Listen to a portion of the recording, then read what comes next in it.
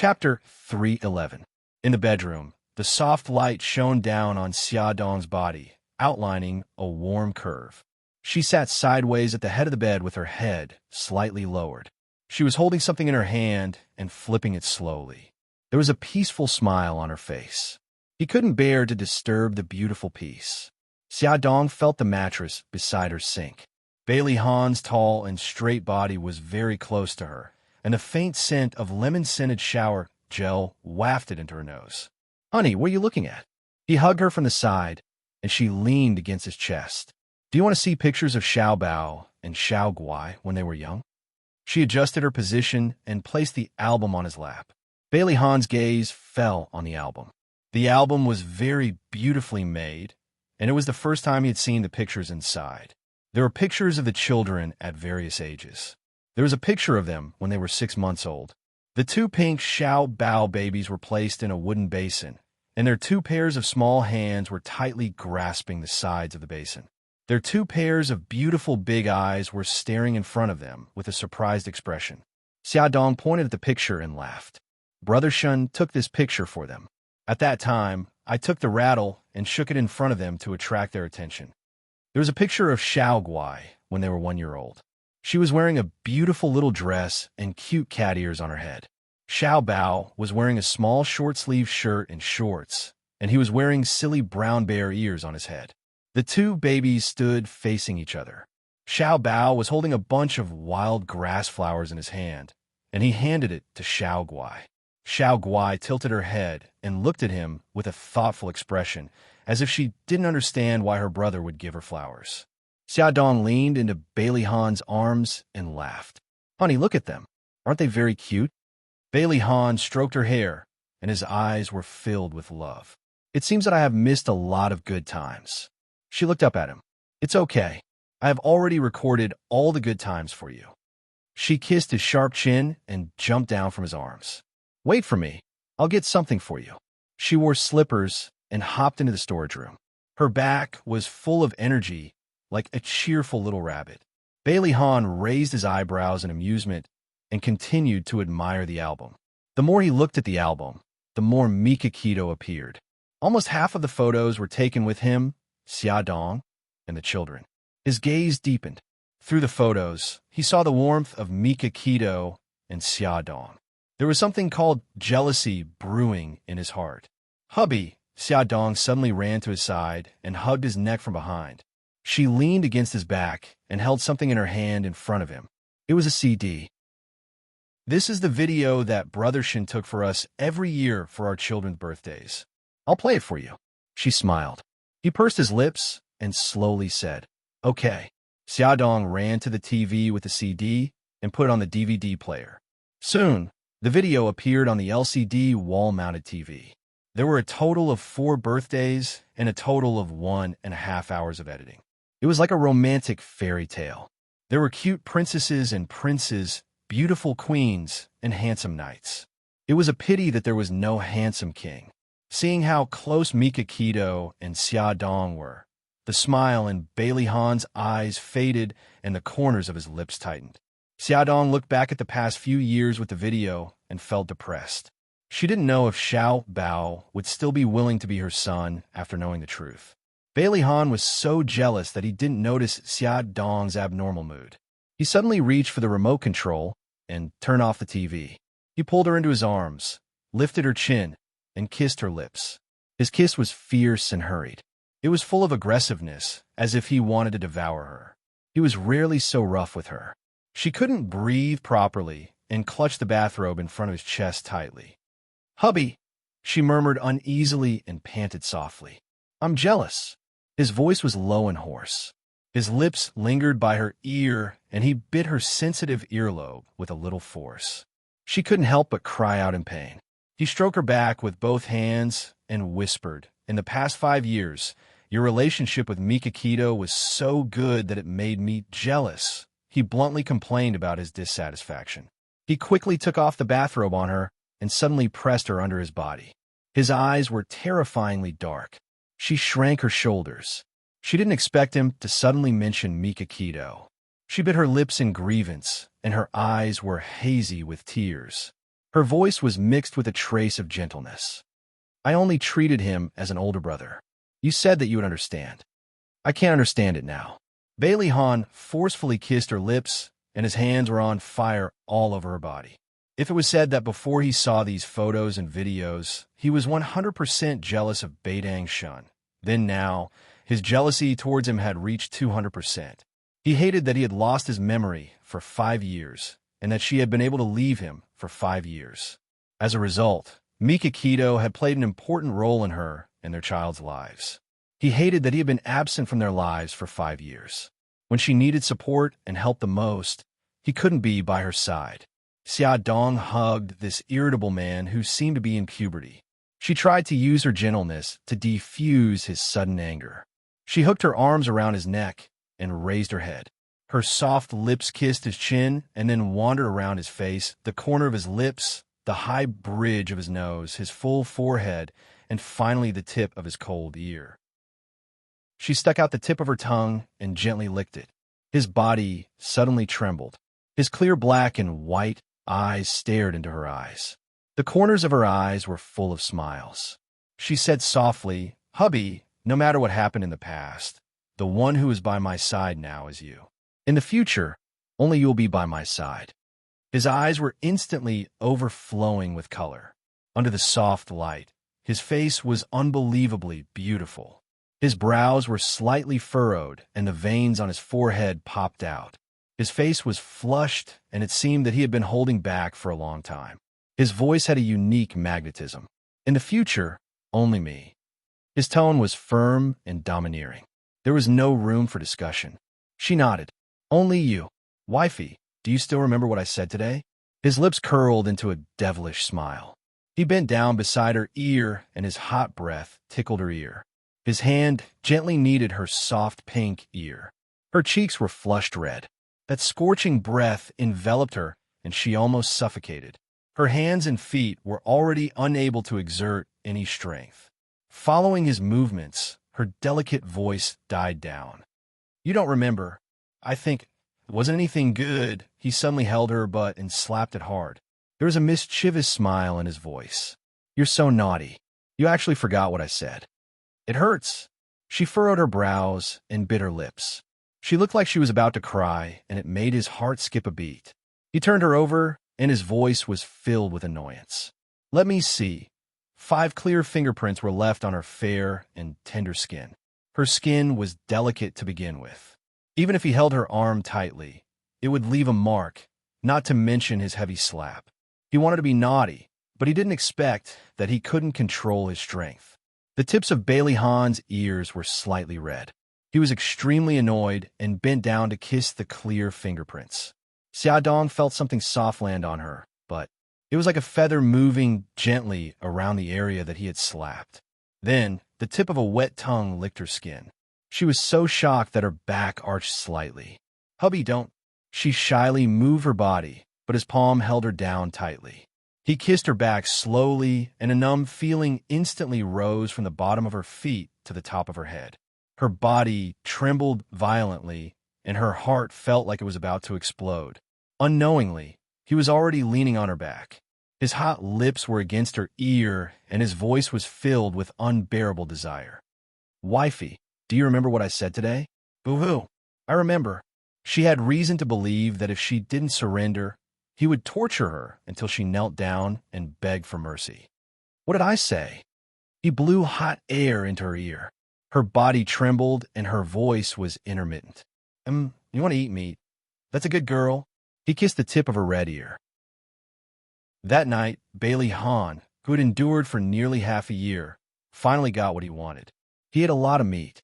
After eating the meat, he carried the unconscious Xia Dong into the bathroom and cleaned her up. Then, he held her in his arms and fell into a deep sleep with a satisfied expression on his face. The next day, after Xia Dong woke up, she habitually touched the spot beside her. It was empty and a little cold. Bailey Han must have been awake for a long time. Inexplicably, she felt a little disappointed.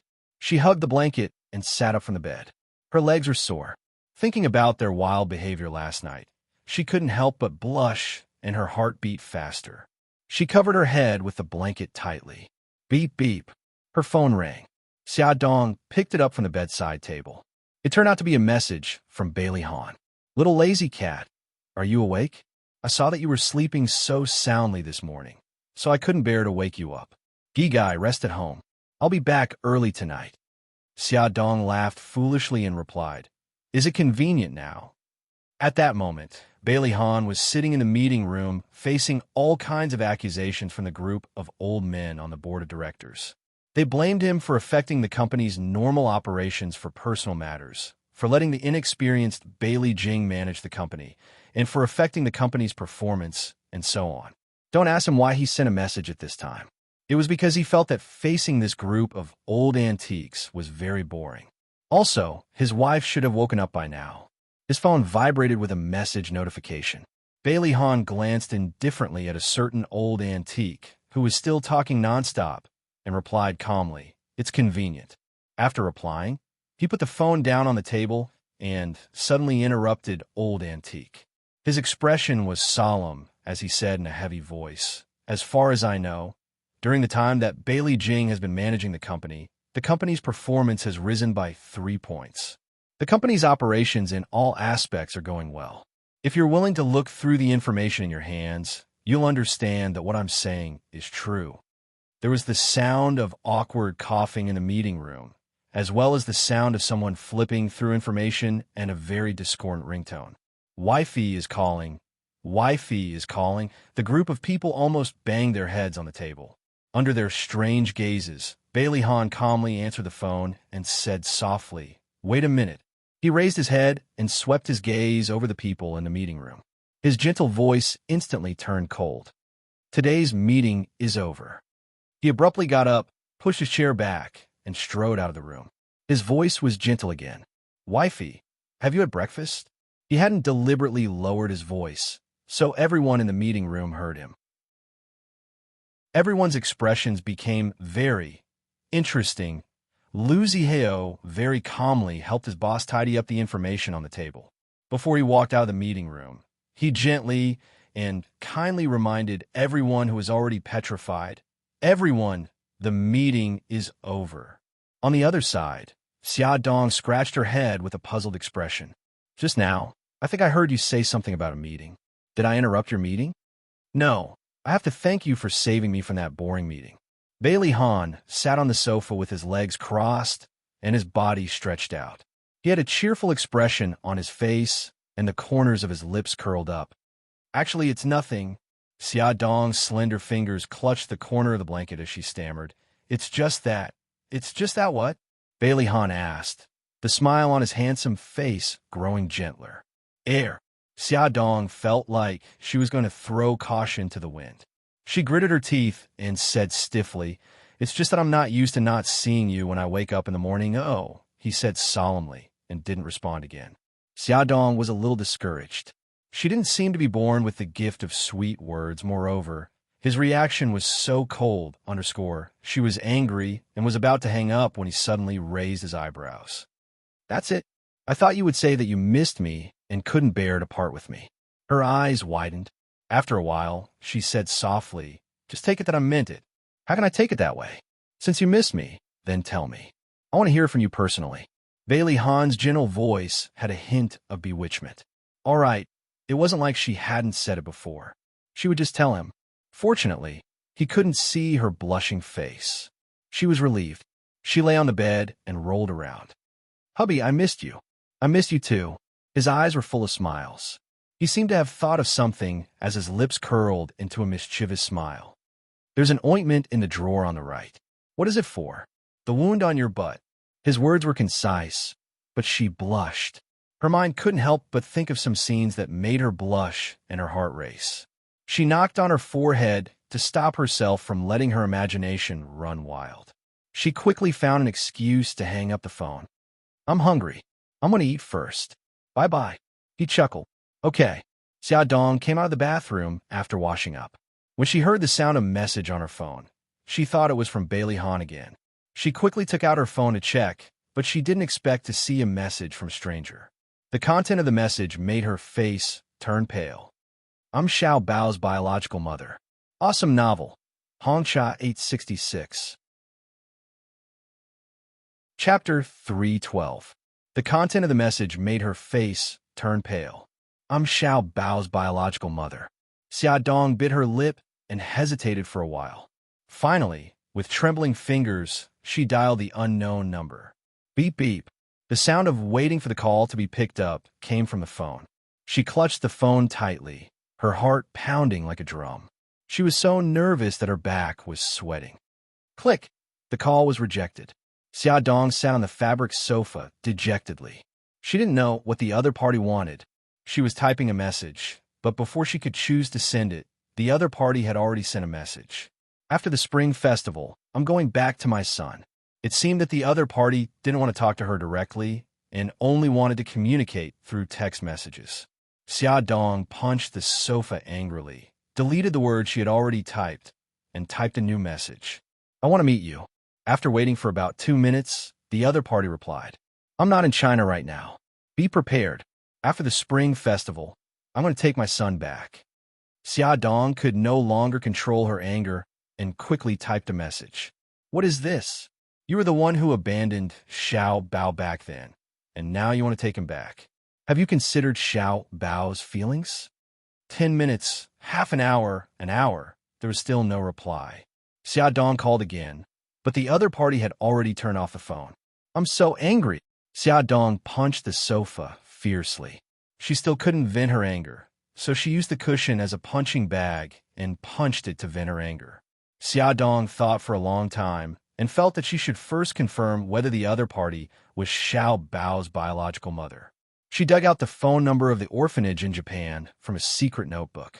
After she dialed an international number, she communicated with the orphanage director in Japanese for a long time. About a week ago, a Japanese woman came to our orphanage, saying that she was looking for her lost child. I took out all the photos of the orphans from the past 5 years. The woman looked at them for a long time and finally focused on Xiao Bao. She asked a lot of questions about Xiao Bao. Xia Dong gritted her teeth and asked, Does that woman have any evidence to prove that she's Xiao Bao's biological mother? The director said, I looked at the birth certificate in her hand at that time, and it confirmed that she had given birth to a child. She also said that her son had a small red mole on his buttocks. Xia Dong's heart sank. There was indeed a red mole on Xiao Bao's, but it seemed that the woman who had inquired about him in the orphanage was his biological mother. At that time, I gave that woman your phone number and planned to tell you about this matter, but I called your phone and it was turned off. The director's tone was apologetic. I'm very sorry if this matter has caused you any trouble. Xia Dong rubbed her eyebrows helplessly. I happened to be in Rome during that period of time, and I was using an overseas SIM card, so I missed your call. Can you tell me her name? Her name is Suzuki Sakura. I don't know much about other information. Okay, thank you, director. After ending the call, Xia Dong's heart was in a mess.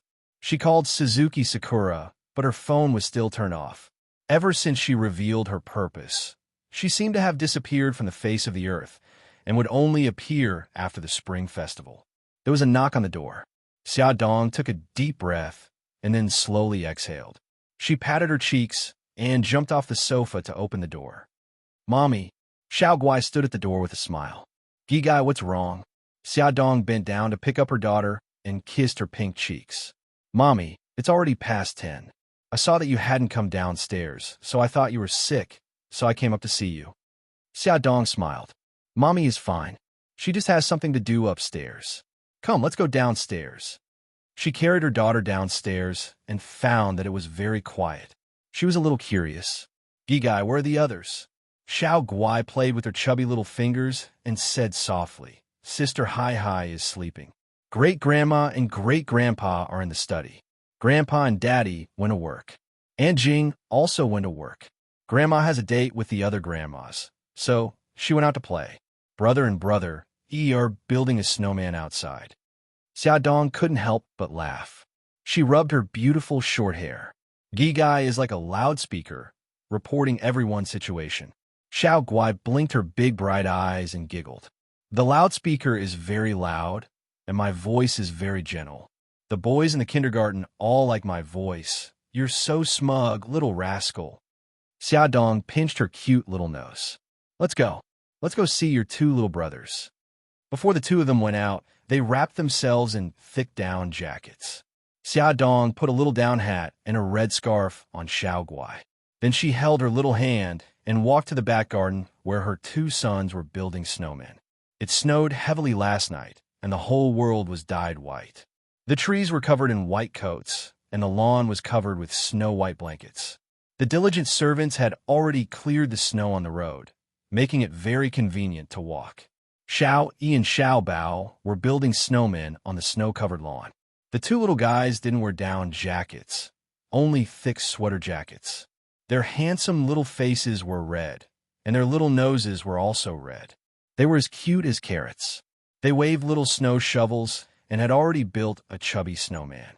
It was about a meter tall, with a round head and a thick body. It didn't have any facial features or hands yet. "Mommy, I want to play too." Xiao Guai shook Xia Dong's arm. "Okay, go ahead." Xia Dong gently patted her little head. The little girl ran towards her two brothers with a smile. Xiao Yi looked up and grinned, revealing her snow-white teeth. "Mommy, come over and play with us too." Xiao Bao chuckled. "Xiao Yi, you don't know. Mommy is most afraid of the cold. She won't come over." "Who said I won't come over? Don't look down on me." Xia Dong snorted and walked over to her two sons through the thick snow. Xiao Yi and Xiao Bao covered their mouths and snickered. Xiao Guai tilted her head and looked at the snowman for a while. She frowned slightly and said, "The snowman doesn't have a nose, eyes, or mouth. What are you going to use to replace them?" "Gigai, use this as the eyes and mouth." Xiao Yi slowly took out something from his trouser pocket and extended his hand in front of Xiao Guai. "Okay." Xiao Guai nodded happily and took two black buttons from his hand. "I'm going to put on the snowman's eyes." She tiptoed, picked up a button, and pressed it on the snowman's face. Button a little to the left, a little lower. The children happily dressed the snowman. Xia Dong's lips curled up. She walked not far away, broke off two branches from a tree, and stuck them on both sides of the snowman's body. She raised her eyebrows proudly. "Use this as the snowman's arms. Does it look good?" Xiao Bao stared at the hat on her head. His big eyes blinked quickly, and he revealed a cute smile. "Mommy, are you cold?" Xia Dong shook her head. "I'm not cold." He pointed at the hat on her head and continued to blink cutely. "Then contribute your hat to the snowman." "Uh-huh. I thought you cared about me." Xia Dong grumbled, but she still willingly contributed the hat and put it on the snowman's head. "I'm still missing a scarf." Xiao Bao continued to blink. "Okay, contribute it all." Xia Dong took off the scarf and tied it around the snowman's neck. "Wow, it's so beautiful." Xiao Guai screamed and clapped. "I'm still missing a nose." Xiao Yi rubbed his chin. He took out a finger-thick carrot from his other trouser pocket and pressed it between the snowman's eyes and mouth. "It's perfect now." He grinned. "Wait a minute. I want to take a photo as a souvenir." Xia Dong had an idea. She quickly ran upstairs to get the camera. When she ran to the door of the living room, the butler appeared with a smile and a camera. "Young madam, I'll take a photo for you." "Okay, thank you." The mother and children made various poses around the snowman, and the old butler kept pressing the shutter to record their laughter and laughter. "Let's have a snowball fight." As soon as Xiao Bao finished speaking, a snowball flew at his head. He reflexively closed his eyes, and the snowball rolled down his cheek with a plop sound. Broken snow stained his face. "Ha ha ha!" The culprit, Xiao Yi, held his stomach and laughed loudly. "Wah, I want revenge." Xiao Bao angrily wiped the broken snow off his face. He quickly grabbed a handful of snow from the ground, rolled it into a ball, and threw it at Xiao Yi. Xiao Yi nimbly hid behind Xia Dong, and the snowball hit Xia Dong's abdomen. "Xiao Bao, how dare you hit me? I want revenge too." Xia Dong pretended to be angry. She bent down and made a snowball from the ground. Just as she was about to attack Xiao Bao, a snowball hit her face. She wiped her face and looked at the culprit, Xiao Guai. She smiled and stuck out her tongue. "Mommy, I didn't do it on purpose."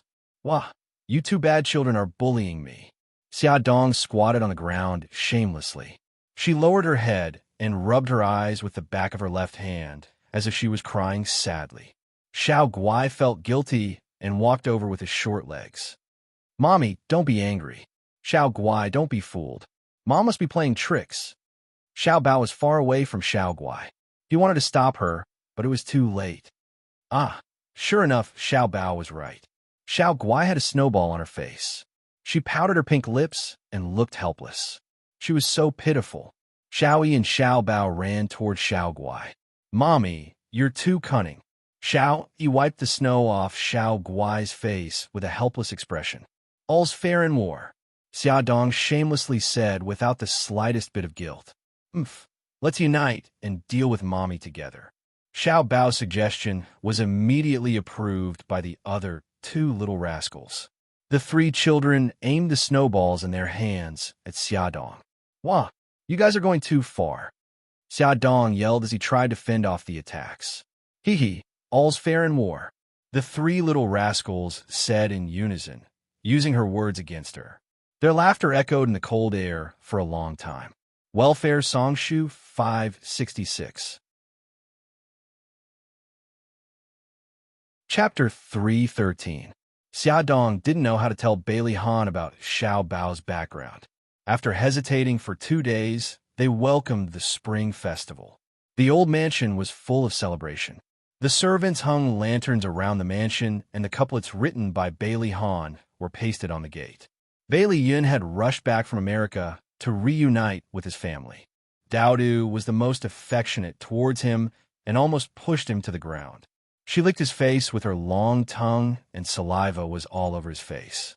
They hadn't seen each other for more than half a year, and Bailey Han had become even more mature. He was confident, elegant, and graceful, and his every movement carried a more steady and gentle temperament. He smiled and raised his slender eyes slightly. He hugged his family members one by one. Finally, he stood in front of Xia Dong, and the smile in his eyes faded. Long time no see, sister-in-law. Xia Dong reached out her hand and smiled sincerely. Welcome back, Ayun. He reached out and held her hand very tightly, as if he wanted to hold her hand in his palm and not let go. Xia Dong tried hard to pull her hand away, but failed. Her bright smile became unnatural, and she had to remind him.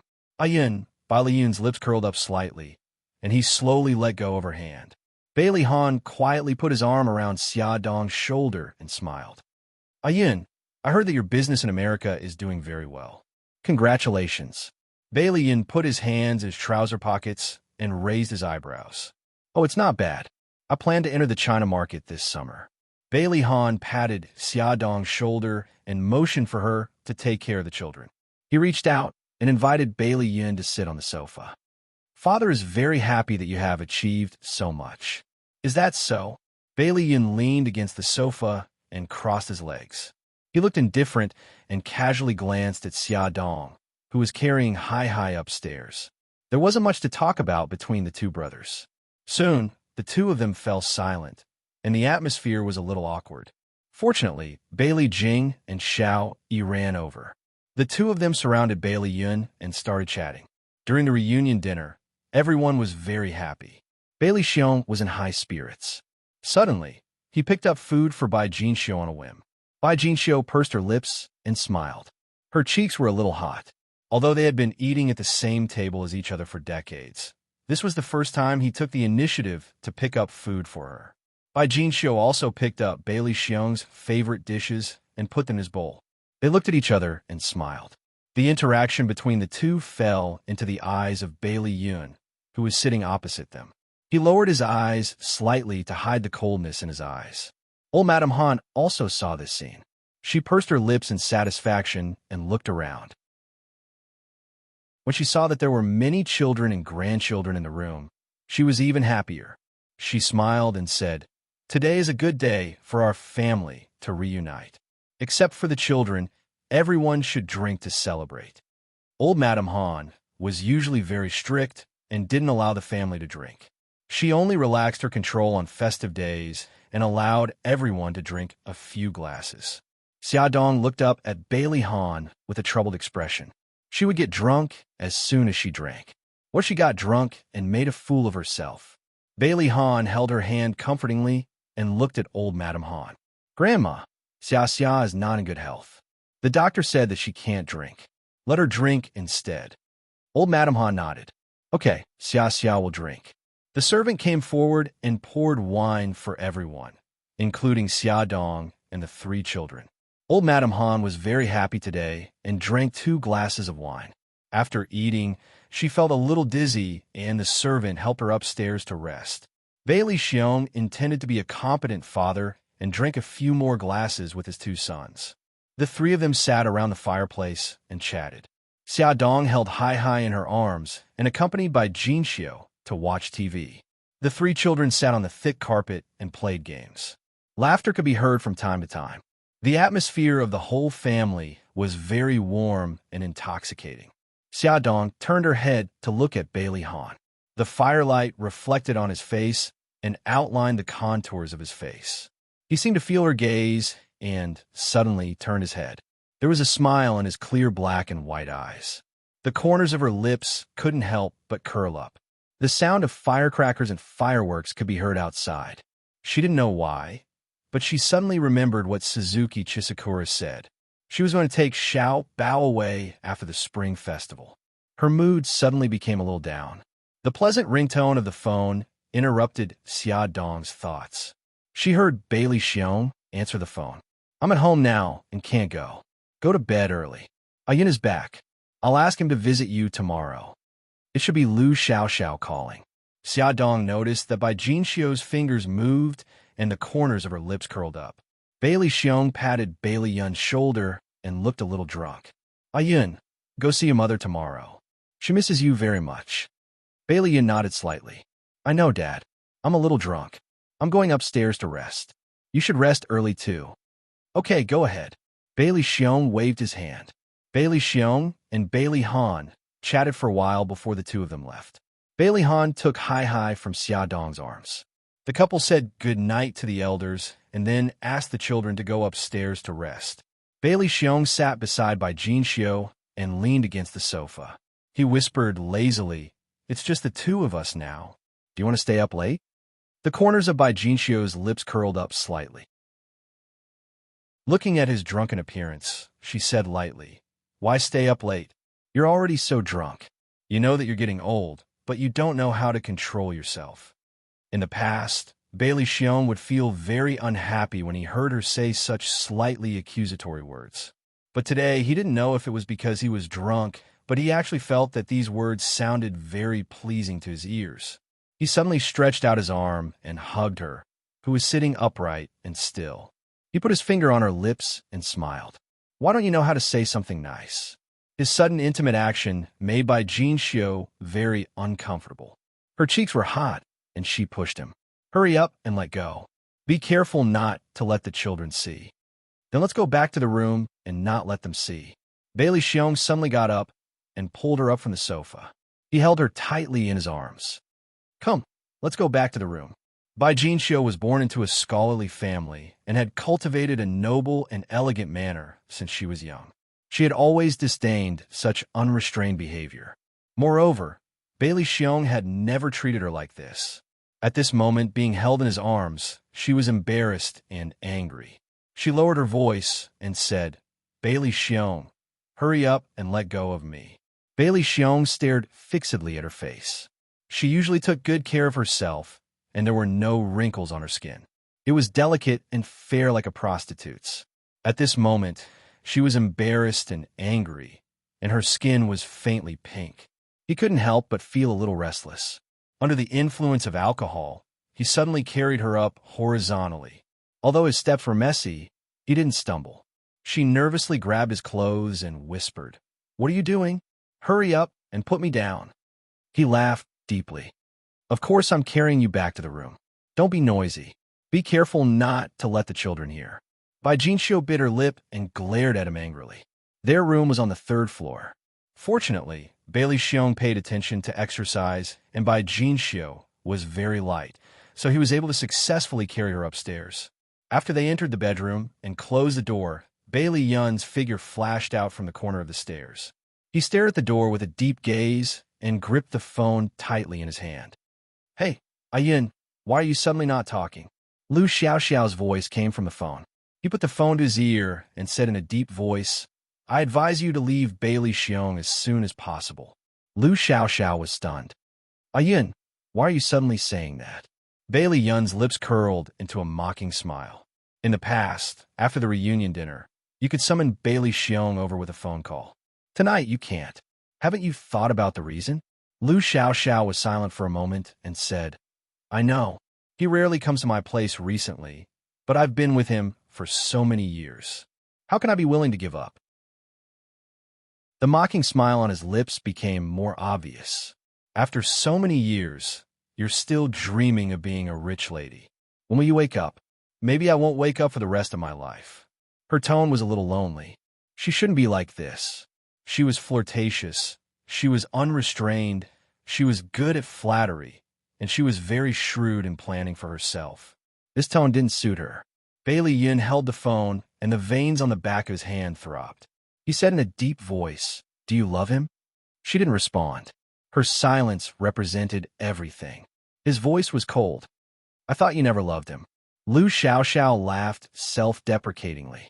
I used to think it was for money and status. Later, after he distanced himself from me, I realized that I had already fallen. You'd better give up on that thought. It's not too late to escape now. He's already being intimate with his wife. There's no place for you, the third party, between the two of them. His words were cold and ruthless, and they ruthlessly tore open Lu Xiaoxiao's scars.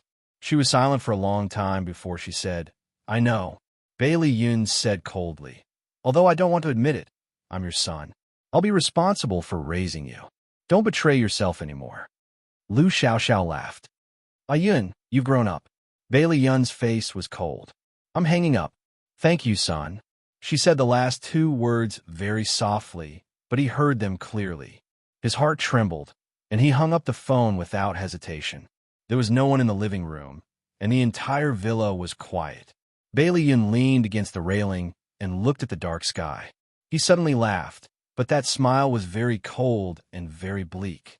Daodu was lying at his feet, and from time to time, he would raise his head to look at him. Bailey Yun rubbed his furry head and laughed self-deprecatingly. Everyone is in pairs. We're the only ones left. In a distant place, the lights were shining brightly. That was the location of the city. He suddenly felt a little lonely. He wanted to know how many people were like him, without a home, on New Year's Eve. He put on his coat, took his car keys, and drove his flashy Ferrari into the night. Charm Bar. It was very deserted, and there were only a few people. Bailey Yin sat at the bar counter and ordered a cup of Bloody Mary. Under the dim light, the color of blood was indescribably strange. Welfare Hongcha 866. Chapter 314. Bailey Yin took out his phone and called Xiao Tianxing. I'm at your bar. Come out and have a drink with me. Xiao Tianxing's voice was very low. Tomorrow. Now the old man is educating me. Bailey Yin chuckled. Okay, I wish you a safe retreat. Xiao Tianxing sighed helplessly. He wanted to say something, but his father's roar came from the other end. Which rascal is calling you again? It's the new year. Are you going to go out and cause trouble? I'm hanging up, Xiao Tianxing hurriedly said and hung up the phone. Bailey Yin stared at his phone and shook his head with a smile. He made a few more calls to his former friends, but none of them had time to accompany him. Some said they wanted to accompany their families. Some said they wanted to accompany their girlfriends, and the most ridiculous one said he wanted to work overtime. At a critical moment, no one can be relied on. Bailey Yin shook his head and threw his phone on the bar counter. He gave up on looking for his friends to drink with him. The crisp sound of high heels could be heard. The bar was deserted and there was no entertainment. Bailey Yin naturally turned around and decided to kill some time. A slim figure appeared at the door. The doorman helped her take off her coat, and she walked over in a pair of high-heeled leather boots that were more than 10 centimeters high.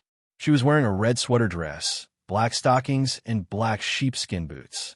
Her wavy hair was draped over her shoulders, and she had a great figure. Bailey Yun gave her a score of 90. As she walked closer, Bailey Yun could clearly see her face. It was a charming and delicate face with curved willow leaf eyebrows, tender eyes, and a bit of charming crimson lips. Her appearance added a warm atmosphere to the deserted bar. All the men stared at her in amazement. Some of them were already eager to try and hit on her. Bailey Yin was a little dispirited. He raised his eyebrows and turned around indifferently to slowly taste his cocktail. The sound of her footsteps was particularly clear in the empty bar. He clearly heard her walk to his side and sit down beside him. Her voice was as gentle as water as she said, "I'll have a glass of Bloody Mary." Her Mandarin was a bit clumsy. She had a foreign accent and an oriental face. Bailey Yin was sure that she was either Korean or Japanese. His slender fingers held the wine glass and gently swirled it as he looked at the wine glass lazily. The beauty suddenly chuckled. "No man has ever ignored my existence like you do." Bailey Yin raised his eyebrows and looked at her sideways. He narrowed his eyes and said, "I don't like women like you." The beauty covered her mouth and chuckled. Her movements were extremely charming. "You're really direct. Someone once told me that he likes charming women like me the most. Is that so?" Bailey Yin's expression was indifferent as he replied casually, "Do you want to try my type?" Her fingernails were dyed scarlet. She stretched her slender fingers in front of him, and her sexy red lips curled up. "My English name is Sophia. How should I address you?" "Bailey Yin." He politely shook her fingers and wasn't very friendly. She smiled. "I just arrived in China today. However, it seems like I didn't come at the right time. Everyone is busy with the holidays." He said indifferently, "The Spring Festival is a day for the whole family to reunite. It's very important to Chinese people." She glanced at the bar and nodded. No wonder there are so few people in the bar. Her beautiful eyes were fixed on him with complex emotions surging in them. "What about you? Why don't you reunite with your wife and child?" Bailey Yun's lips curled up mockingly. "The woman I love is already married. I'm still single." "What a pity." Sophia shrugged. She supported her exquisite face with one hand and smiled coquettishly. "I'm single too. Why don't I accompany you for the holidays?" Bailey Yin turned to look at her, and his lips curled up in a strange smile. "How do you plan to accompany me?" "I'll accompany you however you want me to." Her slender fingers slowly landed on his sharp chin and gently stroked it, sliding down to his Adam's apple. "It's a pity that I'm not in the mood." He held her fingers and slowly moved them away. "If you want to have fun, find someone else." Sophia was startled and seemed a little surprised. She suddenly smiled and said, "I came here specifically to look for you." Bailey Yin frowned and looked at her seriously for a while. His brows relaxed and he said lazily, "I don't know you. Why should we know each other when we meet?" She moved closer to him and leaned against his chest. Her arms wrapped around his muscular waist and her mouth was close to his ear. She blew hot air into his earlobe and whispered seductively, "Tonight, I'm your—" What a persistent woman. Bailey Yin let her hug him and then leaned close to her ear and bit her earlobe. Her body trembled sensitively and her arms tightened even more. He chuckled. "Not only are you persistent, but you're also a sensitive woman." She stuck out her tongue and licked his ear. "Do you like it then? What do you want?" There was a hint of coldness in his laughter. "A one-night stand or money?" "Your body." She was like a seductive snake as she wrapped around him tightly. Her hands caressed his back and chest unscrupulously. She looked up at him with her charming eyes that could melt him. She licked her sexy red lips with her pink tongue. "And your love?" Bailey Yin raised his eyebrows. "You're too greedy." She smiled strangely. "I'll get it." He laughed and shook his head. He couldn't be bothered to argue with her. She didn't explain and kissed his thin lips. The tip of her tongue traced the shape of his lips and tried to invade his territory. However, he was indifferent and kept his lips shut. However, to outsiders, they looked like a pair of lovers who were kissing passionately. Even the waiter at the bar couldn't stand it and lowered his head to focus on the beer bottle. Sophia stubbornly kissed him. One of her hands quietly slid to his abdomen and then slowly moved downwards. Bailey Yun's eyes were clear and cold, without the slightest hint of lust. He suddenly tightened his grip on her hand and abruptly pushed her away. He coldly said, "The game is over. You could be eliminated." He was already tired of the boring game of hunting for women. In the past half a year in America, he had put all his energy into his work and rarely went to places of pleasure. He suddenly got up and took out a few notes from his wallet and placed them on the bar counter. "That glass of beer is on me," he said plainly. He didn't look at her anymore and turned to leave. Sophia ran her fingers through her hair and looked at his back as he walked away. Her eyes were deep and serene, and there was a strange smile on her lips. She muttered a few words in Japanese, and it just so happened that the waiter at the bar understood Japanese.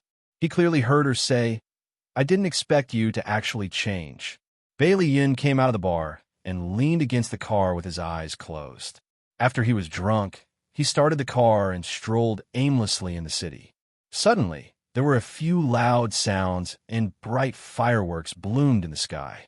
He saw a magnificent scene through the glass and stopped the car slowly on an unknown street. He lowered the window and watched carefully. "Oh, what are you doing? Let me go. Hand over all your valuables. Hurry up." The woman's scream and the man's threatening voice broke the beautiful picture. Bai Liyun didn't want to meddle in other people's business, but he heard another conversation. "I've handed over all my things to you. Let me go. This little girl is not bad looking. Let us brothers have a good time." "No, get out of my way." Bailey Yin opened the car door and walked toward the alley where the voice came from. He could tolerate robbery, but he couldn't tolerate men raping women. He quickly walked into the dark alley. There was only a dim street lamp here. He saw a thin woman fighting with two tall and powerful men. Their strength was completely unequal, but she didn't give up. She bit with her teeth and kicked with her feet. Her fierce look was like a little white rabbit that had been forced into a corner. A man raised his arm high and was about to land on the woman's face. Bailey Yin quickly stepped forward and grabbed the man's wrist. He dragged the man to the side and kicked him hard in the stomach. The man groaned in pain and hugged his stomach. He didn't raise his head for a long time. The other man said angrily, "Don't King meddle in other people's business. Get out of my way. You're the one who should get out of my way," Bailey Yin coldly said. He pulled the woman behind him and punched the man's face. "I'll King kill you." The man flew into a rage out of humiliation and rushed forward with a dagger. "Be careful," the woman cried out worriedly. Bailey Yin kicked the man's knee. The man was caught off guard and almost fell. He took the opportunity to snatch the dagger in his hand and threw it far away. Then, he flew up and kicked the man's crotch. "Ouch!" The man howled in pain. He was even louder than his companions. He hugged his lower body and rolled on the ground. "Pick up your things and go," Bailey Yin said coldly. "Oh, okay." The woman carefully picked up her handbag from the ground and followed behind Bailey Yin. They left this troublesome place. When they reached the brightly lit avenue, Bailey Yin turned around and looked at the woman behind him.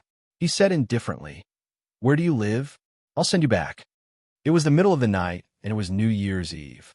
It was definitely not easy to get a taxi. The woman was stunned. She pointed at him and shouted, "Bailey Yin, it's you."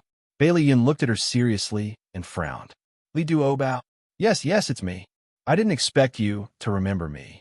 Li Duobao tucked her messy hair behind her ear and laughed. "I thought your voice was familiar.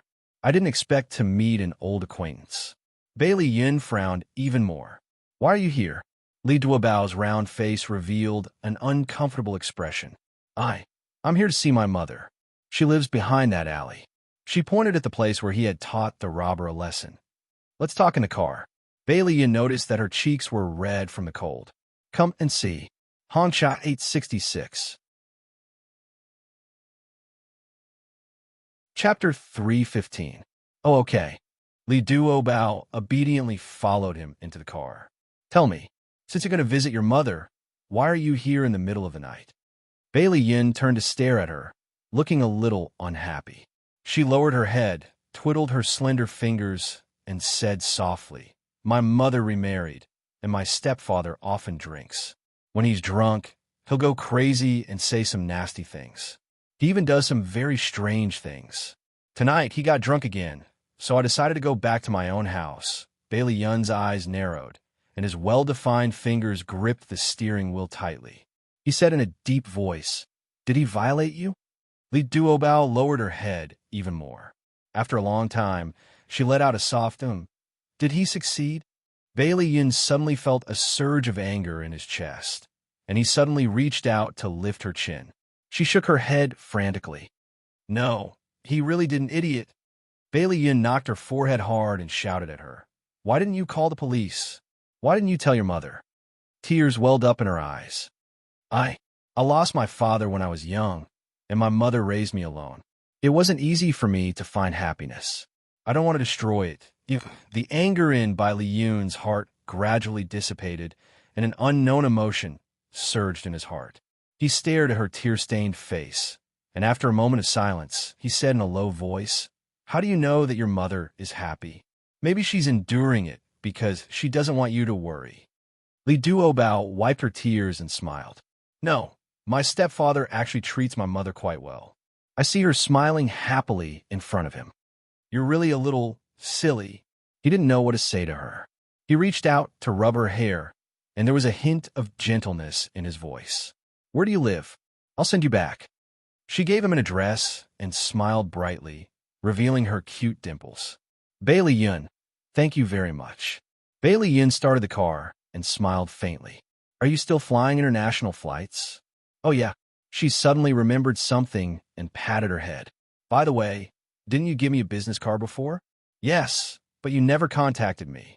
He suddenly turned his head and smiled at her. She smiled sheepishly.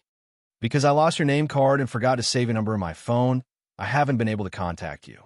Bailey Yun chuckled. That really sounds like something you would do. Li Duobao laughed dryly. I can't help it. Just like you said, my brain capacity is limited. I often lose things. Do you know what I lost the scariest time? What? He raised his eyebrows curiously. Li Duobao puffed up a round face. I lost myself. It was the first time I flew to Europe. I was shopping during my break and missed the return flight. The leader scolded me terribly. Bailey Yin laughed out loud and finally stopped laughing. He looked at her in surprise. Li Duobao, I'm very curious. How did you grow up safely? Don't mention it again. She covered her face in shame. Bailey Yin laughed again. Ever since he went to America, he rarely laughed so happily. After sending her to her house, Bailey Yin smiled. Rest early. She nodded. Okay, thank you. I'll treat you to a meal when you have time. Which day? Didn't you want to treat me to a meal? Actually, she was just saying it casually. She laughed dryly. As long as I have time, any day is fine. Bailey Yin touched his chin. How about the day after tomorrow? Li Duobao scratched her head. Well, the day after tomorrow is the second day of the Lunar New Year. Yes, I know. Then, don't you need to accompany your family or visit relatives and friends? I'm going to visit my mother tomorrow. I'm free the day after tomorrow. He looked up at her. Do you still want to go to your stepfather's place? No. She shook her head frantically. Then it's settled. I'll pick you up the day after tomorrow. He opened the car door for her. Just like that, it's settled. Oh, okay then.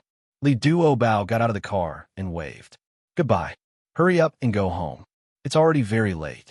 Okay, hurry up and go up. She was wearing a thick coat and looked around. Bailey Yin felt that she was very cute as she ran to the building foolishly. His lips curled into a warm smile. When Bailey Yin drove back to the old house, it was already past 1 o'clock in the morning. He slept until 10 o'clock in the morning. When he woke up, he found that his family was already gone. He asked the butler. The butler said, Second young master. Master and madam took eldest young master and his wife, as well as third miss to the Bai family. Master asked you not to forget to go to Shenghua Villa. Madam asked you to give these gifts to Mrs. Liu. The butler took a box from the table and handed it to him. He opened it and saw a pearl necklace and a pair of matching pearl earrings. Bailey Yun's eyes flashed with a touch of ridicule. Bai Jinxiu, who had always despised him and his mother, was now acting like a generous wife. She even gave his mother expensive jewelry. What was this? Showing off? Bailey Yun threw the box to the passenger seat and drove to Shenghua Villa, where Lu Xiaoxiao lived. The Bai family. Bai Jinxiu's mother's family was also a very prestigious family in City A. Bai Jinxiu's grandfather, Old Master Bai, was a famous scholar in the Republic of China. Her father, Old Master Bai, was the president of a key university in a city. Xia Dong had seen Old Master Bai and Old Madam Bai at the wedding banquet. The two elders were kind, generous, and easy to get along with. So this time, She didn't have any psychological pressure to visit the Bai family with her parents-in-law. Sister, brother-in-law, you're here. Please come in. Bai Jinxiu's brother, Bai Wanli, and his wife greeted them at the gate. The adults exchanged greetings for a while. The three children politely stepped forward and bowed. They said in unison, "Uncle, Aunt, Happy New Year."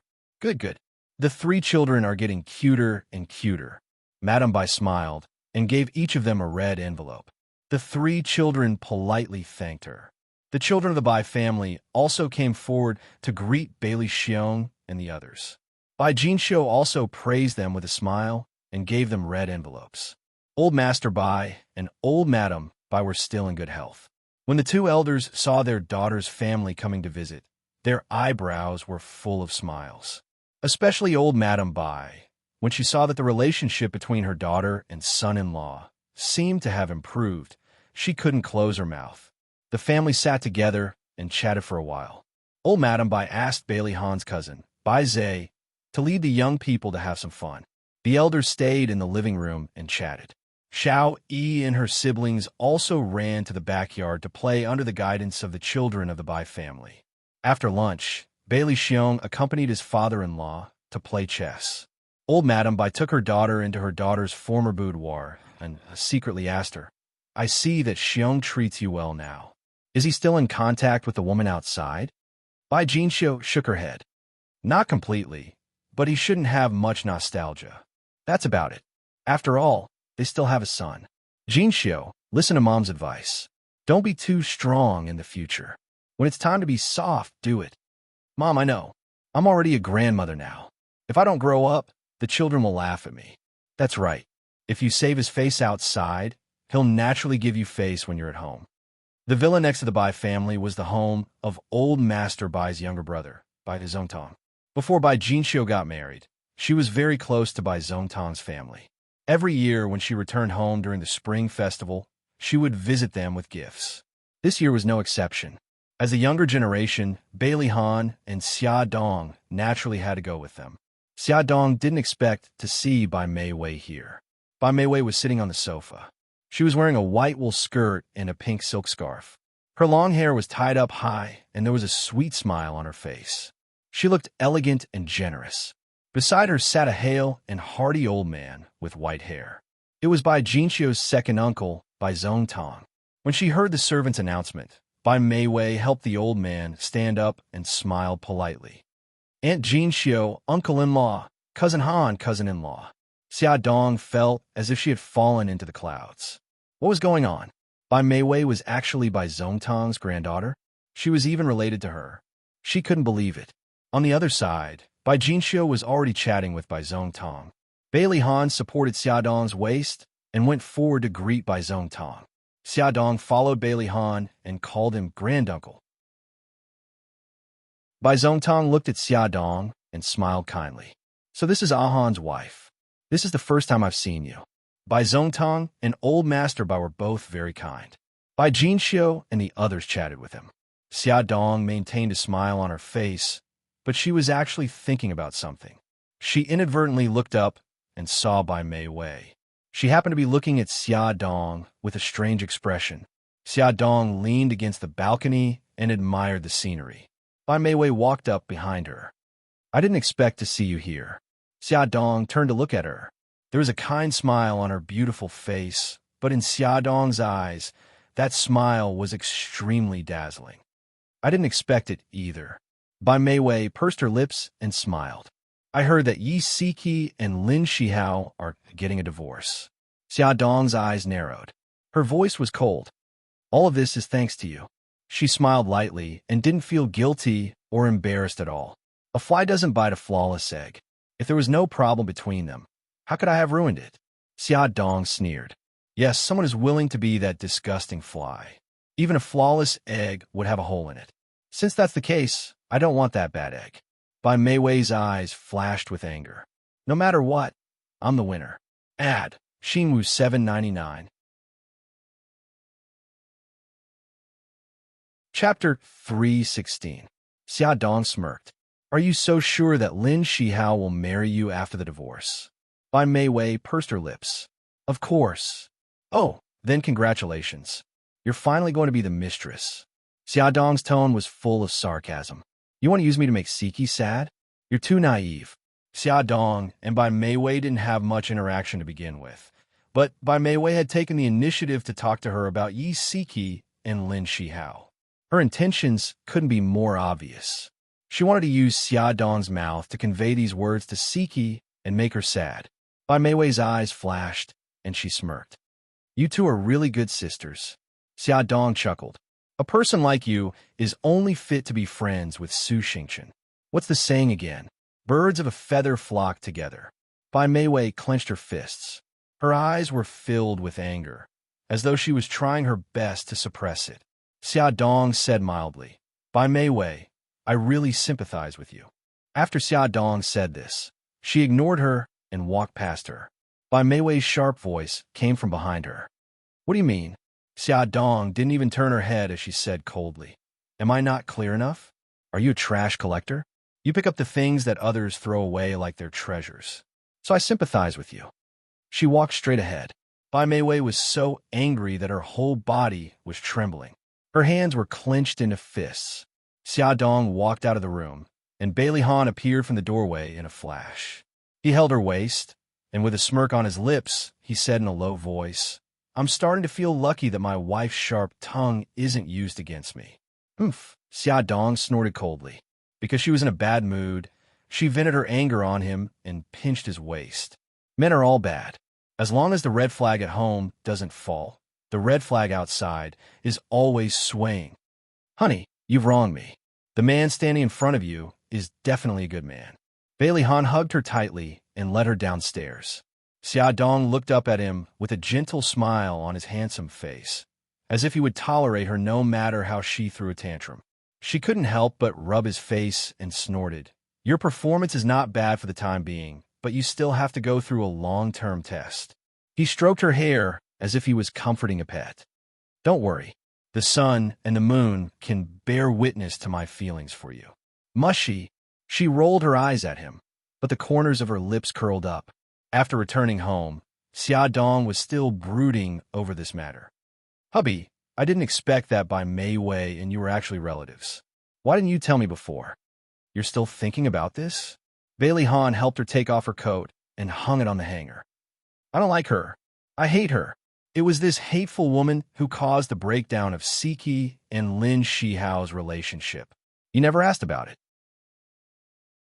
Why did I remember to tell you about those irrelevant people? Bai Lihan ruffled her hair helplessly. Don't be angry, okay? Irrelevant people? Aren't you relatives? Xiaodong glared at him. Her father, Bai Jiao, is just an adopted son of my maternal uncle and grandfather. He rarely interacts with us. Bai Meiwei is even more out of the question. I almost forgot that I had a relative like her. Bai Lihan kissed her cheek. Do you feel better now? Yeah, a little better.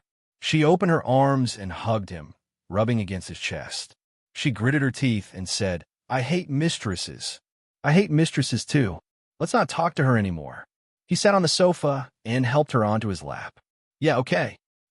Something seemed to be wrong. Xiaodong suddenly looked down and realized that someone was burying his head in her neck. The corner of her mouth twitched. Hubby, what are you doing? It's obvious that I'm planting strawberries. He sucked on the delicate skin of her neck. She was speechless. I'm talking to you very seriously now. He continued to plant strawberries. I'm also proving my loyalty to you very seriously. His hand caressed her soft skin, and she couldn't help but shiver. You don't have to do this to prove your loyalty. Of course you do, because it only reacts to you. He deliberately rubbed that hot part of his body against her waist. Xiaodong's cheeks were red, and she couldn't help but hug his waist. Who knows? You and Su Yunxian have been together for so many years. Are you jealous? Bai Lihan bit her red lips, and his laughter was deep and pleasant. I'm not jealous. Xiaodong turned her head away, not wanting to let him have his way. Unexpectedly, her earlobe rubbed against his lips. He licked it gently, and an electric shock immediately passed through her body. His hands became even more unrestrained, and his low voice was bewitching. Back then, you didn't just steal my clothes, you also stole something else. What? She raised her beautiful neck, and her eyes were a little dazed. My first time. He suddenly lowered his head and bit her red fruit. MMM. She trembled sensitively, and her hands hugged him tightly, but her mouth was still unforgiving. Even if what you said is true, in those 5 years you didn't touch Su Yunxian, can you bear it? That's why I said it only has feelings for you. He held her waist and adjusted his position. No way, it's so magical. Xia Dong felt like she had been deceived by him, but she didn't have time to think about it, because a certain someone was already up to no good. Ew, don't do it here. We've never done it on the sofa. A certain someone didn't listen to her protests at all, and had already started to use actions to prove his loyalty to her. Half an hour later, Xia Dong sobbed. Hubby, I was wrong. I shouldn't have doubted your loyalty to me, Bailey Han said. There's more. Another half an hour passed. Xia Dong said, Hubby, I was wrong. I shouldn't have doubted that it wasn't your first time, Bailey Han said. There's more. An hour passed. Xia Dong said, Bailey Han, are you done? Bailey Han said, I'm not done. Hubby, let me go. I believe that you haven't touched Su Yunxian in the past 5 years. I believe that you only have one woman, and that's me. You really believe me? Yes, yes, I swear. Are you done? Bear with it a little longer. Soon? Bailey Han, you lied to me. I was wrong. Okay, baby. After this tragic lesson, Xia Dong no longer dared to doubt Bailey Han's loyalty to her, nor did she dare to suspect that he had touched other women. When she woke up the next day, Xia Dong's legs were weak. She really wanted to lie down like this for the whole day, but today was the second day of the new year, and the family of 6 had to go to her aunt's house to pay a New Year's visit. She had no choice but to support her waist and force herself to get up. When she got out of bed, her legs were trembling, and she almost fell to the ground. Fortunately, Bailey Han came out of the bathroom and quickly supported her. He had the faint fragrance of a shower on his body. He laughed softly and said, Do you want me to help you wash up? Go away. Xia Dong pushed him angrily. It's all your fault. Why was it so unfair? They had clearly exercised for a long time, and he was the one who exercised. He was full of energy, but she was listless. After soaking a hot bath, she felt much more comfortable. However, it was getting late, and they had to hurry up and leave. The couple took the 4 children and drove to Xia Yun's house. After the Rolls-Royce drove out of the manor's gate, a white Maserati parked in the distance, slowly followed behind them. Bailey Han quickly realized that someone was following them. His deep eyes flashed, and the corners of his lips curved. Dear, hold on tight. And the 3 little guys behind us, sit tight. Xiao Bao shouted, Dad, what are you doing?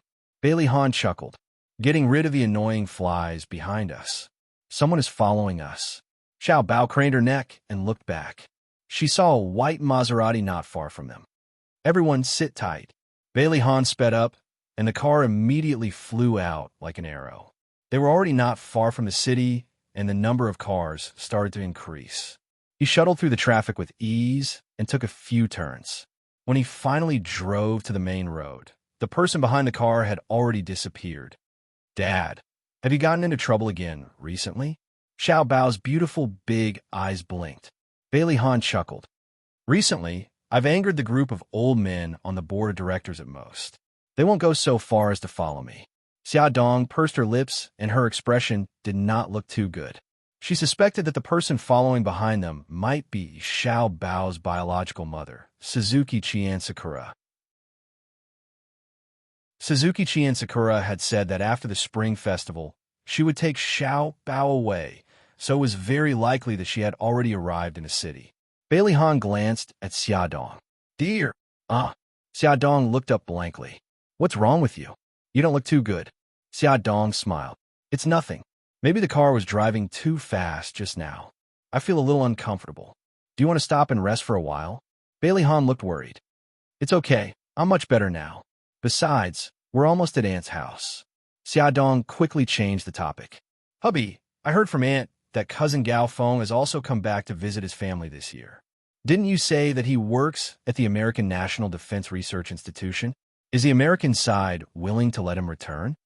It was already incredible that the American government was willing to use Chinese people to do that kind of confidential research work, let alone let him return to visit his family. Yes, I also think it's very strange, but this also shows that Cousin is very powerful. Otherwise, the American government would not agree to let him return to China in order to appease him. Xiaodong's brows were filled with pride. When she was young, Gao Feng was her idol. This was the first time Gao Feng had returned to China to visit his family after going abroad. This time, not only did he come back, he also brought his wife, a beautiful American woman, Joanna, who was also his colleague. It was said that they had just gotten married last year. Because the government kept it a secret, Gao Feng was not allowed to tell his family.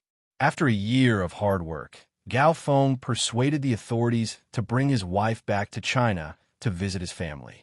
Welfare Hongcha 866. Chapter 317. Although Xiaodong and Gao Feng hadn't seen each other for 7 years, they quickly warmed up to each other because of their blood ties. In order to get closer to her husband's family, Xiao Anna had specially learned Chinese for a period of time. Although she wasn't very fluent, she could communicate with everyone. She especially liked children. When others were chatting, she would hang out with Xiao, Yi, and the other 3 little guys. She spoke broken Chinese and played games with them. The children laughed kindly and helped her to correct her pronunciation. She would smile brightly and say thank you with perfect pronunciation, making everyone laugh. The family was happy and harmonious, and the laughter was endless. When they parted, Xiaodong was a little reluctant. Gao Feng hugged her and said goodbye with a gentle smile. Xia, I'm off and not in China. I'll have to trouble you to take care of Mom and Dad. Xiaodong said with a smile, Cousin, you're treating me like an outsider. In my heart, Aunt and Uncle are my biological parents. I'll definitely take good care of them. Don't worry and work hard abroad. Don't embarrass the Chinese. Gao Feng nodded and turned his gaze to Bailey Han. Han, treat Xia well. Bailey Han smiled. I will. After Xiao Anna said goodbye to the couple, she hugged the 3 children reluctantly. On the way home, the Maserati didn't appear again. Xiaodong also made up her mind that she would tell Bailey Han the truth tonight. On the other side, Bailey Yun had already driven out.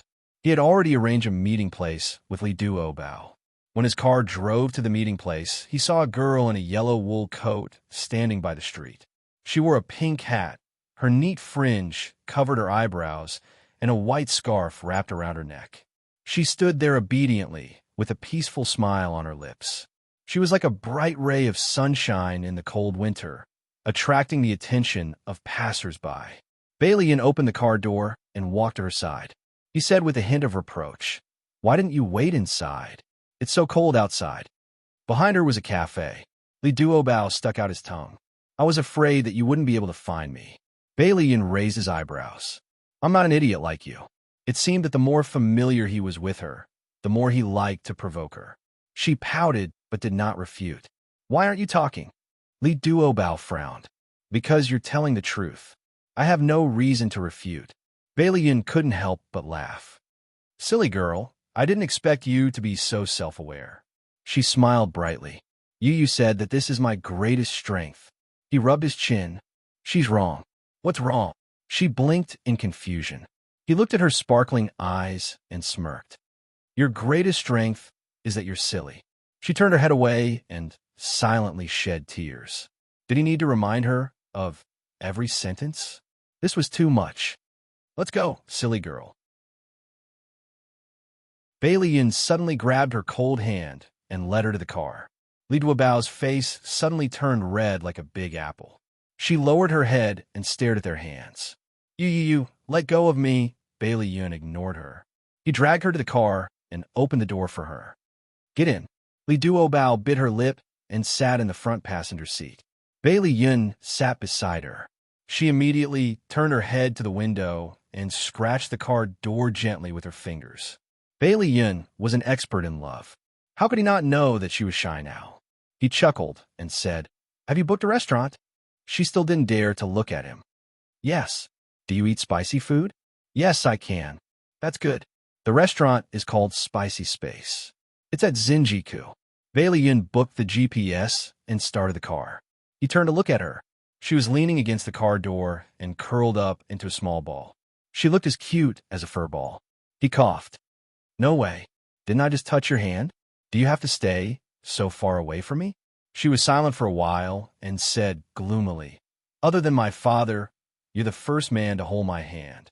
Bailey Yun was stunned. Haven't you been in love before? He still remembered the story she had told him before. The man she had a crush on had confessed to her because of a bet with someone else. He thought that she was pretty and had a good personality. There should be many people who liked her. She lowered her head and said in a muffled voice, I've only been in love once. That was the time I told you. He has never held my hand. He thought for a while and apologized solemnly. I'm sorry. She said, Oh. He frowned. What does oh mean? It means that I've forgiven you. She suddenly turned her head and looked at him seriously with her clear black and white eyes. Bailey Yun, don't do this again. I'll misunderstand. Although she was silly, she was still a girl. She would also misunderstand because of some of his actions. Her serious expression was very similar to a certain person's. Their silly looks were also very similar. Out of the blue, Bailey Yun said something that shocked even himself. Li Duobao, let's go out. Li Duobao's eyes widened. You say that again. She thought she had heard wrongly. Bailey Yun pursed his lips. He had already realized that he had said something unbelievable. However, since it wasn't that person, it didn't matter who it was. He said slowly, Let's date. Li Duobao trembled. She hadn't heard wrongly. She rejected him without hesitation. I object. Bailey Yun looked at her in surprise. Why? I'm handsome, rich, and likable. What's wrong with that? Li Duobao almost fainted. That's the problem. You're handsome, rich, and likable. Why do you like me? I don't want to play emotional games with you. Bailey Yun's deep eyes stared at her. The corners of his lips curled up. He didn't expect this silly girl to be so smart. Okay, pretend I didn't say that. That's good. In short, I'm not a casual person. Li Duobao was too shocked and patted her little heart. Bailey Yun didn't say anything else until the car arrived at the destination. He opened the car door for her and suddenly whispered in her ear, You deserve better. What do you mean? Li Duobao frowned. She didn't understand why he said that.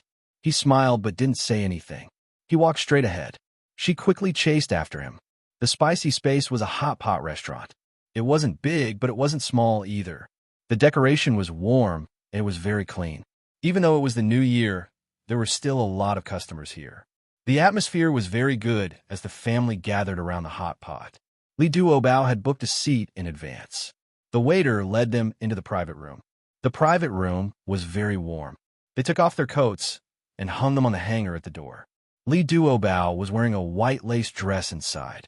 With her hair tied into a bun, she looked as cute as a princess. Bailey Yun was wearing a black sweater.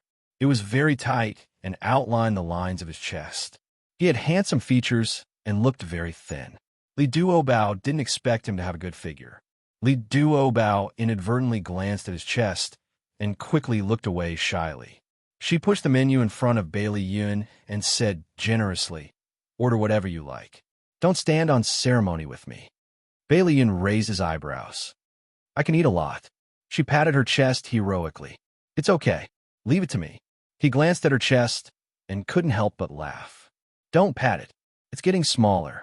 Li Duobao's cheeks were tinged with a faint pink. She snorted. Pervert. He laughed. His voice was magnetic and happy. They ordered a double-flavored pot. Li Duobao loved spicy food. Before cooking, she asked Bailey Yun for his opinion. He smiled and said that he could eat spicy food too. Thus, she poured most of the food into the spicy soup. The bottom of the pot was steaming and the water was boiling. The vegetables were already cooked and emitted a tempting fragrance. Li Duobao pitifully waited for Bailey Yun to start first. Bailey Yun raised his eyebrows and picked up some vegetables from the spicy soup. He rolled the vegetables in the sesame sauce. When the temperature dropped, he slowly put it into his mouth. He chewed a mouthful. His slender eyebrows furrowed and quickly relaxed. Li Duobao looked at him eagerly. How is it? Is it good? Bailey Yun swallowed the vegetables in his mouth and drank a mouthful of drink. It's a little spicy. Actually, it was very spicy. He could barely feel his mouth. She frowned in distress. I forgot to tell you that this is an authentic Chongqing hot pot. The chili is very strong. How about this? You can eat the non-spicy food over there. Balian raised his eyebrows and smiled.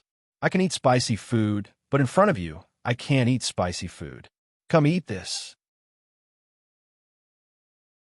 Li Duobao used clean chopsticks that hadn't picked up any food before and picked up some food from the clear soup in his bowl. Don't worry about me. Hurry up and eat. You're obviously drooling. He teased her. No way, she muttered unhappily. Her chopsticks had already reached into the red soup and picked up a large portion of it into her bowl. Wow, it's so delicious. It's so spicy. Li Duobao ate contentedly. Her eyes were sparkling, and her pink lips were red from the spiciness. It was as if she had been kissed hard. Bailey Yun was drinking water. He was agitated by this sudden thought and almost choked. He tilted his head and coughed nonstop. Li Duobao quickly put down her chopsticks and patted his back. Then she pulled his ear. Are you better now? Bailey Yun stopped coughing. His handsome face was red from coughing, and his eyes were misty as he stared at her. She felt uncomfortable being stared at by him. She let go of her hand embarrassedly. I'm sorry. When I was young, I choked. My mother helped me pull my ear. She said it helped relieve the pain. He grinned. No wonder. I suddenly feel that you look like my mother. It hurts my self-esteem. Li Duobao moved her, but silently, and sat back in her seat. Attention, Songshu 566. Chapter 3:18. Li Duobao hugged his round belly and followed behind Bailey Yin. He climbed into the Ferrari and stretched his body in satisfaction. It's so delicious. My whole body is warm now. It's great. Bailey Yin raised his fox-like eyes slightly and laughed. You're really easy to take care of. As long as there's chili for every meal, I won't starve to death. She stared at him with a smile. Are you full? I'm barely full. He smiled mischievously. But seeing someone eating so happily like a little pig, I'm full too. Li Duobao sweated. He put his hands together and said pitifully, I'm sorry. Next time, I'll definitely not bring you to eat such spicy food. There's a next time? He raised an eyebrow and his lips curled into a mischievous smile. Are you asking me out? I just said it casually, as if he didn't hear her. He continued. Okay, let's go for Western food next time. I'll be the host. I already said that I just said it casually. It's still early. Do you want to watch a movie? Watch a movie. Bailey Yin nodded. Yeah, don't tell me you've never watched a movie in the cinema before. Li Duobao smiled sheepishly. I just didn't expect you to suggest such a pure way to pass the time. He raised an eyebrow. How do you think I'll pass the time? Nightclubs, clubbing, and so on. That's what the newspapers and magazines used to write about. Second young master Bailey frequented nightclubs to seek pleasure. She said the last few words very softly, but he still heard it clearly. He laughed. Seems like I'm already famous. Even you've seen my glorious deeds. Li Duobao was a little embarrassed. Don't misunderstand. I don't mean anything else. He nodded seriously. I know. With your limited brain capacity, you can't possibly have any other ideas. You don't have to retaliate like this. As they chatted, Bailey Yin had already arrived at the entrance of the largest movie theater in the city. Thinking back, he really didn't do such a pure pastime. Most of the time, he would find someone he liked in a bar and then carry her to bed. There were many promotional posters in the corridor. Bailey Yin put his hands in his pockets and smiled casually. Which one do you want to watch? Human Skin in 4. I've been looking forward to it for a long time. Li Duobao excitedly pointed at a horror movie poster. The corner of his mouth twitched. Change it. Why? I love horror movies. I want to watch a horror movie. Bailey Yin clenched his right fist and coughed. He looked a little embarrassed. I don't like it. Li Duobao suddenly realized and shouted. You don't dare to watch horror movies. He quickly covered her mouth. Keep your voice down. It was very embarrassing for a man to not dare to watch a horror movie. She blinked and signaled for him to let go. The lips under his palm were soft and felt good to the touch. He reluctantly retracted his hand. So, let's change to another movie. She looked dejected. All right then. How about that sci-fi movie? He knocked on her forehead. I thought romantic movies were your style. She was still depressed because she couldn't watch the movies she liked. She looked up and bared her teeth at him. What's so good about romantic movies? They only make girls cry. I just don't want you to watch a horror movie. Is there a need to show me such a bitter and vengeful face? Okay, okay. I'll listen to you and watch a horror movie. Bailey Yin naturally held her hand and walked to the ticket counter. Halfway there, he suddenly realized that something was wrong and quickly let go of her hand. Li Duobao stared at him with a pair of sparkling eyes. I was careless and forgot about it. Bailey Yun's charming foxy eyes blinked. He reached out his hand and smiled mischievously. At most, you can hold my hand and I'll make it up to you. Do you really think I'm an idiot? Li Duobao slapped his hand away and rushed forward like a cannonball. He quickly jogged to catch up with her. Don't be angry. I didn't do it on purpose. She suddenly stopped in her tracks and quickly turned around. He ran too fast and couldn't stop in time. His hard chest bumped into her small nose. She covered her nose and wailed. I'm sorry. Let me see if there's a nosebleed. He hurriedly cupped her face, grabbed her hand, and moved it away from her face. Her nose was red, but fortunately, there was no nosebleed. She was in so much pain that her face scrunched up. She gritted her teeth and complained, Why are you so close to me? Don't be angry. Be good. He stroked her hair as if he was stroking Dowdu, soothing her hair. She stared at him with her big, beautiful eyes. Take your hand back. Okay. 2 steps away from me. Okay. He moved according to her instructions. He was so obedient that he didn't look like Bailey Yun at all. The two of them walked to the ticket counter. Li Duobao took out his wallet. Miss, please give me 2 adult tickets for X-Men. Okay, let's go. She turned around and waved the movie tickets in her hand. He looked at her deeply. Didn't you say you wanted to watch a horror movie? She puffed up her cheeks. Didn't you say you didn't like it? A warm smile appeared in his eyes, and the corners of his lips curled up. Bailey Yin held popcorn in one hand and a drink in the other. He shuttled through the dark cinema with her and found a seat. It was a 3D movie, and the visual effects were quite good. The scene was grand, and Li Duobao was attracted by the exciting plot. He almost forgot about the popcorn in his hand. Bailey Yin reached out to grab a handful of popcorn from her arms from time to time and chewed happily. Seeing that she was attracted by the movie, he had the idea of pranking her. He pinched a piece of popcorn in his hand and quietly put it to her lips. He whispered, Open your mouth. She stared at the screen and didn't even look at his hand. Gigai opened her mouth, but he didn't put the popcorn in her mouth. Instead, he suddenly retracted his hand and put it in his own mouth. Li Duobao waited for a while, but there was no movement. She turned around and saw a certain someone chewing popcorn happily. His eyes were sparkling as he stared at her and smiled. He was obviously proud of his successful prank. Childish, she said angrily. She grabbed a handful of popcorn from the paper bag and chewed it, as if she was taking revenge. The Ferrari stopped below Li Duobao's house. After the two of them said goodbye, Li Duobao waved and turned to leave. Bailey Yin looked at her round back and suddenly shouted, Li Duobao, huh? She looked back at him with a blank face. A warm smile appeared in his eyes, and his voice was gentle and magnetic. Thank you. I haven't been so happy in a long time. She was stunned. Her eyes curved and 2 cute dimples appeared on her face. You're welcome. She waved again and hummed a tune as she ran away. Bai Liyun patted his forehead. He felt as if he was going to fall ill. He actually felt that this silly chick was very cute. Bailey Yin drove the Ferrari back to the old mansion and hummed a tune as he walked upstairs. His phone suddenly rang.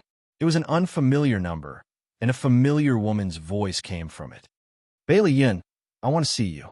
Bailey Yin said lazily, There are many women who want to see me. Tell me a reason why I must see you. The woman chuckled. We met at Seductive Charm. I'm Sophia. His tone was indifferent. We don't have anything in common. There's no need to meet again. Her voice was lazy and gentle. I don't think so. I know a secret about you. If you don't come, you might not know it for the rest of your life. I'm not interested. It's related to 5 years ago when you were in America. You took drugs and went to jail. This matter is more interesting than the two things I just said. Are you really not willing to hear it? Her voice was soft and seductive, but in his ears, it was extremely cold. He suddenly tightened his grip on the phone, and his voice was cold. Location? Outside the manor. Turn right for 100 meters. Bailey Yin put on the coat that he had just taken off and walked out of the manor with steady steps. His face was expressionless, and his eyes were cold. After leaving the manor, he turned right for 100 meters. A white Maserati was parked by the roadside.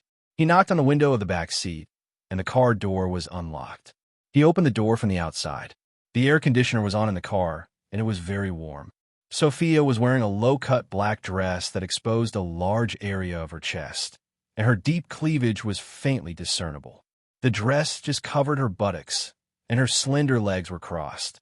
Her black stockings gave off a seductive glow under the dim light.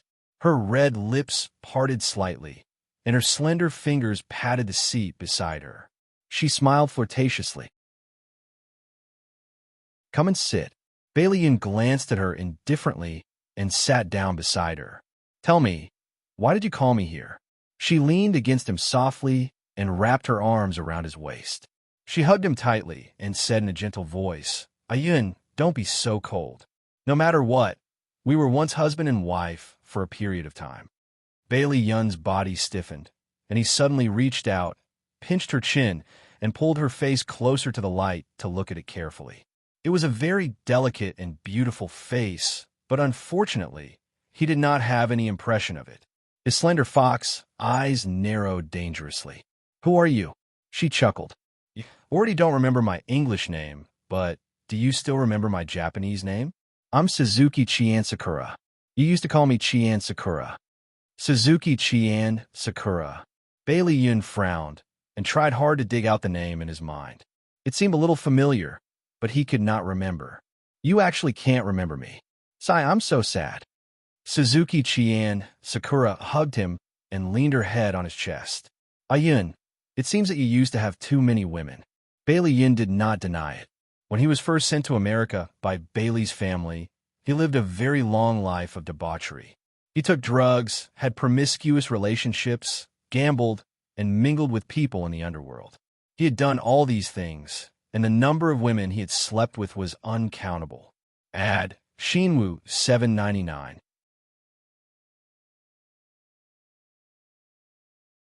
Chapter 319. Her slender fingers were nimbly caressing his chest as they wandered about. Bailey Yin grabbed her wrist and said, "So you're saying that you're the woman I had a one-night stand with before?" Suzuki Chien Sakura looked up and blew hot air into his ear. She chuckled. "It wasn't a one-night stand. We fooled around for at least a month. But it's a pity that you don't remember." Bailey Yin pinched his eyebrows. "I really don't remember. Make it clear." Chien Sakura chuckled. 6 years ago, you were studying in the United States, and I was also studying there. We met in a bar, and we fooled around for more than a month. Later, you hooked up with a waitress from the United Kingdom, and you dumped me. Do you remember?"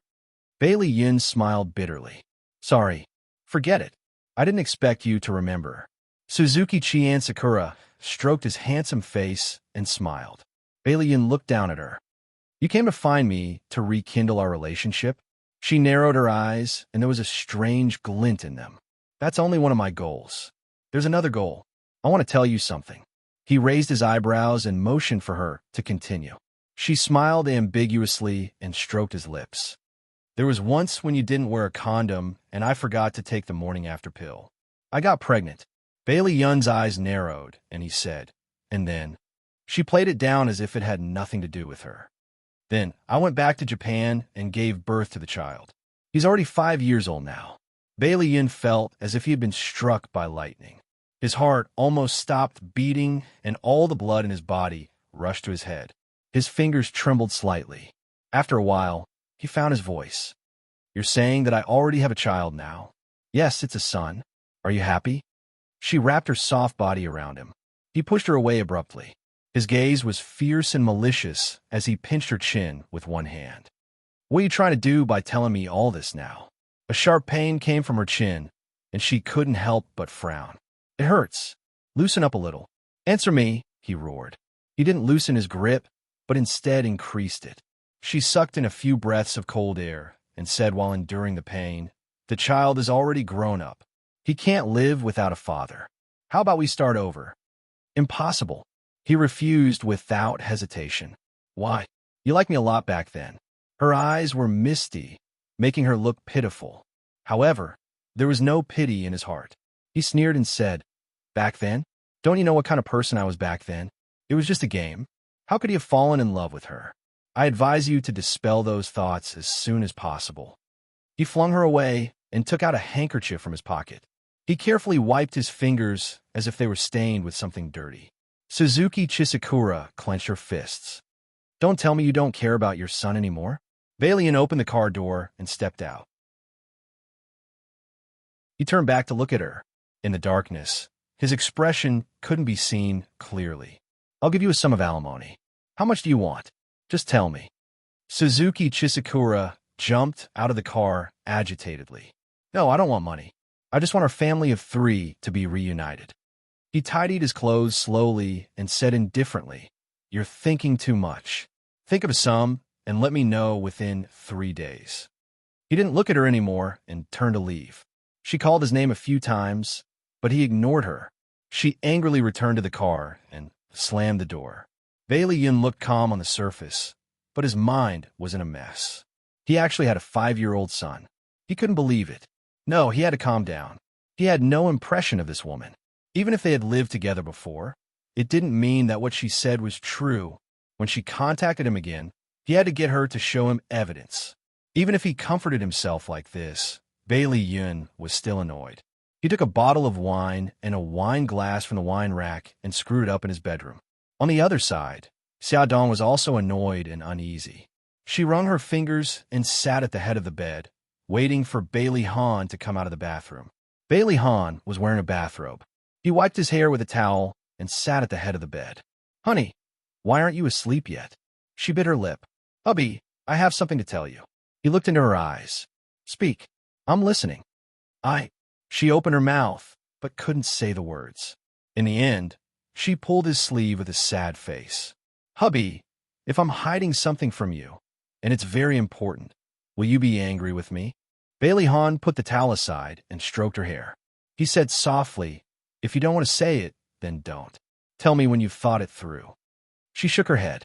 She was so anxious that she was about to cry. "No, if I don't say it now, I'm afraid it'll be too late. What if that woman named Suzuki Chisakura suddenly came to the house and made a scene, saying that Xiao Bao was her child? What should she do?" Bailey Han reached out and hugged her. He comforted her.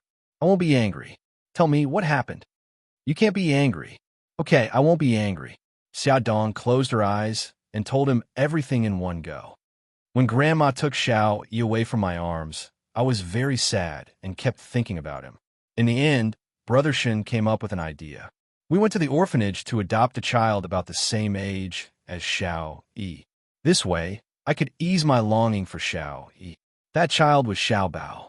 Now, Xiao Bao's biological mother came looking for Xiao Bao. She wants Xiao Bao back.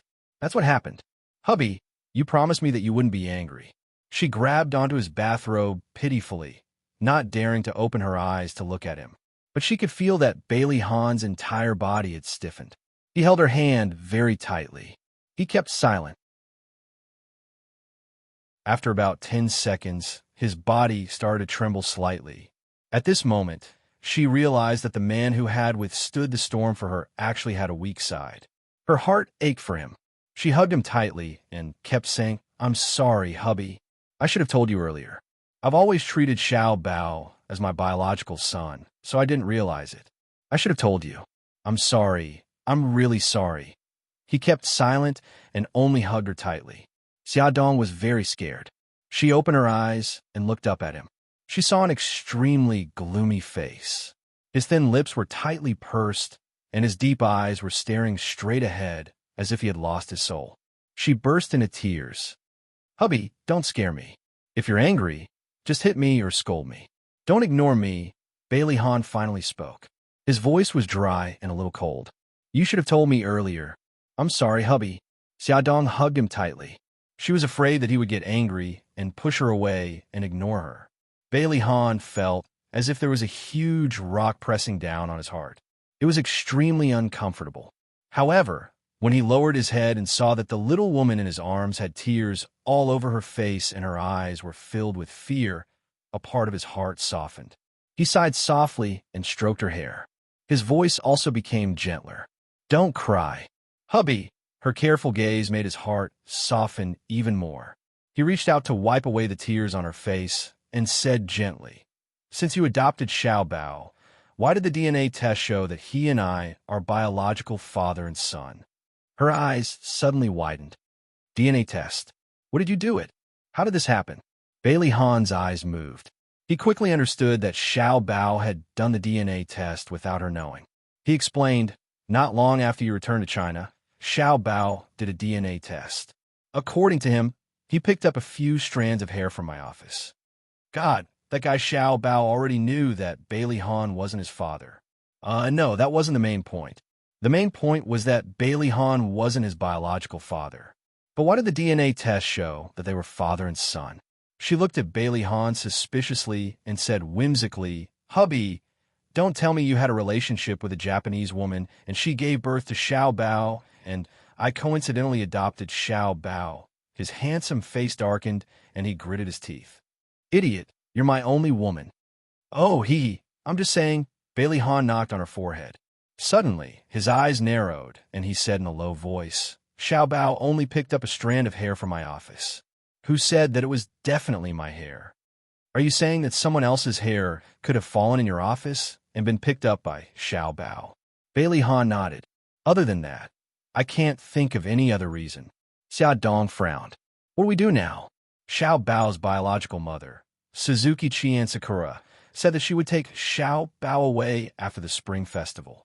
How did she contact you? Tell me in detail. Xia Dong explained the process of Suzuki Qian Sakura contacting her in detail. Finally, she said, "Actually, I suspect that the car that followed us today was Suzuki Qian Sakura's car. I'm not ruling out this possibility. Don't worry. If she wants to take Xiao Bao away, she will have to meet us eventually." Xia Dong hesitated for a moment and said, "What about our family and Xiao Bao? Should we tell him the truth? We can't keep this a secret for long. I'll find time tomorrow to tell my family. As for Xiao Bao, I'll leave it to you to tell him." Xia Dong's eyes reddened.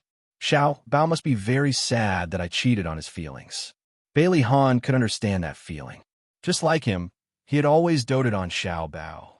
When he found out that he wasn't his biological son, he was very shocked and very sad. He stroked her long hair and said in a low voice, "Whether Xiao Bao is our biological son or not, our love for him will never be less. I think you will understand." Awesome novel Hongcha 866.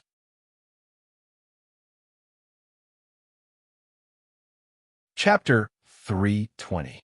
In the study, Old Madame Dowager, Bailey Xiong, Bai Jinxiu, and Bailey Han sat together. Old Madame Dowager said, "Han, why did you call us here?" Bailey Han focused and told them about Xiao Bao's background. This was like a bolt from the blue, shocking everyone. Old Madame Dowager and the others did not recover from their shock for a long time. How could this be?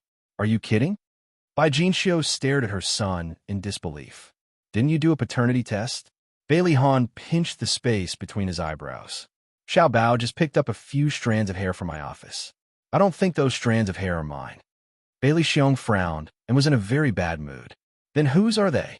The people who come in and out of your office are basically people from your company. Xiao Bao was adopted by Xia from Japan. How could it be so coincidental that his father is related to your company? Besides the company's employees, there are also business partners who come in and out of my office. It's not easy to check them one by one. The most important thing now is that Suzuki Chisakura wants to take Xiao Bao away. Can we let her take him away? No. Old Madame Dowager, who had been silent all this time, suddenly slammed her hand on the table and said angrily, "In my heart, Xiao Bao is a descendant of the Bailey family. I don't agree to hand him over to that Suzuki Chisakura. If she really loved Xiao Bao, she wouldn't have abandoned him years ago." Bailey Xiong sighed. Mom, even if that's the case, Xiao Bao is still Suzuki Chisakura's biological son. We have no reason to stop them from reuniting. If Xiao Bao is willing to be with Suzuki Chisakura, we can't stop them. Why don't we ask for Xiao Bao's opinion first? If Xiao Bao doesn't want to leave, then we'll talk to Suzuki Chisakura and see if we can persuade her to give up custody of Xiao Bao. Bai Jinxia was very sad. In her heart, the 4 children in the family were all equal. They were all Bailey's treasures. She was reluctant to give Xiao Bao away.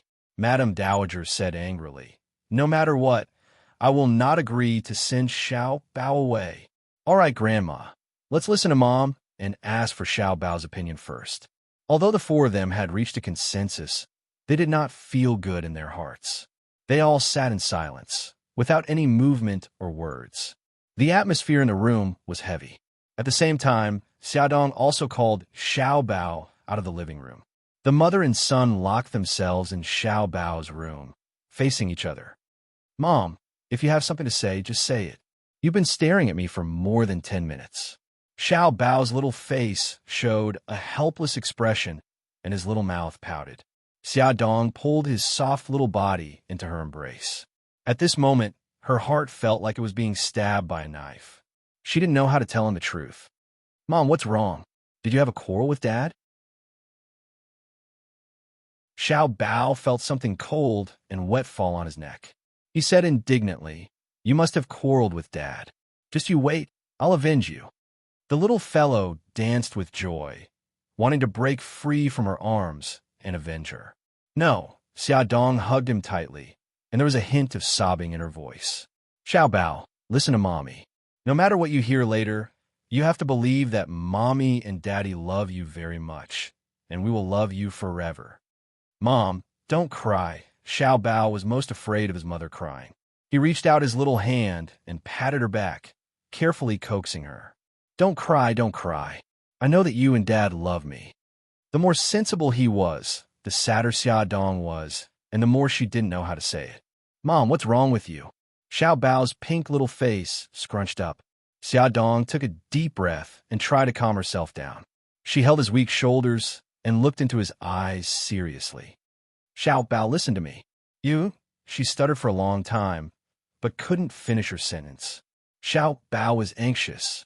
"What's wrong with me?" You are a child I adopted from an orphanage in Japan.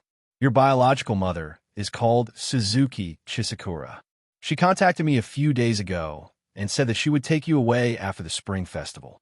Xiaodong finished speaking in one breath.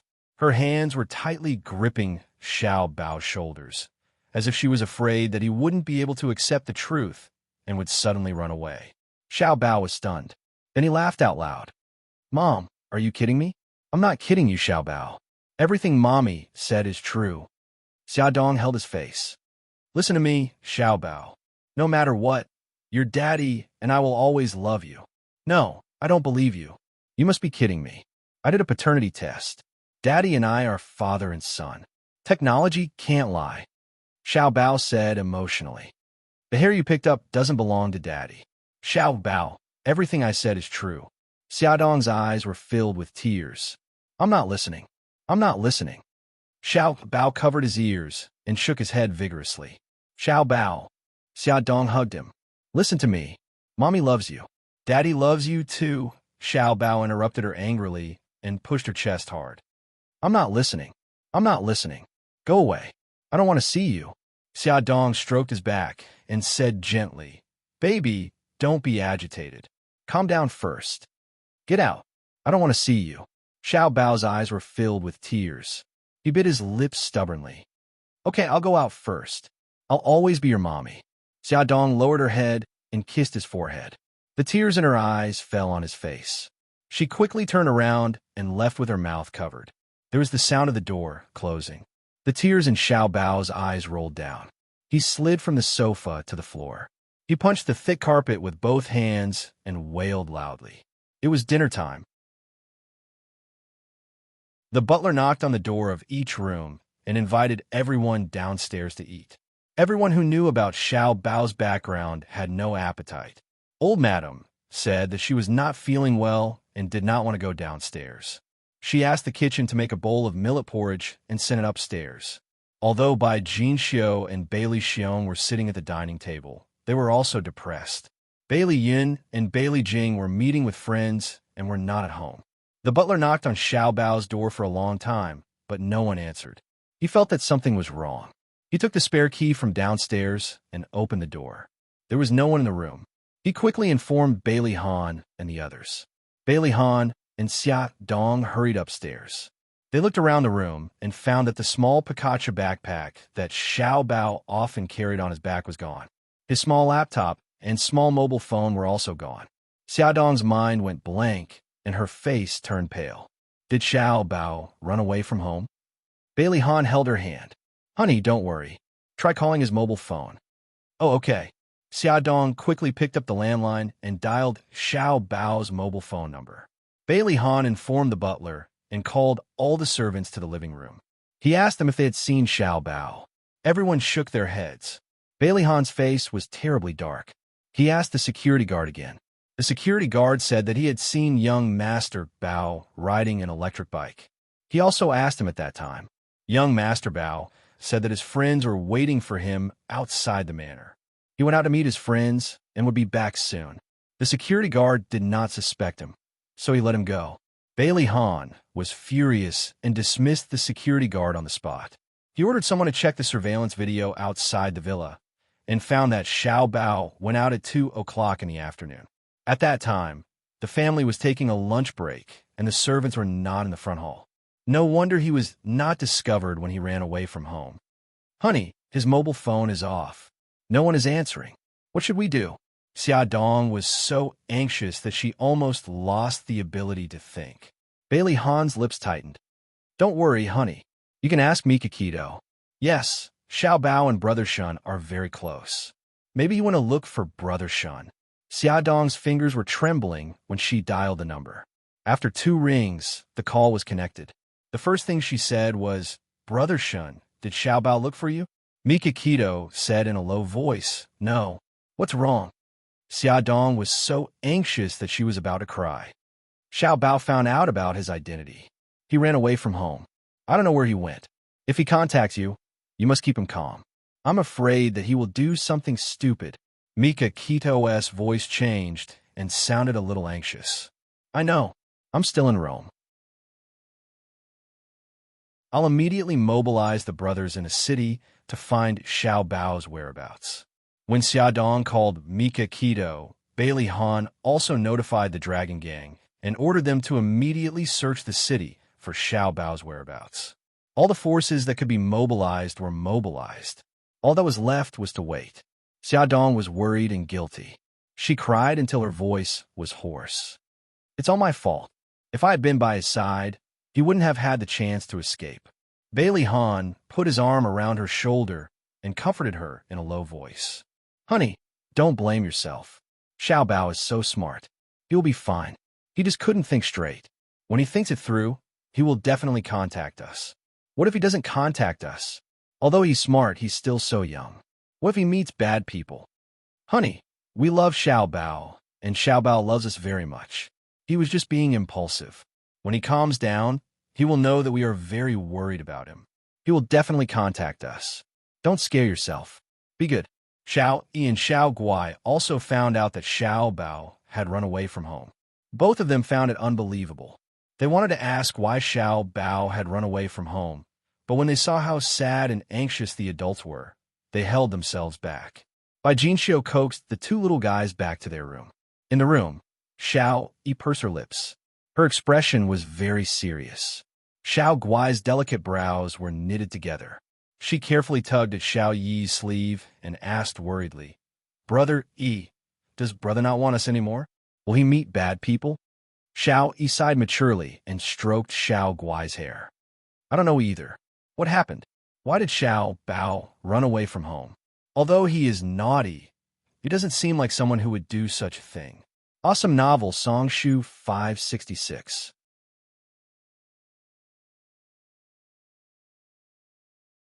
Chapter 321.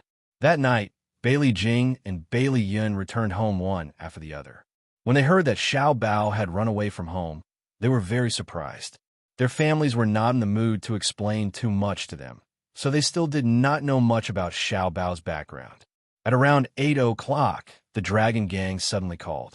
They checked the exit records and found that Xiao Bao had bought a plane ticket to Rome. Bailey Han thought carefully. When Xiao Bao and Xiao, you went to Rome last time, the tourist visas they applied for had not expired yet. This kid must have taken the visas and ran to Rome. He hurriedly made a call and told Beidang Shan about this matter. He asked him to contact Xiao Bao no matter what and stabilize Xiao Bao. After knowing Xiao Bao's specific whereabouts, everyone's anxious hearts finally relaxed a little. The old madam had suffered a lot today and was not in good spirits. The servants helped her back to her room to rest. Everyone else also left. Bailey Han came out of the bathroom and saw Xia Dong leaning against the headboard in a daze. He lifted the blanket and leaned against her side. He reached out and pulled her into his arms. "Honey, don't worry. Mika Keto and Godfather already know that Xiao Bao went to Rome. They will take good care of him." Xia Dong leaned against his chest and whispered, "Xiao Bao must be very sad. Xiao Bao must be very sad to suddenly find out that he was a child abandoned by his parents. It must be very difficult for him to accept, so he chose to escape." Bailey Han hugged her tightly and kissed her hair. "Xiao Bao is very strong. He will definitely pull through." She hugged his waist tightly. "Hubby, did I do something wrong? If I had told him earlier, maybe he wouldn't be so sad." "Earlier? What do you mean?" "Well, we just returned to the country and before we met you. Now that we've finally reunited as a family, and he has a mommy and a daddy, we're suddenly telling him that we're not his biological parents. Silly girl, don't blame yourself. This is not your fault. Whether you told him earlier or later, he would have been hurt the same." He hugged her tightly. His voice was low and his eyes were gloomy. "It's not your fault. It's those irresponsible people who abandoned their children. If they did not want to raise the child, why did they have to suffer after giving birth? When the child found happiness, these irresponsible parents jumped out to disturb the child's peaceful life. How despicable!" Although they had not met, Bailey Han's heart was already filled with dissatisfaction and anger towards Suzuki's. Speak of the devil. Just as Bailey Han calmed Xia Dong down, Xia Dong's phone rang. It was a text from Suzuki Chisakura. "Let's meet at the Sunshine Cafe tomorrow at 10 a.m. Bailey Han stroked Xia Dong's hair. "Do you need me to accompany you?" Xia Dong shook her head. "I want to meet her alone." "Okay, call me immediately if anything happens. I'll ask Ahu to follow you, just in case." He was worried about that mysterious woman. Xia Dong smiled. "You're exaggerating. Ask Ahu to follow you. Otherwise, I'll be worried." He looked serious and did not seem to be joking at all. She could only nod in agreement. Xia Dong woke up at 6 in the morning. She calculated the time and realized that Xiao Bao's plane should have arrived in Rome. She reached out for the phone on the bedside table and waited for Mika Kito's call. Suddenly, a large hand reached in front of her and pulled the blanket up to cover her. She turned around and saw Bailey Han's smiling eyes. She nuzzled in his arms. "Hubby, you're awake too." He let out a low mm and hugged her tightly.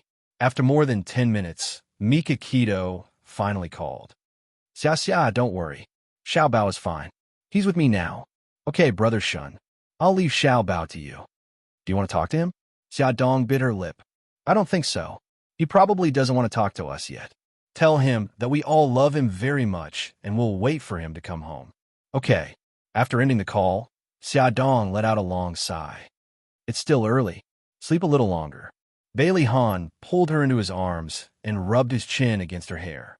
During breakfast, Bailey Han told his family about Xiao Bao's current situation. Everyone was relieved. At the Sunshine Cafe, the weather was very good today. The sun shone through the window and sprinkled on Xia Dong, who was sitting by the window. She looked calm as she gently stirred the coffee in her hand and waited for the person she was supposed to meet. Ahu was sitting at the table behind her with a newspaper in his hand. He seemed to be reading it seriously, but in reality, all his attention was on Xia Dong. The crisp sound of high heels could be heard.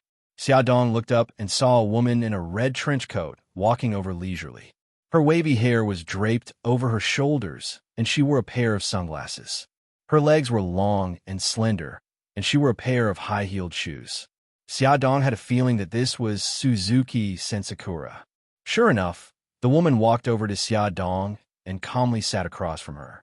She took off her sunglasses and revealed her beautiful face. She extended her right hand and smiled. "Hello, I'm Suzuki Sensakura." Xiaodong glanced at her right hand. Her beautiful nails were dyed red. She politely shook her hand. "Hello, Mrs. Bailey. I'll get straight to the point. I want my son back." Suzuki Chisakura raised her beautiful eyes slightly and said with a faint smile, "Mrs. Bailey, I'll get to the point." Xiaodong said calmly, "Miss Suzuki, I adopted Xiao Bao according to legal procedures. He and I are already adoptive. Your relationship with Xiao Bao no longer exists in the eyes of the law. I can completely ignore your unreasonable request." These days, Xiaodong had flipped through many relevant legal books and had even consulted lawyers. Suzuki Sensakura's expression changed slightly. Her smile was a little stiff. "Are you saying that you're not willing to return Xiao Bao to me?" Xiaodong took a sip of coffee. "If you're really doing this for Xiao Bao's sake, you shouldn't have made such a request. Xiao Bao is living very happily in our home. I think that he's not willing to go back with you." "You're not Xiao Bao. How do you know what he's thinking? I'm his biological mother. Blood is thicker than water. I believe that he'll definitely choose to be with me." Xiaodong's lips curved into a cold smile. "Blood is thicker than water. If that's the case, why did you abandon him back then? Do you know how much damage this will cost him?" Suzuki Sensakura's fingers tightened around the coffee cup. Her knuckles turned white. "You don't understand what kind of discrimination a single mother will face. My parents even cut ties with me. At that time, I had no choice but to send him to the orphanage." Xiaodong's eyes moved slightly. After a moment of silence, she said, "I can understand the pain of having a child out of wedlock, because I was born out of wedlock myself. However, I've never thought of abandoning my children. I'm telling you this not to blame you or anything. I just want to tell you that I love my children. For their sake, I don't mind being mocked. I think that Xiao Bao being with me is the best choice for him. If you really love him, you should think about him." Suzuki Sensakura didn't look surprised. Before she decided to take back the children, she had done a lot of research on Xiaodong and the Bailey family. Of course, she also knew that she had a child out of wedlock. She said calmly, "As far as I know, the Bailey family has a rule that only the eldest son can inherit the family business. In the future, the Bailey Group and the Shenghao Group will belong to Bailey E. Xiao Bao won't get anything. As for me, I'm already financially capable and I only have one child. If Xiao Bao marries me, he'll be able to inherit a large amount of money in the future." Xiaodong looked at her steadily. "Other than money, what else can you give him?" Suzuki Sensakura smiled. "I love him." Xiaodong smiled. "In that case, we'll let Xiao Bao choose for himself." Suzuki Sensakura raised her eyebrows. "Okay, but I want to meet Xiao Bao. You've already cultivated a relationship with him. I also need time to cultivate a relationship with him. This is only fair. This depends on Xiao Bao. If he wants to meet you, I won't stop him. If you don't mind, I'd like to visit the Bailey family today and meet Xiao Bao." Xiaodong pursed her lips. "I can't do it today. Xiao Bao went abroad to visit his family." Suzuki Sensakura's eyes were filled with suspicion. He was at home for the past 2 days. Why did he suddenly go abroad? Are you trying to play some tricks? We can escape for a while, but can we escape for a lifetime? This matter can't be solved by running away. Xiao Bao is only going abroad for a short time. He'll be back soon. Okay, I'll believe you for the time being. After Xiaodong returned home, she repeated her conversation with Suzuki Sensakura to old Madame Gu and the others. Old Madame Gu was quite indignant. Since we've already established a legal relationship with Xiao Bao, Suzuki Sensakura and Xiao Bao are no longer legally related. Why did we agree to let her see Xiao Bao? I say, it's better to keep her out. Bai Jinxiu comforted her. Mom, don't say such things out of anger. I think Xia Xia's approach is more appropriate. We can settle this through negotiation. This way, Xiao Bao won't be hurt. Xiao Bao is a very smart child. He will make a wise choice. If he really wants to reunite with his biological parents, we'll only make him hate us if we stop him, won't we? Old Madame Goose sighed. I know, but Xiao Bao has run away from home. Does that mean he doesn't want to stay in this family anymore? I just can't bear to part with him. Xia Dong's gaze was firm. No, he won't. I believe in Xiao Bao. Grandma, Mom, let's just give him some time. He'll come around. She had lived with Xiao Bao for 5 years and knew him better than anyone else. He had run away from home because he couldn't accept his background, not because he hated the Bailey family. Beauty novel Xinwu 799.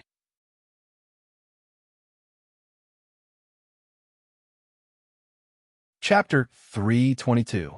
Rome. The sun was setting in the west, and the willow branches swayed gently. The golden sunlight spread over the lake. Occasionally, the wind would blow, and the lake would ripple with broken golden light. Xiao Bao sat quietly on the grass by the lake. His small figure was dyed with a layer of golden light by the setting sun. There was a fishing rod by his feet, and the long fishing line was hanging in the lake. For a long time, there was no movement. Mikakito was wearing casual clothes. She put her hands in her trouser pockets and walked slowly behind him. She said calmly, fishing with a straight hook, "Are you planning to learn from Jiangxia?"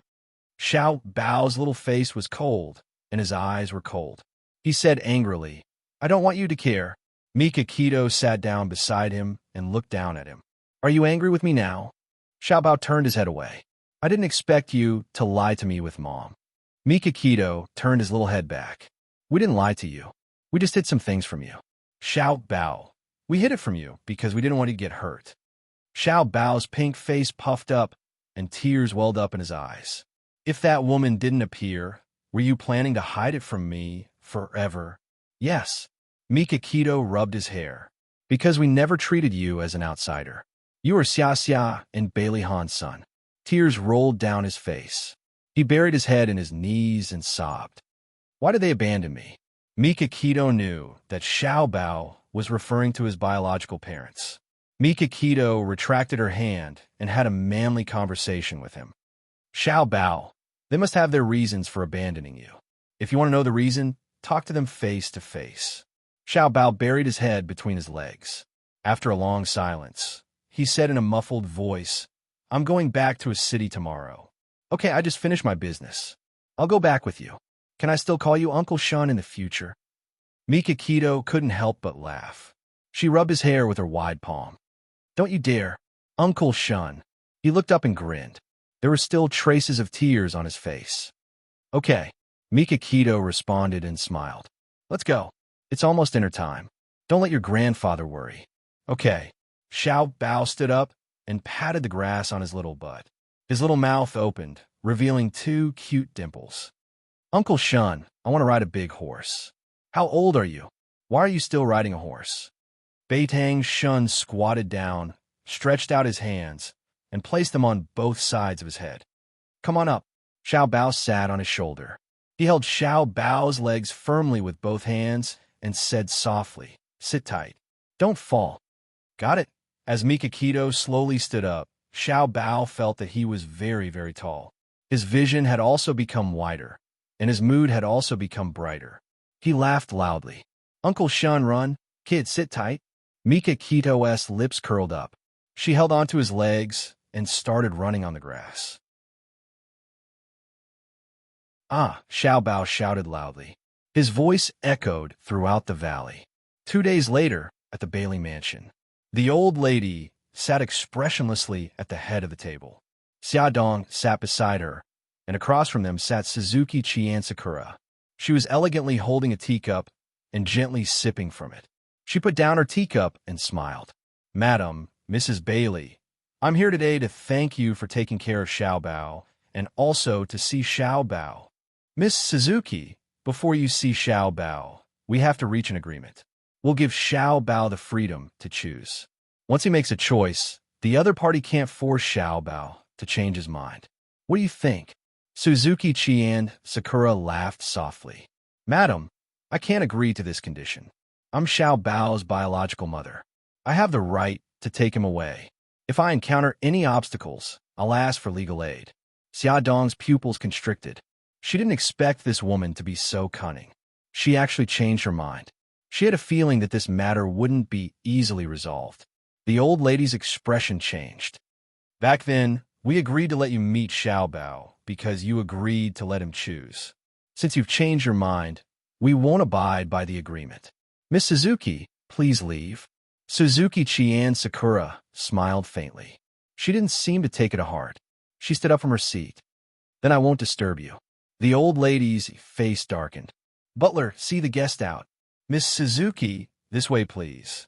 Suzuki Chian Sakura and the butler had already reached the entrance when hurried footsteps could be heard coming from upstairs. Soon they were downstairs. Xiao Bao's small figure appeared at the top of the stairs. He shouted, "Wait a minute. Xiao Bao, why are you down here?" Xia Dong hurriedly got up and walked towards him.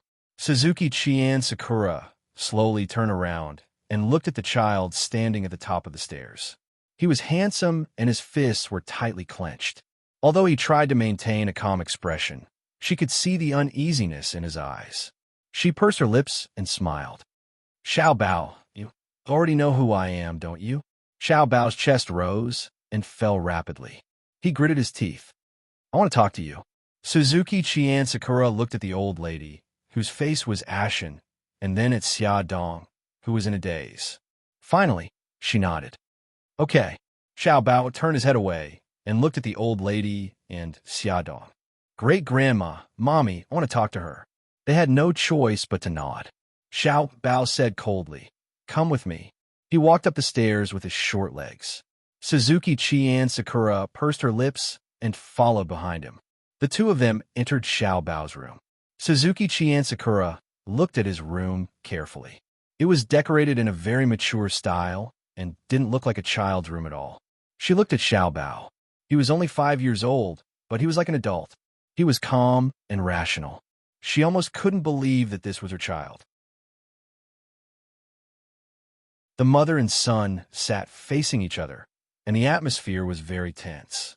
Suzuki Chian Sakura coughed to break the tense atmosphere. "Xiao Bao, Mommy wants you to come back to Japan with me." Xiao Bao stared at her coldly. "Who is my father?" Suzuki Chian Sakura was stunned. She smiled faintly. "You'll see him soon." He didn't want to dwell on this question anymore. He clenched his fists tightly, and his eyes were burning with anger. "Why did you abandon me?" She looked bitter.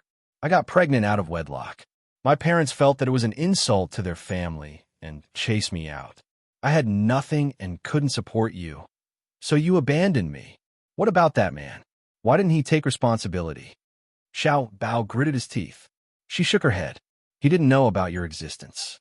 "Xiao Bao, I know I've let you down, so let me make it up to you, okay? Come back to Japan with me. I'll love you well." She reached out and wanted to hug him. He pushed her away angrily. "If you really loved me, you wouldn't have abandoned me. I was really at my wit's end at that time." Xiao Bao looked at her viciously. "You were at your wit's end? Aren't you still alive now? You just wanted to get rid of a burden like me. Now that you have money, you feel guilty. Or perhaps you suddenly realize that I'm useful, so you want to get me back, right?" Suzuki Chian Sakura's eyes widened. How can you say that about me? I'm your mother." He clenched his fists angrily and said angrily, "Why can't I? You haven't done your duty as a mother for even a day." "Xiao Bao, I'm sorry." Tears welled up in her eyes. She threw herself at him and hugged him tightly. "Xiao Bao, I really have my reasons. Forgive me, forgive me." Xiao Bao's eyes were also filled with tears. He hit her back hard and shouted, "When I learned to walk, it was my mother who helped me. When I learned to speak, it was my mother who taught me. When I was sick, it was my mother who took care of me. Where are you? You don't deserve to be my mother. Go away. I don't want you to care about me." I'm sorry, I'm sorry." Suzuki Chian Sakura hugged him tightly and sobbed. "Xiao Bao, believe me, I'll love you well in the future. I'll make it up to you and give you everything. I won't believe you. Let go of me, let go of me." Xiao Bao was very emotional. He punched and kicked Suzuki Chian Sakura. Suzuki Chian Sakura had no choice but to let him go. Her face was full of tears. Xiao Bao turned around and said in a sobbing voice, "I don't want to see you now. Go away." She couldn't stop crying. "Xiao Bao," he shouted hysterically, "Go away!" Suzuki Chien Sakura hesitated for a moment and finally left in silence. The door closed. Xiao Bao threw himself on the bed and buried himself in the blankets, crying loudly. After Suzuki Chien Sakura left the room, she stood in the corridor for a long time to control her emotions. She then fixed her appearance in the makeup box before going downstairs. Old Madame Sheng had already returned to her room to rest. Xiaodong was the only one in the living room. Suzuki Chien Sakura forced a smile. Xiao Bao is a little emotional. I'll go back first. Xiaodong nodded slightly and walked her to the door. Suzuki Chien Sakura came out of the villa and walked to the parking lot. A red Ferrari approached from afar. She stood still and waited for the Ferrari to stop. Bailey Yin saw Suzuki Chien Sakura standing in front of her car from afar. He frowned but quickly relaxed. He got out of the car and walked towards her with a cold expression. "Why are you here?" Suzuki Chien Sakura didn't answer him. Instead, she turned around and glanced in the direction of Xiao Bao's room on the second floor. She said calmly, "Yun, do you want to know our son's name?" Bailey Yun's expression changed, and his voice was cold. "What evidence do you have to prove that the child is mine?" She turned around and looked at him. "If you don't believe me, you could do a paternity test with our son." His thin lips were pursed, and his gaze was terrifying. She walked closer to him and whispered in his ear, "Yun, our son's name is Xiao Bao." Awesome novel, Songshu 566.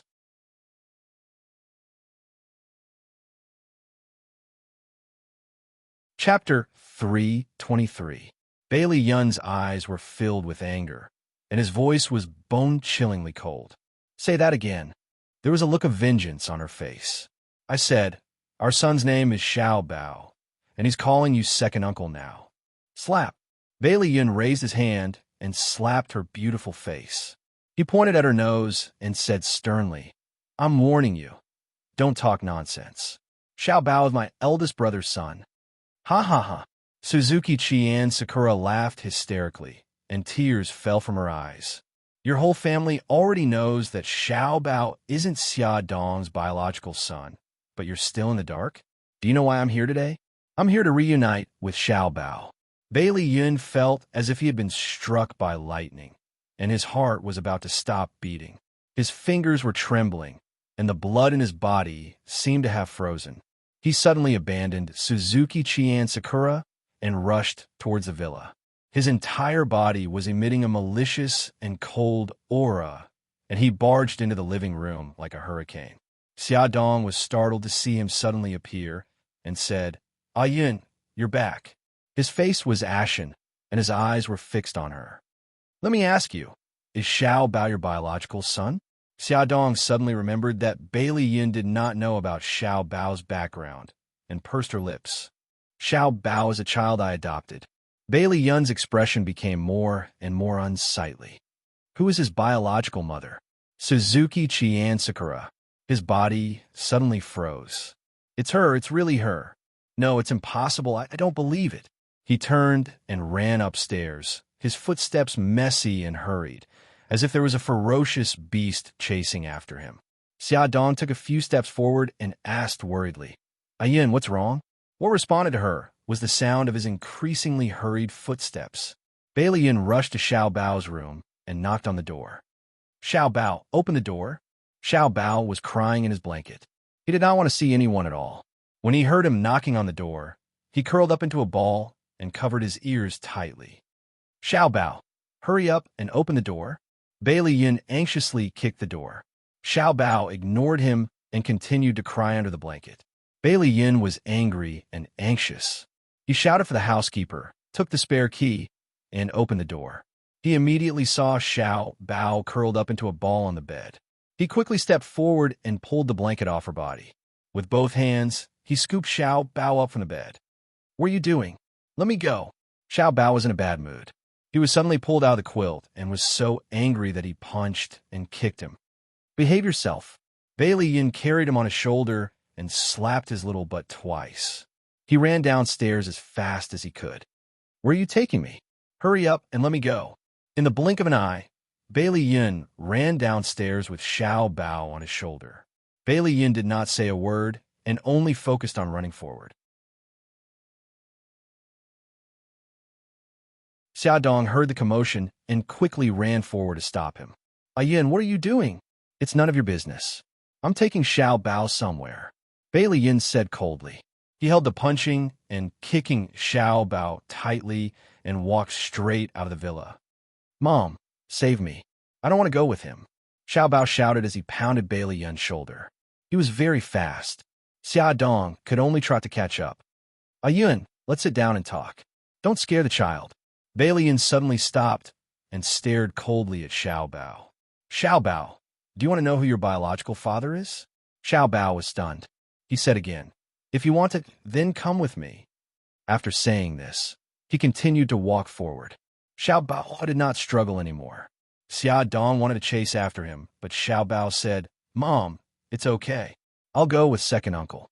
She could only stop and watch as Bailey Yin threw Xiao Bao into the Ferrari. Bailey Yin took Xiao Bao to a paternity test hospital. He carried Xiao Bao and barged into an office. He said to the doctor, who looked surprised, we want to do a paternity test. Xiao Bao turned his head and stared at Bailey Yin. His little face was filled with astonishment. Bailey Yin pursed his thin lips and looked very upset. The doctor quickly said, do you have an appointment? Bailey Yin said sternly, cut the crap. I want to do it now. He exuded a cold aura. His eyes were red and fierce. The doctor had an illusion that he was like a ferocious beast that could pounce on him and tear him apart at any time. He wiped the cold sweat off his forehead and smiled. Okay, please leave a sample. Blood, hair, oral mucosa. Choose one. Bailey Yin pulled out a few strands of hair from his head and put them in the small bag in the nurse's hand. He lowered his head and stared at Xiao Bao with his dark eyes. He said in a deep voice, pull out a few strands of your hair. Xiao Bao was already confused by his own guess. Without any words, he pulled out a few strands of his hair and put them in another small bag. The doctor said, Sir, please register now. We will come out with the test results in a week. Bailey Yin put Xiao Bao down on the ground. He filled in the form and asked, I will only give you 2 days. I want the results in 2 days. This is impossible. Bailey Yin slammed the pen on the table. 100,000. Give me the results in 2 days. If you can't do it, I will change to another hospital immediately. The doctor picked up the registration form and saw the 3 words Bailey Yin written on it. He suddenly thought of the biggest Bailey family in a city. His heart thumped, and he quickly squeezed out a smile. Yes. We will come out with the test results as soon as possible. Bailey Yin stared at him coldly. This matter must be kept secret. If you dare to leak a word, your appraisal institution will be closed down. Understood. We'll keep it secret. The doctor was more and more certain that the other party was from the Bailey family. Otherwise, who would have such a big tone? Coming out of the office, Bailey Yin walked in front. Xiao Bao lowered his head and walked behind him. The two of them, one big and one small, did not speak. After Bailey Yin walked out of the appraisal center, he stood by the roadside and waited for 2 to 3 minutes, but he didn't hear Xiao Bao's footsteps. He suddenly turned around and saw Xiao Bao standing 10 meters away from him with his head lowered.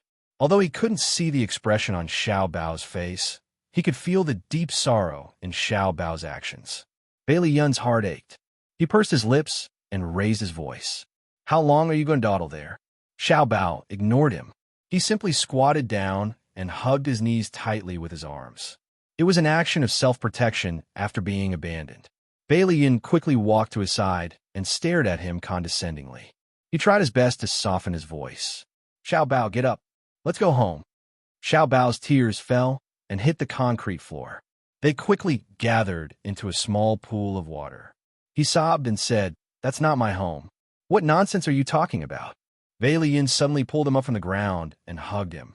That will always be your home. He burst into tears. He cried until he was hoarse and heartbroken. Bailey Yin had never coaxed a child. Although he had been with Xiao Yi for a long time, Xiao Yi had never cried before. Thus, when faced with the sad and crying Xiao Bao, he was a little helpless and did not know how to comfort him. He could only pat his back and whisper, "Don't cry." He cried even louder, as if he wanted to pour out all his grievances with tears. Bailey Yin did not feel good either.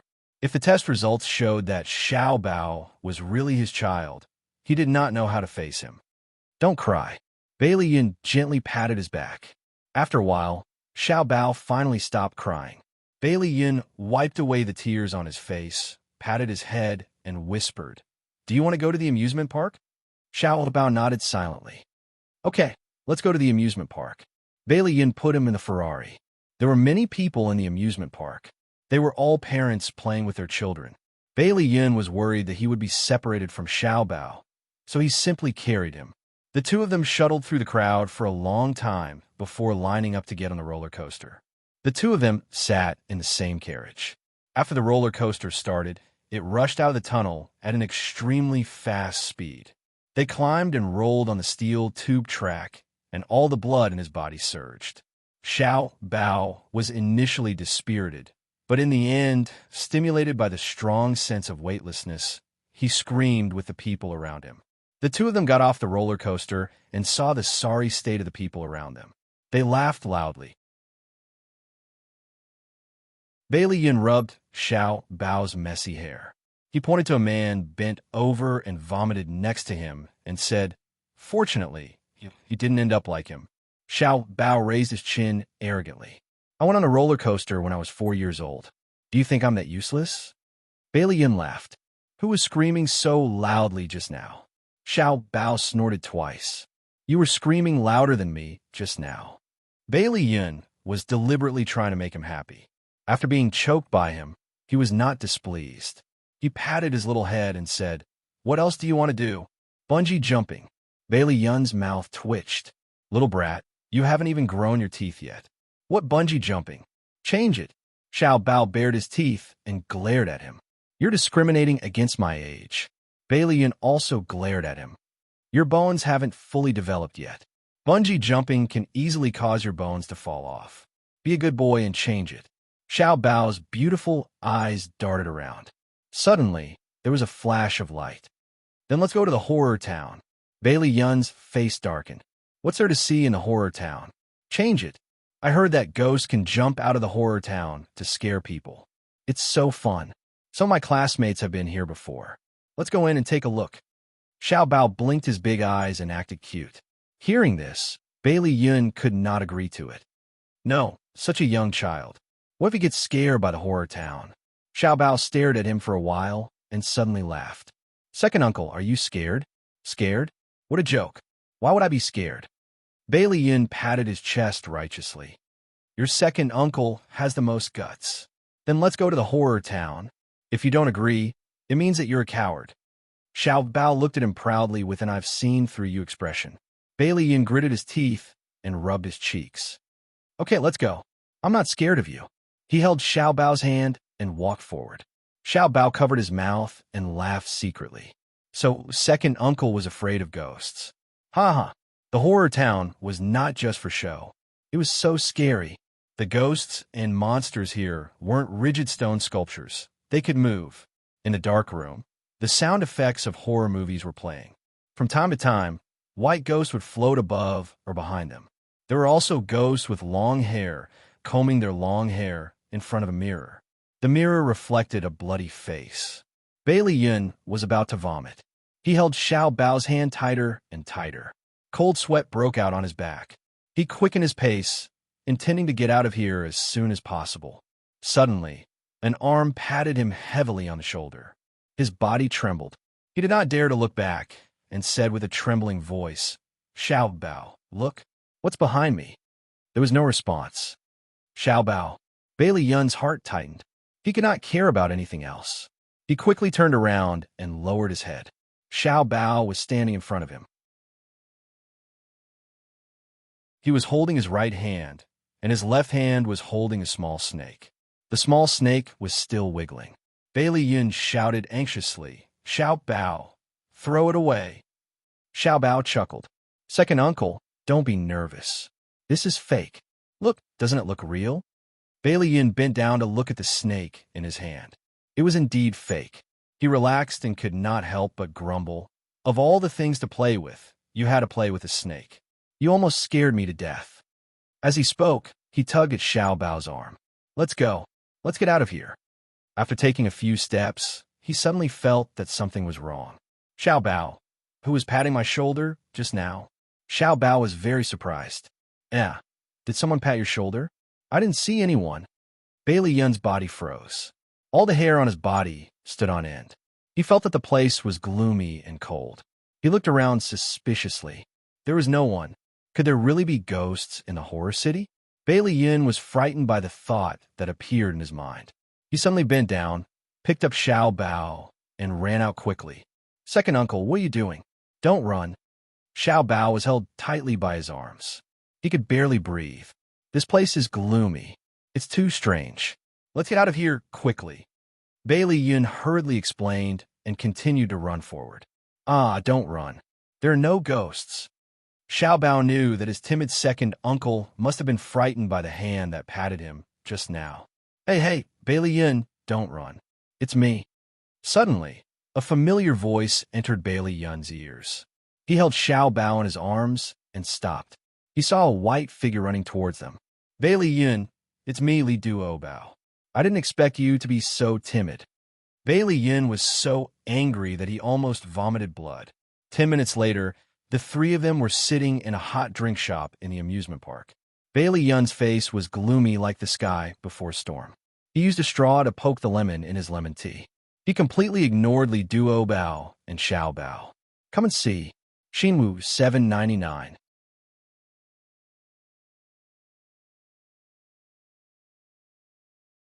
Chapter 324. Li Duo Bao and Xiao Bao looked at each other. Both of them stuck out their tongues at the same time and made an expression that said, "We're in trouble." Li Duo Bao's round apple face scrunched up, and she said pitifully, Bailey Yun, don't be angry. It's my fault. I shouldn't have teamed up with Xiao Bao to scare you. It turned out that Li Duo Bao had recognized Bailey Yun when she was playing in the City of Horrors.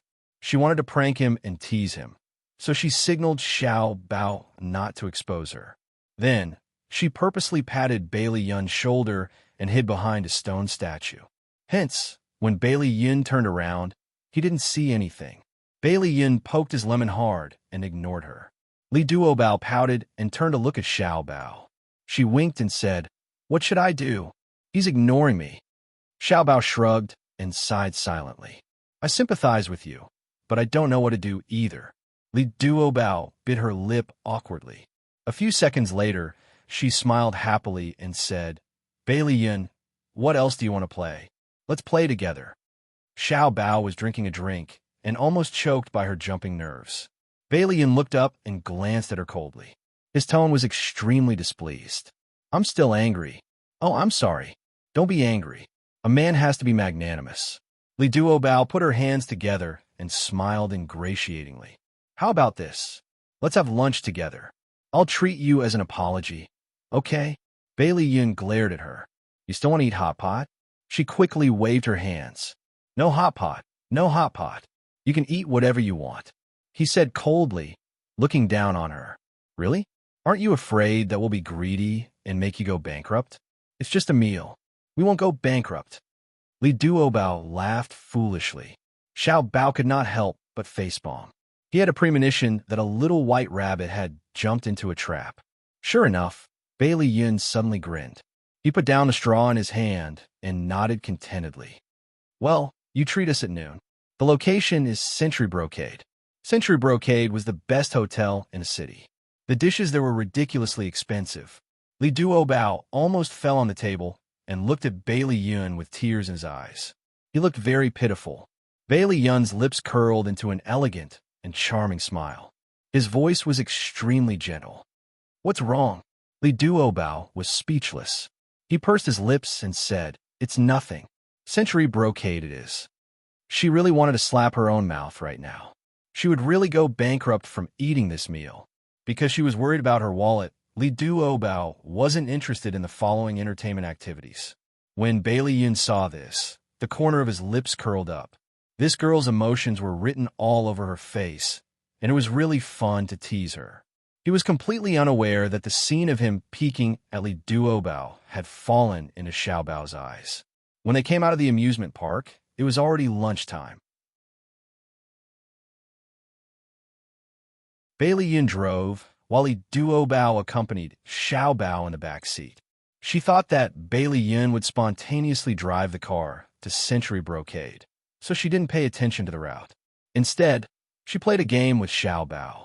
When the car stopped, she looked out of the window and said in surprise, "This doesn't seem to be Century Brocade. Bailey Yin, you're going the wrong way."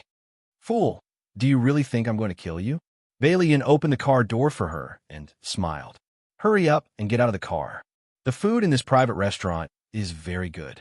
"Oh, okay." Li Duobao jumped out of the car first and reached out to carry Xiaobao. Xiaobao refused. "No need, I can get out by myself."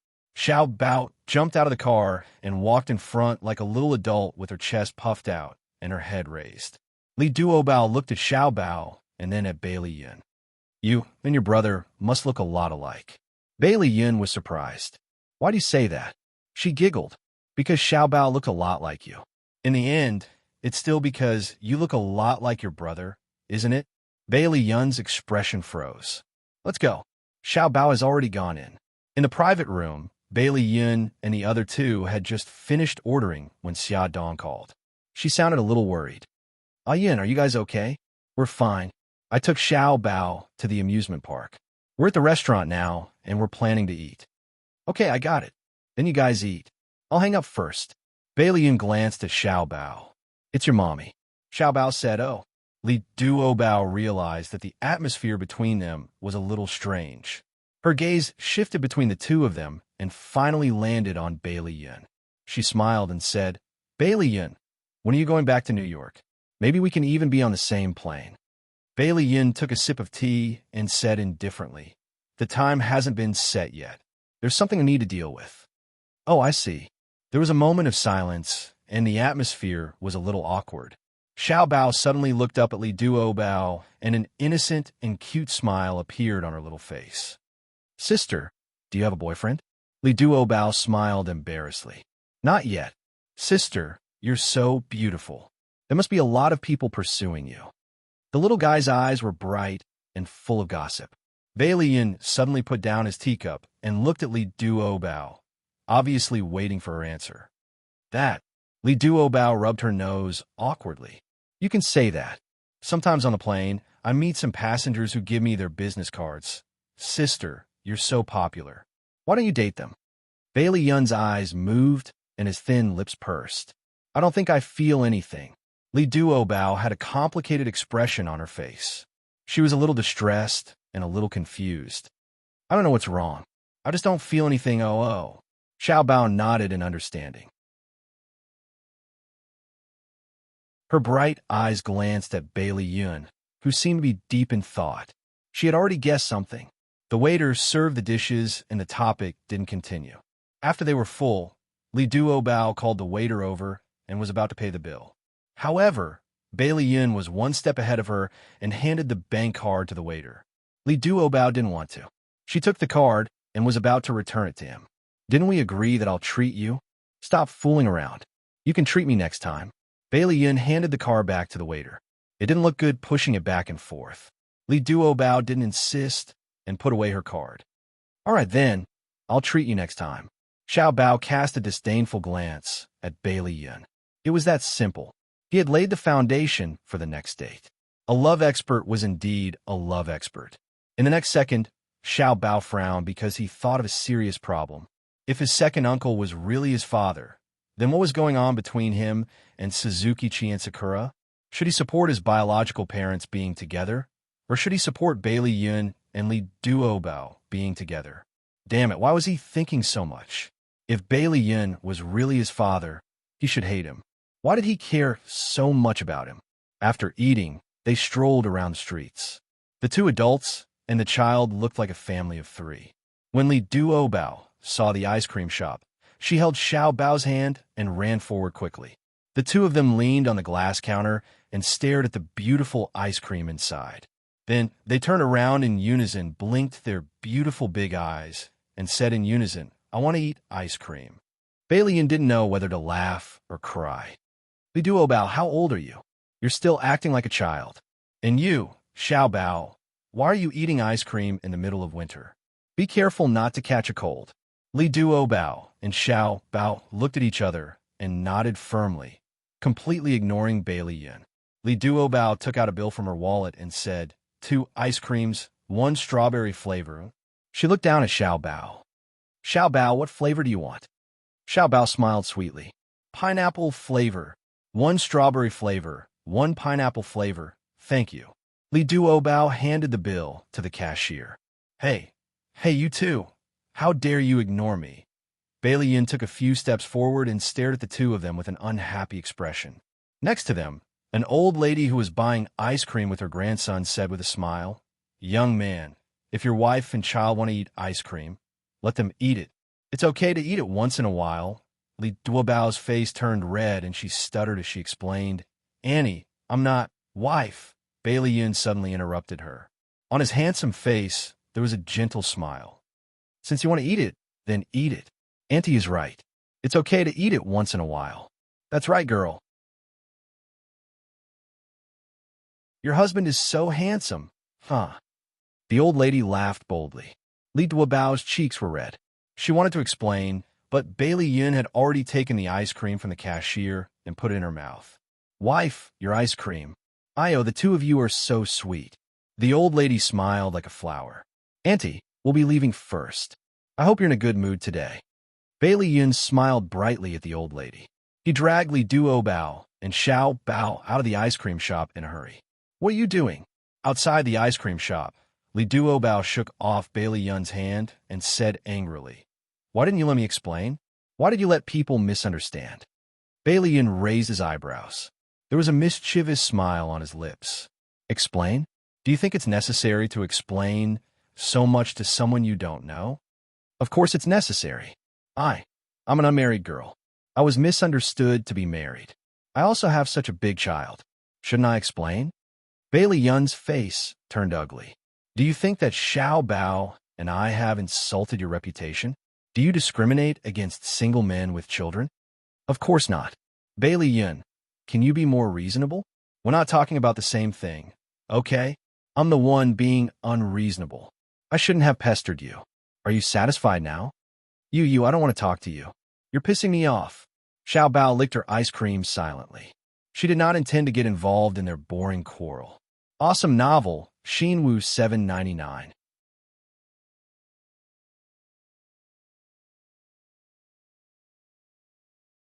Chapter 325.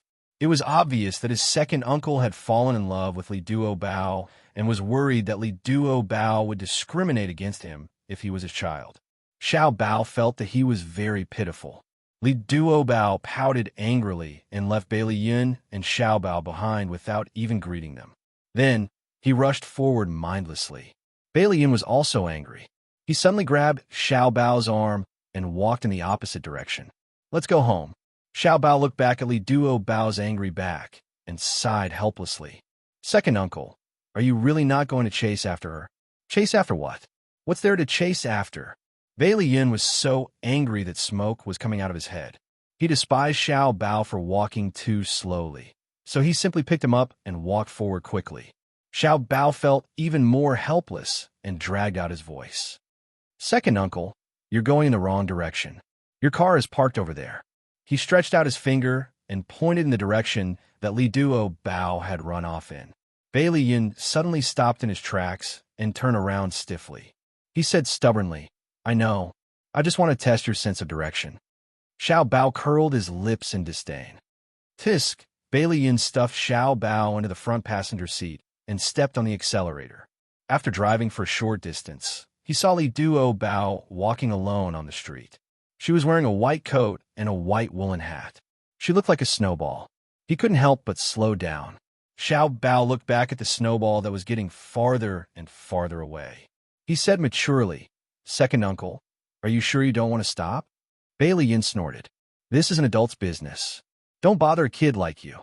Xiao Bao curled his lips. You know that you're an adult too? You're even more childish than a kid like me. You were clearly in the wrong just now. Bailey Yun paused. Was it really my fault? Xiao Bao rolled her eyes. It's your fault. There's no need to doubt it. Bailey Yun's lips tightened. He suddenly sped up and the car rushed out. Seeing that he had reached the next intersection, he suddenly turned the steering wheel, turned the car around, and drove back. In less than 5 minutes, the Ferrari stopped in front of Li Duobao. Li Duobao heard the sharp sound of brakes and subconsciously looked back. He didn't expect Bailey Yun to jump out of the car. She bit her lip and pretended not to see him. She turned around and continued to walk forward. Bailey Yun ran behind her and grabbed her arm. What are you doing? She turned around and glared at him. Bailey Yun frowned. Stop messing around. Get in the car. She snorted. Didn't you say you wouldn't pester me anymore? Why do you care so much about me? He suddenly tightened his grip on her arm and said calmly, It's not easy to get a taxi here. As a gentleman, I won't leave a lady halfway. Li Duobao said angrily, This is China. You don't need to follow those gentlemanly principles, so you don't have to care about me. Let go. You. Bailey Yun frowned and was about to reprimand her again. However, when he saw that she lowered her head and half of her fair neck was exposed, the anger in his heart miraculously dissipated. He tried his best to soften his tone. Stop messing around. It's cold outside. Get in the car. She didn't know why, but when she heard his gentle voice coaxing her, she felt a strange feeling in her heart. She looked up and suddenly met his deep gaze. His lips curved and he said gently, It was my fault just now. Don't be angry anymore. Her heart suddenly skipped a beat. He suddenly held her hand and led her to the car. She forgot to struggle and followed his footsteps. Her eyes stared at their intertwined hands, and her heart was a little flustered, but also a little sweet. The car door suddenly opened, and Xiao Bao jumped down from the front passenger seat. He chuckled and said, Sister, you sit in front. I'll sit in the back. He wiggled his little butt and climbed into the back seat. Li Duobao glanced at Bailey Yun and pursed her lips. She pushed his hand away and bent down to get into the back seat as well. She sat beside Xiao Bao. Xiao Bao had a habit of taking an afternoon nap. Not long after the car started, he felt sleepy and dozed off in his seat. Li Duobao saw that he was sleeping so hard and carried him into her arms. Not only did the little guy not wake up, he even adjusted his sleeping position and slept soundly in her arms. Li Duobao lowered her head and looked at the little head that was pressed against her chest. Her cheeks quietly blushed. Bailey Yun saw the situation in the back seat from the rearview mirror and suddenly felt a little jealous of Xiao Bao. Li Duobao looked up and happened to see Bailey Yun's burning gaze through the rearview mirror. She blushed even more and coughed uncomfortably. She wanted to say something to break the awkwardness. You seem to be very afraid of ghosts. Forget it. Pretend I didn't ask. She frowned in annoyance. She was so stupid. Why did she bring it up? Her expression pleased Bailey Yun. His eyes were filled with a smile, and the corners of his lips curled up. I've been very afraid of ghosts since I was young. Li Duobao didn't expect him to answer. She blinked and asked, Why? Ghosts are all fake. The smile in Bailey Yun's eyes faded. It's a long story. Since you've seen the gossip reports about me, you should know that I'm the illegitimate son of the Bailey family. Li Duobao grunted and quickly said, If it's not convenient for you to say, then forget it. He looked ahead and said in a calm voice, When I was 5 years old, I was brought back to the Bailey family. I slept alone in a very big room. It was cold and gloomy. I missed my mother, but I didn't dare to cry because I would be hated by my family. Li Duobao looked at his handsome face through the rearview mirror. His expression was indifferent, as if he was talking about someone else's story. She felt a little sour in her heart. He pursed his thin lips and continued. One night, it was raining heavily. There was no one at home. They had all gone to attend old Master Bai's birthday party. I was hiding under the blanket alone. Suddenly, I saw a scary face appear by the window. Lightning flashed, and I saw that the face was covered in blood. A pair of black eyes were staring at me. Li Duobao was shocked. What happened next? Bailey Yun gripped the steering wheel tightly, and his voice changed. Later, I heard that someone had invaded that night and wanted to steal something valuable. In the end, he accidentally fell and injured his head, so his face was covered in blood. He didn't give up and climbed up to the second floor, which was outside my window. In the end, I found him, she asked nervously. What about you? How are you? He was stunned. After a long time, his voice returned to normal. I was so scared that I screamed and then fainted. After that, I became afraid of things like ghosts. Li Duobao bit her lip and felt a little uncomfortable. A 5 or 6-year-old child was at the age where he was full of fantasies. It was inevitable that he would let his imagination run wild when he lived alone in an empty house. Coupled with his family's neglect of him, his young heart was even more sensitive. When he saw a face covered in blood, he mistook it for a ghost and was left with a psychological shadow. She said impulsively, "I'm not afraid of ghosts. If you're scared in the future, you can look for me." His eyes were filled with warmth and his lips curved. "What if I'm so scared that I can't sleep in the middle of the night?" She said without hesitation, "Call me. I'll tell you a joke." He chuckled. "You said it. Don't forget your promise." She nodded. "I never go back on my words." He looked at her eyes from the rearview mirror. Her round eyes were filled with determination, and his heart couldn't help but feel warm. Almost instinctively, he asked in a low voice, "Li Duobao, will you accept a single man with a child?" Li Duobao was stunned. "Are you referring to a divorced man with a child?" He pursed his thin lips, and his eyes flickered. "I'm not married, but I have a child. Heir." She smiled and touched her nose. "I've never thought about this." The light in his eyes gradually dimmed. She found it strange. "Why are you suddenly asking this?" His thin lips pursed. "Nothing. I'm just asking." "Oh." The two of them didn't speak for the rest of the journey. The car stopped below Li Duobao's building. She looked down at Xiao Bao, who was sleeping soundly in her arms. She couldn't bear to wake him up. She looked up at Bailey Yun and said in a low voice, "Why don't I sit for a while longer?" Bailey Yun replied, "Okay. Sorry to trouble you." The two of them sat in the car in silence. Xiao Bao slept soundly. After about 10 minutes, he rubbed his sleepy eyes and got up from Li Duobao's arms. "You're finally awake." Li Duobao smiled and ruffled his hair. Xiao Bao looked out of the window, stretched, and asked, "Sister, are you here?" "Yeah. Do you want to go upstairs and have a seat?" "Okay." Xiao Bao jumped down from her arms. "Another day, Xiao Bao. Don't you have something to do?" Bailey Yin stared at Xiao Bao with a burning gaze. Xiao Bao blinked. "Oh, right. I forgot. Sister, we still have something to do. We have to go back first. We'll go to your house to play next time when we have time." "Okay." Li Duobao liked Xiao Bao very much. She rubbed his pink cheeks.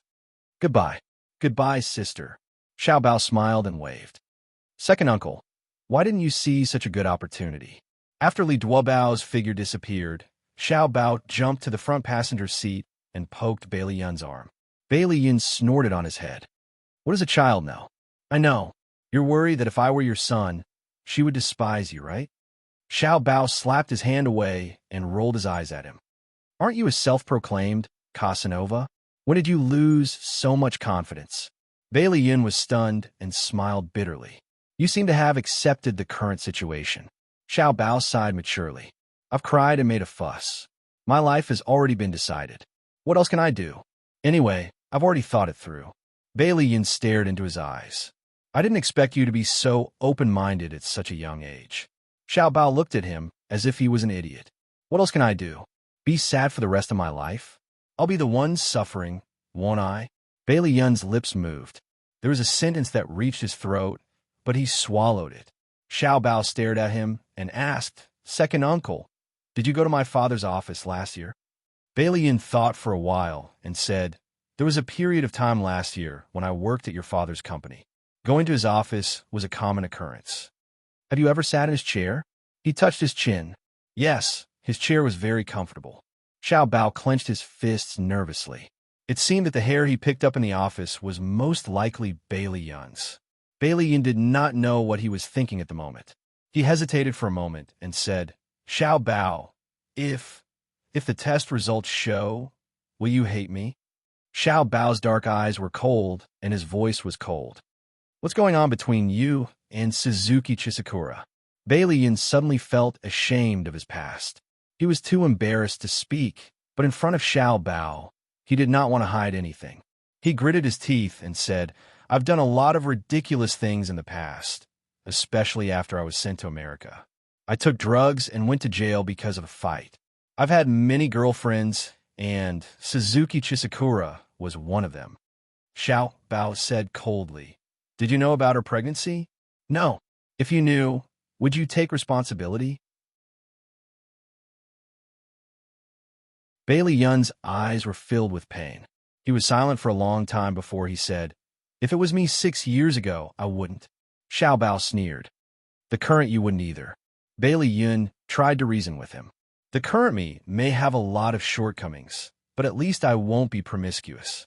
Unless I like her, I won't touch her. Since she's someone I like, I'll naturally take responsibility." Xiao Bao crossed his arms. He was unbelievably calm. "So, even if Suzuki Chisakura comes looking for you now, you won't take responsibility because you don't like her, right?" In front of him, Bailey Yun felt as if he had been stripped of all his pretense. Although he was unwilling, he had to admit that Xiao Bao's words hit the nail on the head. He nodded stiffly. Xiao Bao laughed mockingly. "In the eyes of adults, what are children? Xiao Bao, forget it. It's too early to talk about this. Let's wait for the test results to come out." Xiao Bao turned his back to him and built an invisible barrier between the two of them. They did not tell anyone about the paternity test. Xiaodong wanted to ask Xiao Bao about their whereabouts today, but Xiao Bao was very tight-lipped. She had no choice. After thinking about it for a long time, she was still worried. She called Mika Kido and asked him to investigate Suzuki Chisakura's background. She felt that this woman was not simple and was worried that she would play tricks. The next day, Bailey's family received a letter from Suzuki Chisakura's lawyer. Her lawyer said that Suzuki Chisakura had filed a lawsuit in court, intending to fight for Xiao Bao's custody through legal means. Bailey's family was furious. Behind Xiao Bao's back, the old madam scolded Suzuki Chisakura. Bailey Han hired the most famous lawyer in a city at a high price to fight this case. Bailey Yun was also furious. However, he did not act rashly. He was waiting for the results of the paternity test. Awesome novel Hongcha 866.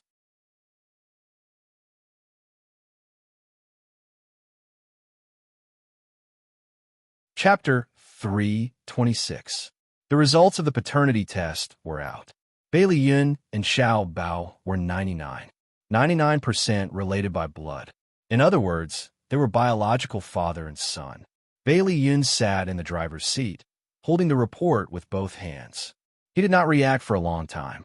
Xiao Bao already knew that this would be the result. He was very calm and looked at him coldly. "What do you plan to do now?" Bailey Yun's fingers clenched tightly. He crumpled the report into a ball and threw it into the glove compartment. He did not know how to face Xiao Bao, so he did not look at him. His gaze was unfocused as he stared ahead. His voice was dry. "Do you want to be with me or your mommy?" Xiao Bao was silent for a long time. "Is there any possibility of you two being together?" Bailey Yun's fingers tightened on the steering wheel. The veins on the back of his hand were throbbing. He had never been so embarrassed before. He opened his mouth and squeezed out a few words. "I'm sorry. Sorry, it was impossible for them to be together." In fact, Xiao Bao had already expected this. He could tell that Bailey Yun had feelings for Li Duo Bao. However, no matter how smart he was just a child. He wanted to have a complete family with his biological parents. Xiao Bao turned around. He did not want to see him anymore. His big eyes were filled with tears. He said softly, "Whatever. I'll be with whoever wins the lawsuit." "Xiao Bao, don't say things out of anger." Bailey Yun suddenly turned his shoulders. When he saw the tears in Xiao Bao's eyes, he was stunned. Then, he hugged his weak little body tightly. His voice was pained. "I'm sorry, Xiao Bao. I'm very sorry." Xiao Bao's tears fell. He said in a sobbing voice, "What do you have to be sorry for? Anyway, I'm just the product of your youth. Give me back my parents. I don't want you. I don't want you at all. I'm sorry, I'm sorry. It's all my fault." Bailey Yun's eyes were also filled with tears. He hugged Xiao Bao tightly. "Xiao Bao, follow me. Although I don't know how to be a good father, I will work hard and make it up to you. Trust me." Xiao Bao wailed in his arms. As he cried, he pounded on his back and cried, I don't want you guys, I don't want you guys. Bailey Yun felt terrible. He regretted the absurd things he had done in the past. Xiao Bao, listen to me.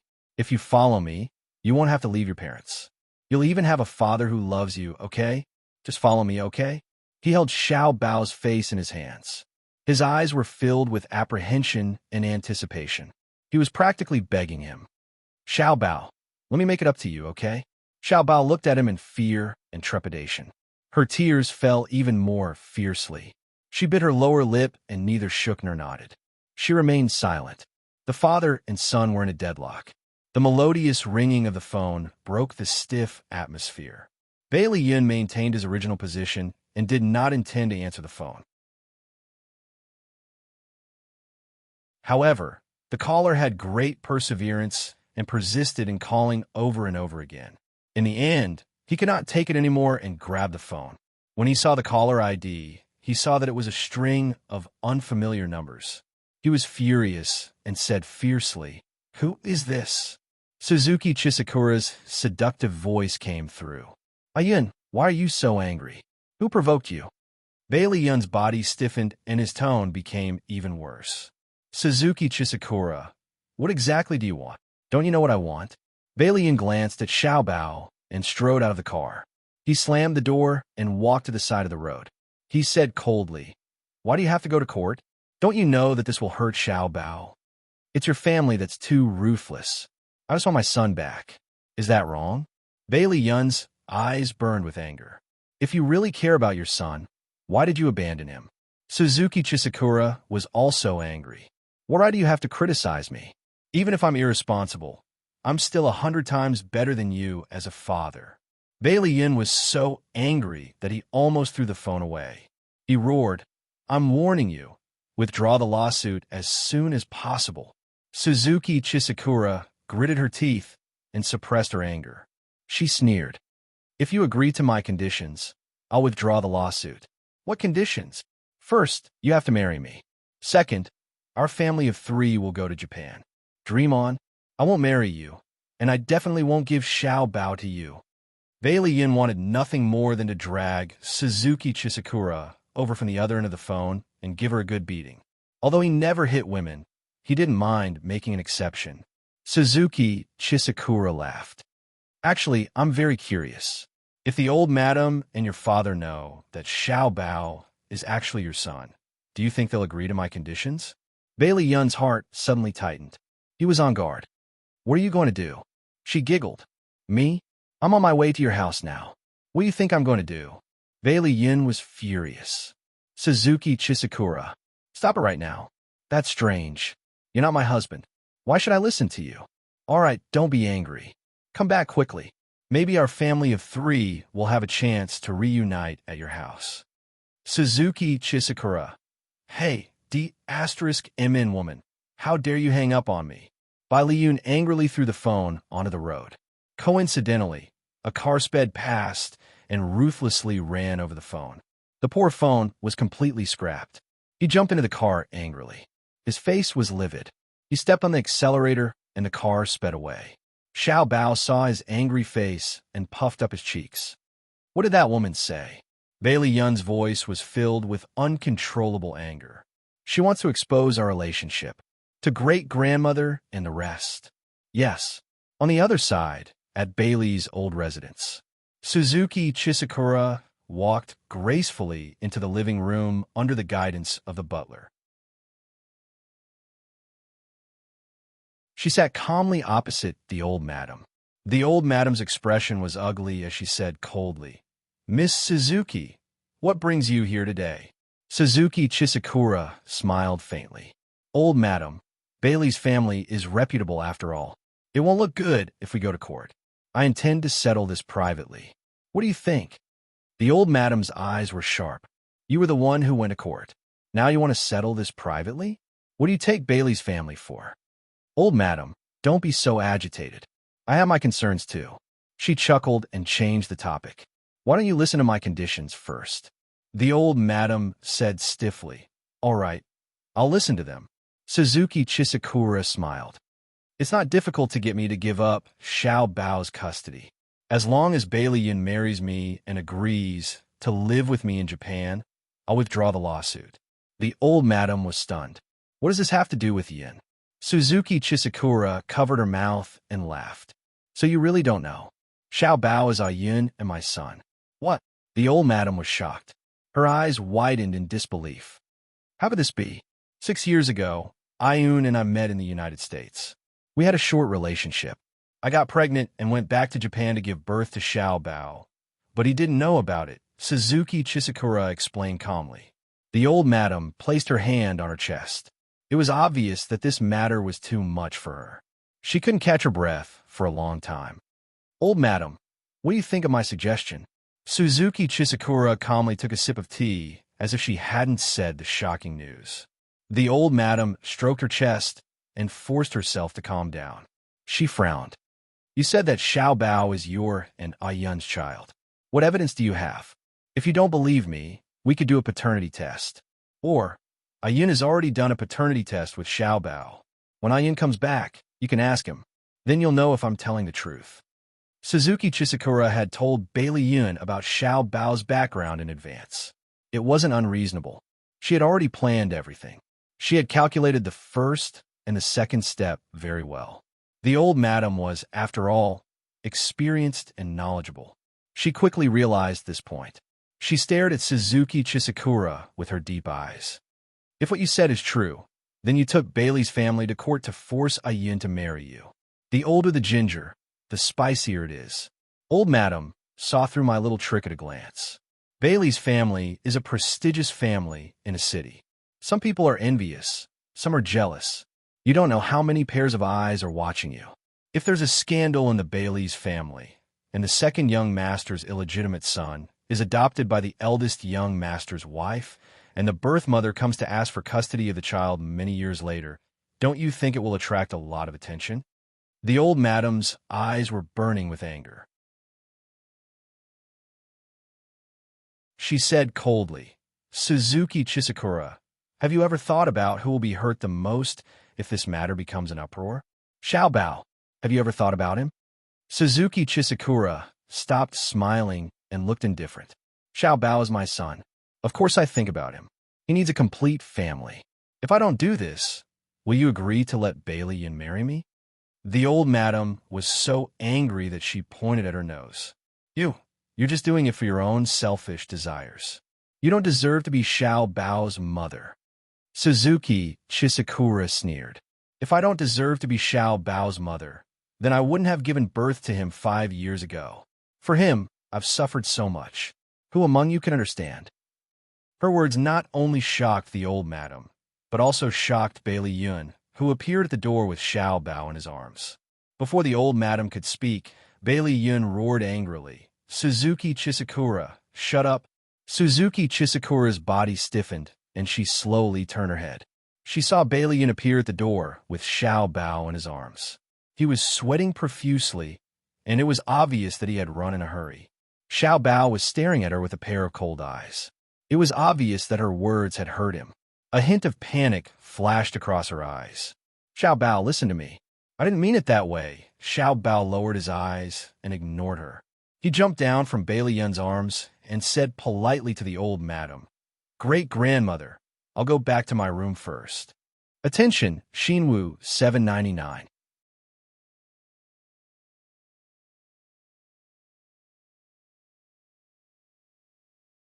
Chapter 327. Old Madame Gu's eyes were filled with worry. Okay, good boy. Go up quickly. Xiao Bao didn't look at anyone else. He turned around and walked upstairs with his head held high. When he was out of their sight, tears quickly gathered in his eyes. He raised his hand and wiped them away. Xiao Bao. Xia Dong saw him in the corridor and jogged over to him. She gently wiped his tears. Xiao Bao, what's wrong? Mom. Xiao Bao suddenly threw himself into her arms and hugged her tightly. He couldn't control his tears any longer. Mom, why did you adopt me in the first place? Because the first time I saw you, I felt that you were my son. Xia Dong kissed his cheek and carried him to his room. She whispered, Xiao Bao, your father and I will always be your parents. Yeah, I know. He leaned his head against her chest. It was very warm. It was his chest that sheltered him from the wind and rain. In his heart, she would always be his mother. Xiaodong carried him back to his room. She stroked his soft hair and said gently, "Baby, are you tired? Do you want to rest for a while?" Xiaobao tugged at her clothes and looked at her pitifully with his big wet eyes. "Mom, stay with me." "Okay, it's rare for my son to be so obedient." Xiaodong smiled as she tucked him into the blanket. She also got in and hugged him. He puffed up his cheeks and muttered unhappily, "I've always been very obedient." Yes, you're obedient." Xiaodong's eyes curved. She stroked his pink little face. "Close your eyes and sleep for a while. When you wake up, all your worries will be gone." "Mom, you're lying. I'm not a child anymore." Xiaodong snorted. "In my eyes, you'll always be a child." He pouted and did not refute. His dim eyes gradually lit up, and he said coquettishly, "Mom, I want to listen to a lullaby." "Okay, I'll sing it for you." "Gigai, close your eyes." Xiaodong stroked his hair and hummed a lullaby softly. He didn't know how many times he hummed it, but his breathing gradually stabilized. She stopped humming and turned sideways to look at the sleeping little fellow, her eyes overflowing with warmth. Downstairs, the conversation between the old madam and the other two had reached a stalemate. Bailey Yun was already on the verge of exploding. The old lady gave him a look to stop him from speaking again and ordered Suzuki Chisakura to leave. "Miss Suzuki, we will consider your conditions. Please go back first." "All right, old madam. Let me remind you that the court will be in session in a week. You have to make a decision as soon as possible." With that, Suzuki Chisakura politely bowed to the old madam and Bailey Yun before leaving. The old madam supported her forehead with one hand, looking exhausted. "Ayun, is what that woman said true? Is Xiao Bao really your son?" Bailey Yun lowered his eyes. "Yes." The old madam was stunned for a moment before she sighed slowly. "You heard her conditions. What do you think?" Bailey Yin did not hesitate. "I won't marry her, and I won't live with her in Japan. Xiao Bao's custody can't be handed over to her either." The old madam looked at him. "Are you ready to raise Xiao Bao?" Bailey Yin looked serious. "Grandma, I know I've done a lot of ridiculous things in the past. I've thought it through these 2 days. It's time for me to pay for my past absurdity. Whether you agree or not, I'll fight for the custody of Xiao Bao. He's my son." He emphasized the last sentence with a serious look in his eyes. The old madam's eyes gradually filled with admiration. She nodded. "Ayun, you finally matured. Don't worry. As long as you're determined, the Bailey family will fight for Xiao Bao's custody no matter what price we have to pay." If the old madam still had some misgivings before, she no longer had any. After all, Xiao Bao was still a descendant of the Bailey family. She couldn't be happier. The old madam quickly announced the news to the whole family. Everyone felt the same way. At first, they were shocked, but after thinking about it carefully, they felt happy. No matter what, Xiao Bao was still a descendant of the Bailey family. After everyone calmed down, they began to discuss how to deal with Suzuki Chisakura. Bailey Han said, "Lawyer Ian said that if the case is purely about the adoption, we have a high chance of winning. However, if Suzuki Chisakura turns her attention to fighting for custody with the child's father, the outcome will be difficult to predict because the law generally favors the mother." The old madam nodded. "That's what I'm worried about." Suzuki Chisakura made her intentions clear today. She'll fight for custody at all costs. She'll definitely make a big fuss about Ayun. Bailey Yin frowned. "She knows us like the back of her hand, but we don't even know her background. It looks like we're already at a disadvantage." Bailey Han smiled. "Don't worry. We'll find out about Suzuki Chisakura's background very soon. Xia Xia has already asked Mika Kido to help investigate her. We'll get the results by tomorrow at the latest." Bailey Yin relaxed his frown. "As long as we produce evidence to prove that she's not a good mother and can't raise Xiao Bao, the law will be on our side." While the Bailey family was discussing countermeasures, Suzuki Chisakura made her move. She hired someone to spread the news online. The title was, "Rich Second Young Master's Illegitimate Child Was Adopted by Sister-in-Law. Shocking Inside Story Exposed." Although the name of the protagonist was hidden in the post, It described the protagonist's family relationship and marital status in detail. A few months ago, Xia Dong and Bailey Han's marriage had caused a stir. Everyone knew about them, so it was easy to connect Xia Dong and Bailey Yun with the protagonist in the post. Some people even speculated that Bailey Yun and Xia Dong had an affair, so Xia Dong was raising the illegitimate child for him. After the post became popular online, it quickly attracted the attention of the media. At this time, someone with ulterior motives exposed the lawsuit between Suzuki Chisakura and the Bailey family over Xiao Bao's custody. Outside the lawyer's building, a reporter ran into Suzuki Chisakura. She appeared in public as a very loving mother who had been searching for her son for many years. Her eyes were red as she repeatedly said that she didn't want to ruin the Bailey family's peaceful life. She just missed her son so much that she wanted to reunite with him. In short, before the lawsuit started, the public began to sympathize with the weak Suzuki Chisakura.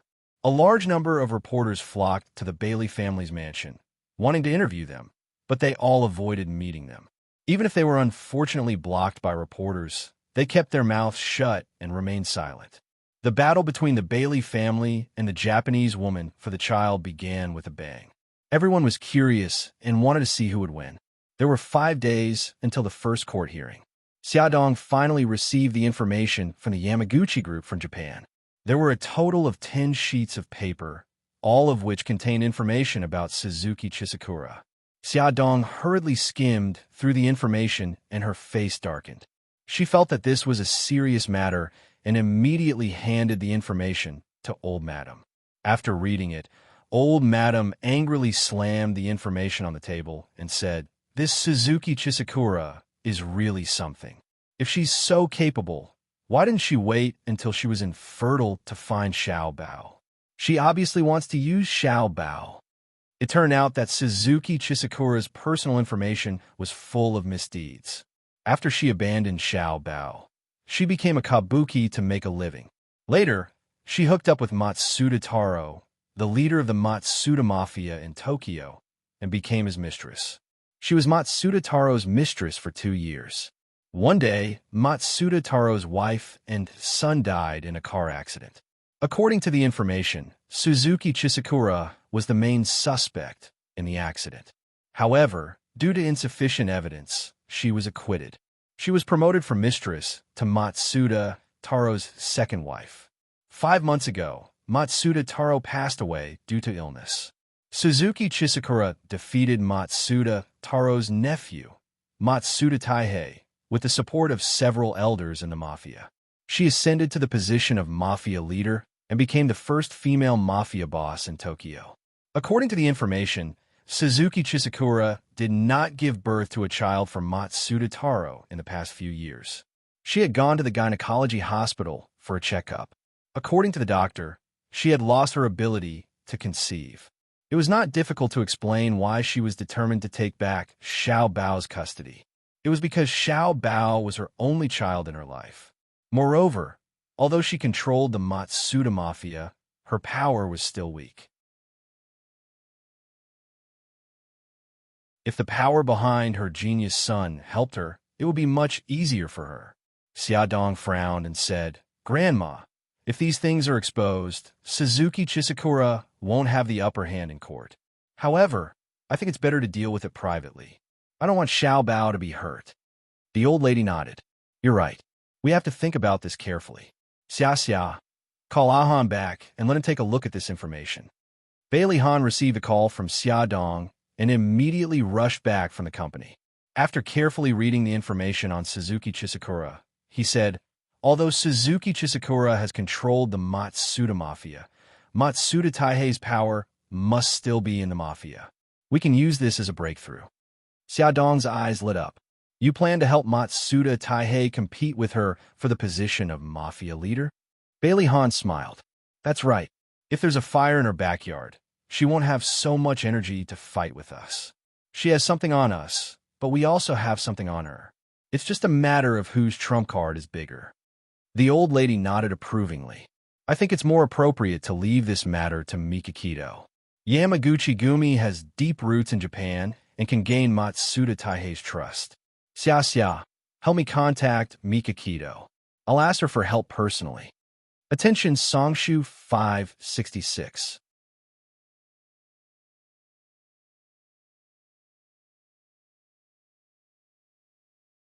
Chapter 328.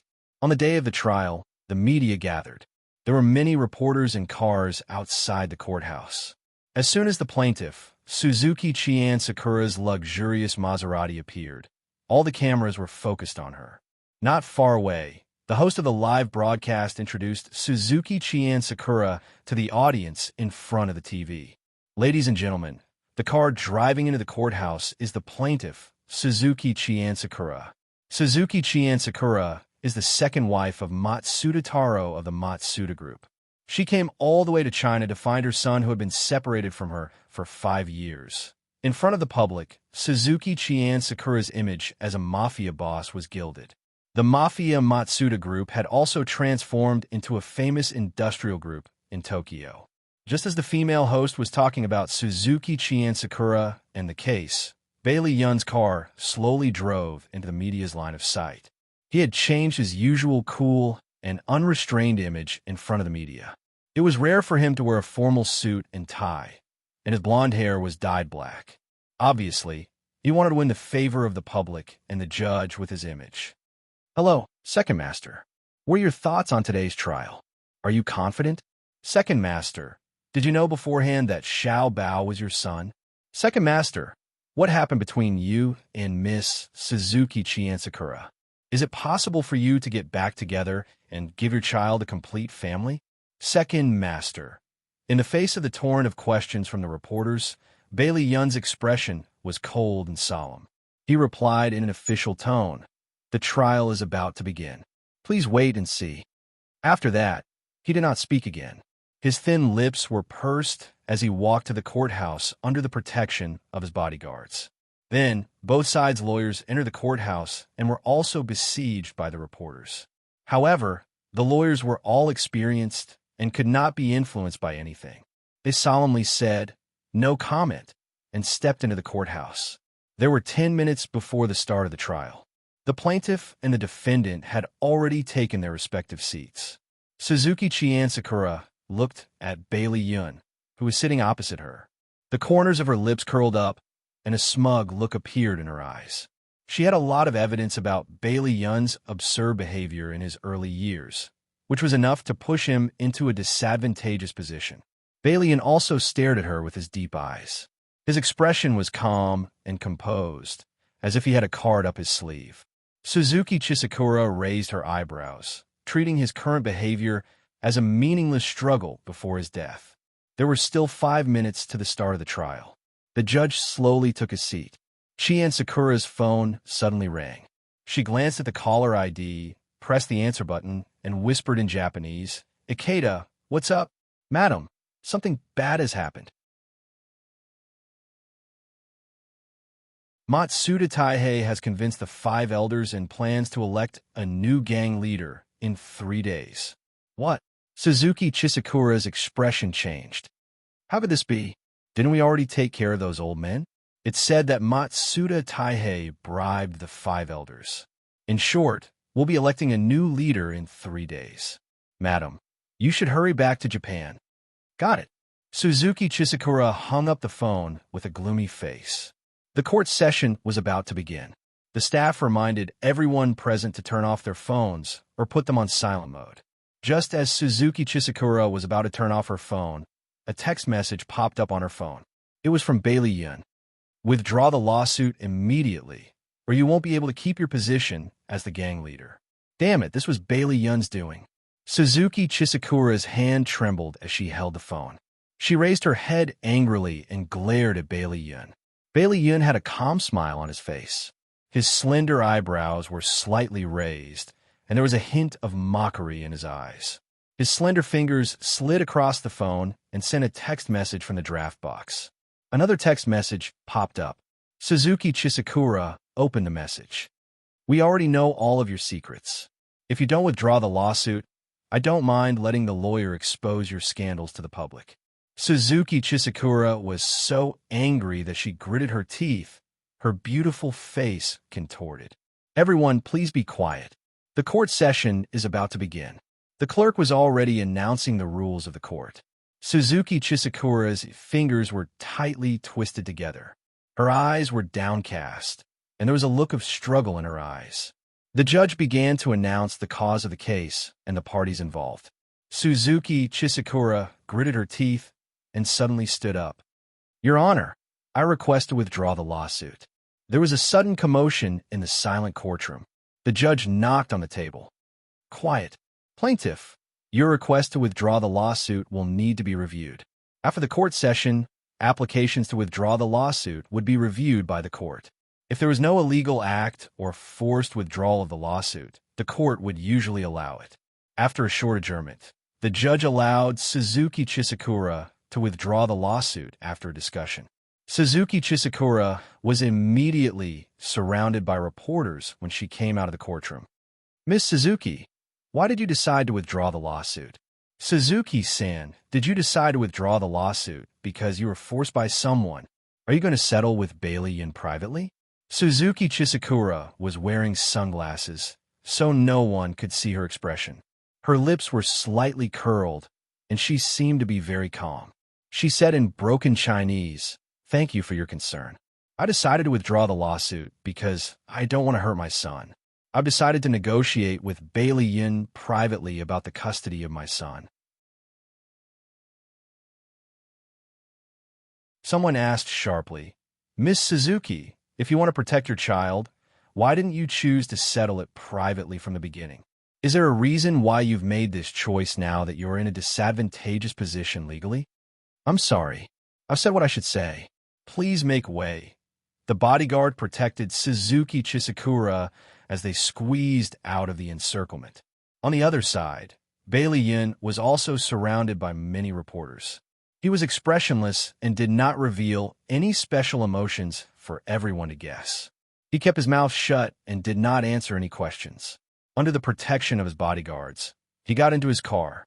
Suzuki Chisakura and Bailey Yin's car drove out of the media's sight.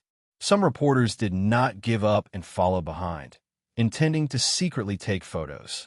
However, the two of them were not ordinary people. They had already noticed that someone was following them. The bodyguards drove the car left and right to get rid of the reporters. Suzuki Chisakura leaned back in the comfortable seat and dialed Bailey Yin's number. She said calmly, "I want to see you." Bailey Yin casually brushed the hair in front of his forehead. "Okay, I'll see you at Binchuan Road in half an hour." Their cars arrived at the agreed location one after another. There was a high-end tea house there, which Bailey Yin's friend had invested in and opened. The environment was elegant, and it was easy to hide. Under the guidance of the waiter, Chisakura Suzuki arrived at a luxurious private room on the second floor. Bailey Yin was lazily leaning on a bamboo chair. His slender fingers were holding a cup of tea as his fingertips gently caressed the delicate porcelain. His movements were elegant and leisurely. When she saw him like this, she felt anger rising in her heart. Knitting her brows, she sat opposite him with a belly full of anger. She coldly said, "What a clever method. It seems that I've underestimated your family." Bailey Yin looked at her with a cold smile. "If it wasn't for my clever method, I'm afraid that everyone would have been fooled by your motherly face." "Suzuki Chisakura, aren't you disgusting? You actually want to use Xiaobao." Suzuki Chisakura flew into a rage out of humiliation. "What do you mean by that? I just want my son back. How is it using Xiaobao?" Bailey Yin sneered. "If you still have the ability to give birth, will you remember Xiaobao? If Xiaobao wasn't the young master of Yamaguchi Gumi and the young master of the Dark Knight clan, will you still insist on him back?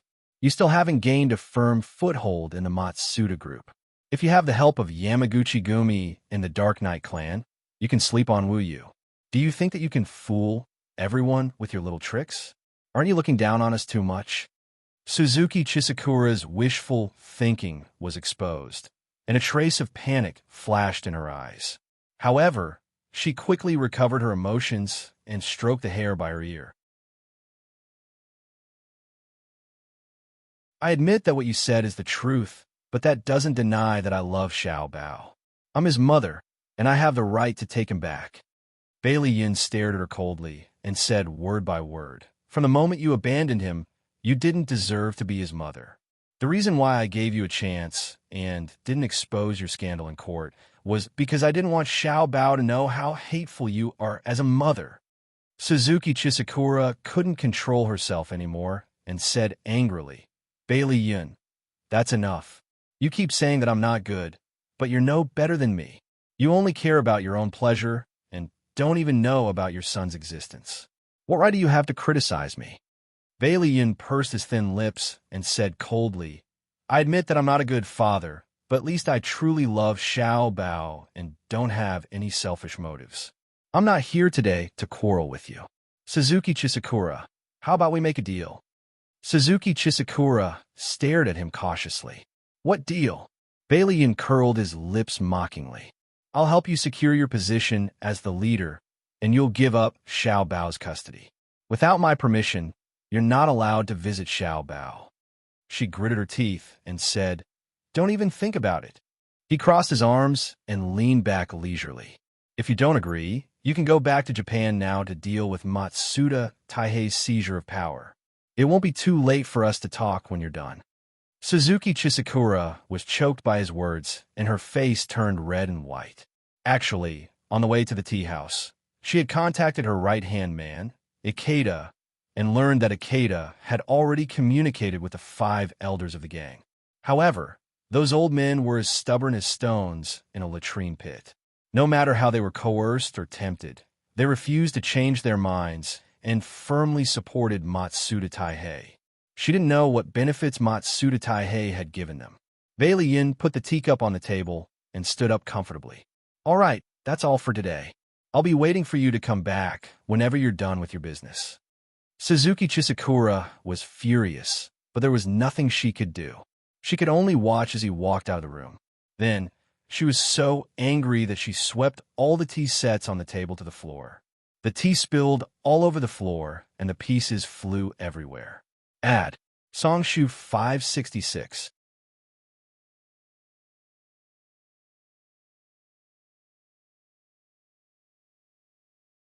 Chapter 329. Bailey Yun, who had just walked out of the door, naturally heard the noise inside. He patted the shoulder of the waiter standing next to him and winked at him. The waiter nodded, walked into the room, and bowed politely to Suzuki Sakura. "Miss, this tea set is an antique from the Ming Dynasty. It's worth 5 million. Would you like to pay by card or cash?" Suzuki Chisakura's vision turned dark, and she almost fainted from anxiety. Bailey Yin smiled, put his hands in his trouser pockets, and hummed a song as he went downstairs. In the hall, he met the owner of the tea house, Xiao Shu. Xiao Shu glanced at the second floor, raised his eyebrows, and smiled. "No wonder you suddenly asked me to replace the tea set with a valuable antique. It's a pity that my porcelain was all smashed by someone's anger." Bailey Yin raised his eyebrows and smiled. "Come on, your antiques are worth 4 million at most. Won't you be happy if I let you make a net profit of 1 million? Okay, buddy. Thank you." Xiao Shu patted him on the shoulder. "When your matter is solved, let's go for a drink together." Bailey Yin smiled. "Okay, it's a deal. Don't stand me up again. I just stood you up to accompany my wife on New Year's Eve. Do you have to remember it until now?" Xiao Shu said. He suddenly looked at the stairs and lowered his voice. "They're coming down. Do you want to hide? What are you afraid of? It's not like I forced her to throw those things." Bai Liun lazily shrugged his shoulders and leaned back on the sofa. Xiao Shu shook his head. Suzuki Sakura followed the waiter and slowly walked down from the second floor. It could be seen that her face was very ugly. When she saw Bailey Yin sitting on the sofa and chatting with others, her eyes immediately filled with anger, but she couldn't do anything. The waiter led her to Xiao Shu and said politely, "Miss Suzuki, this is the boss of our tea house, Mr. Xiao." "Mr. Xiao, Miss Suzuki accidentally broke your favorite Ming Dynasty tea set. She wants to discuss the compensation with you face to face." Xiao Shu extended his hand in invitation. "Miss Suzuki, please sit." Bailey Yun's eyes were filled with a mischievous smile. He coughed and said, Xiao Shu, since you still have something to do, I won't bother you anymore. Let's meet again another day. Xiao Shu patted his shoulder, the smile in his eyes self-evident. All right, take care. Bailey Yin completely ignored Chisakura Suzuki. After bidding farewell to Xiao Shu, he put on his sunglasses and walked out of the tea house. Suzuki Chisakura held back her anger and negotiated with Xiao Shu, saying that her lawyer would ask someone to evaluate the value of the antique, and then she would compensate. Xiao Shu didn't seem to have any intention of making things difficult for her, and nodded in agreement. However, there is a saying that a strong dragon couldn't suppress a local snake. It wasn't difficult for people like Xiao Shu to make the antique appraiser give an extra million when evaluating the tea set. Bailey Yin suppressed Suzuki Chisakura and caused her to lose money, so he was in a good mood. He predicted that she wouldn't last long and would surrender to his conditions. After all, he had experienced Mika Kito's methods. He smirked and turned on the music in the car. Suddenly, his phone rang. He turned off the music and answered the car phone. Hello, who is this? The person on the other end of the phone hesitated for a moment. Bailey Yin, it's me, Li Duo Bao. Bailey Yin's eyes narrowed. He coughed, and his voice softened. What's the matter? Li Duo Bao grunted and said uncomfortably, I saw the news. It's about you and Xiao Bao. He tightened his grip on the steering wheel, and his expression became cold. Well, I heard that Suzuki Chisakura withdrew the lawsuit today. Are you okay? Bailey Yin's brows relaxed slightly, and the corners of his lips curled up imperceptibly. Li Duo Bao, are you worried about me? She paused and suddenly shouted anxiously, I just don't want Xiao Bao to be snatched away by that woman. All right, I know my attitude is wrong, because that woman is Xiao Bao's biological mother. Forget it, I don't know what I'm talking about. I'm hanging up, don't hang up yet. Hello, Li Duo Bao, beep beep. Bailey Yin stared ahead and his facial muscles twitched uncontrollably. This despicable woman actually dared to hang up on him. He turned the steering wheel with both hands and drove in another direction. Li Duo Bao was very annoyed and scratched her head hard. What nonsense was she talking about? She had nothing to do with Bailey Yin, so why was she so worried? Those were his family matters. Li Duo Bao stared at the landline on the table and frowned in frustration. Should she call him to apologize? She shook her head. Forget it. That guy would definitely misunderstand. Yes, that's right. She shouldn't call him. She was flying to New York tomorrow. She'd better hurry up and pack her luggage. Yes, that's it. Li Duo Bao muttered to herself and turned around decisively. She didn't look at the phone anymore and went back to the bedroom to pack her luggage. As she was too engrossed in packing her luggage, she quickly forgot what she was worried about. Half an hour later, she was already in the kitchen, planning to cook something delicious for herself. The phone in her pocket rang. She wiped her hands and took it out. When she saw the name on the screen, she hesitated for a moment. She asked carefully, Bailey Yin, what's the matter? Bailey Yin's cold voice came from the other side. Come downstairs. Huh? I'm downstairs. Come down right now. Okay. She immediately took off her apron, put on her down jacket, locked the door, and ran downstairs. In less than 2 minutes, Bailey Yin saw a white figure running towards him. Li Duo Bao bent over and supported her legs with both hands, panting heavily. I'm so tired. I ran down. Bailey Yin stared at her in disdain. Then, his gaze fell on her feet. She was wearing a pair of furry slippers with rabbit ears. Isn't there an elevator? Also, why didn't you change your shoes and zip up your clothes? She scratched her head embarrassedly. I was afraid that you'd wait for too long. His eyes flickered. He suddenly walked forward and held her shoulders with both hands to help her stand up straight. Then, he grabbed the hem of her down jacket. She widened her eyes in shock. What are you doing? Idiot, I'm going to help you zip it up. Bailey Yin lowered his head and slowly pulled up the zipper of her jacket. Li Duo Bao blushed in embarrassment and took 2 steps back. Why are you looking for me? Which floor are you staying on? Let's talk upstairs. Bailey Yin turned and walked towards the building. She was stunned for a moment and ran after him. I'm on the 5th floor. The room wasn't big, but it was very clean and decorated cozily. There were 3 or 4 cartoon character pillows on the sofa in the living room. There was a thin blanket on the back of the chair. Seeing that he was staring at the blanket, she quickly put it away and hid it behind her back. She smiled awkwardly. "I like to lie on the sofa and watch TV. Have a seat first. I'll be back soon." She ran back to the bedroom with the blanket and quickly rushed to the kitchen to make a pot of hot tea for him. The aroma of rice wafted from the rice cooker. Bailey Yin looked up at the kitchen. "You're cooking?" "Yeah, I haven't cooked yet. Do you want to stay for dinner?" "All right," he answered quickly. She hesitated for a moment and said, "Why are you looking for me?" Bailey Yin leaned back and leaned against the sofa comfortably. He held his chin with one hand and looked at her with a burning gaze. "Let me ask you, were you worried about me when you called me just now?" Her cheeks were slightly hot. "I wasn't worried about you. I was worried about Xiao Bao," he pressed on. "You were asking about me." She lowered her head and scratched the sofa with her fingers. She said stubbornly, "That was a slip of the tongue. I wanted to ask if you guys were okay." His lips moved. He wanted to say something, but she stood up and said angrily, "I'm not going to talk nonsense with you anymore. I'm going to cook." Bailey Yin watched as she busied herself in the kitchen. His irritable mood gradually calmed down. He thought that it was time to sort out his feelings for Li Duobao. Was it a spur-of-the-moment interest in her? Was it because he found her fresh and interesting, but did he really like her? Li Duobao still remembered the embarrassing incident when she treated him to hot pot last time.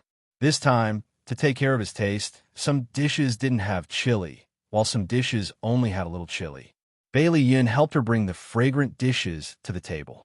The dishes that looked, smelled, and tasted good made his appetite wet. He ate with relish and praised, "I didn't expect you to know how to cook when you look so silly." She puffed up her cheeks. Her big eyes were filled with dissatisfaction. "Are you praising me? When I was young, my father passed away early. My mother was very busy with work. When I came home from school, I would cook and wait for my mother to come back so that we could eat together." Bailey Yin looked at her with a complicated expression. She suddenly burst out laughing. "You don't know. When I first learned how to cook, I was only 7 years old. I was too short. Here, I was this tall." She gestured with her hand. "When I was cooking, I couldn't reach the pot, so I moved a small stool in front of the gas stove and stood on it to cook. In the end, one time, I was too close to the gas stove and the flames almost set my clothes on fire. Fortunately, I smelled the stench." Bailey Yun's heart felt stuffy and a little uncomfortable. He stared at her. "You were almost injured. How can you still laugh?" She touched her nose embarrassedly. "It was very dangerous at that time. But now that I think about it, I feel that it's very funny." Bailey Yun suddenly had an impulse to hug this silly girl in his arms. She grew up in a single-parent family and had a perverted stepfather. However, she had developed a cheerful personality. She did not complain about misfortune and was positive and optimistic about life. She was a very silly but very cute girl. His gaze made Li Duobao a little uncomfortable. She touched her cheek and pouted. "Why are you staring at my face? Is there something dirty on it?" He suddenly grinned. "Come here. I'll help you wipe it." "Oh, okay." She obediently moved her face closer to his. He leaned over and gently planted a kiss on her rosy cheeks. Her eyes suddenly widened. He said, "Li Duobao, let's date. This time, I'm serious." Add Song Shu 566.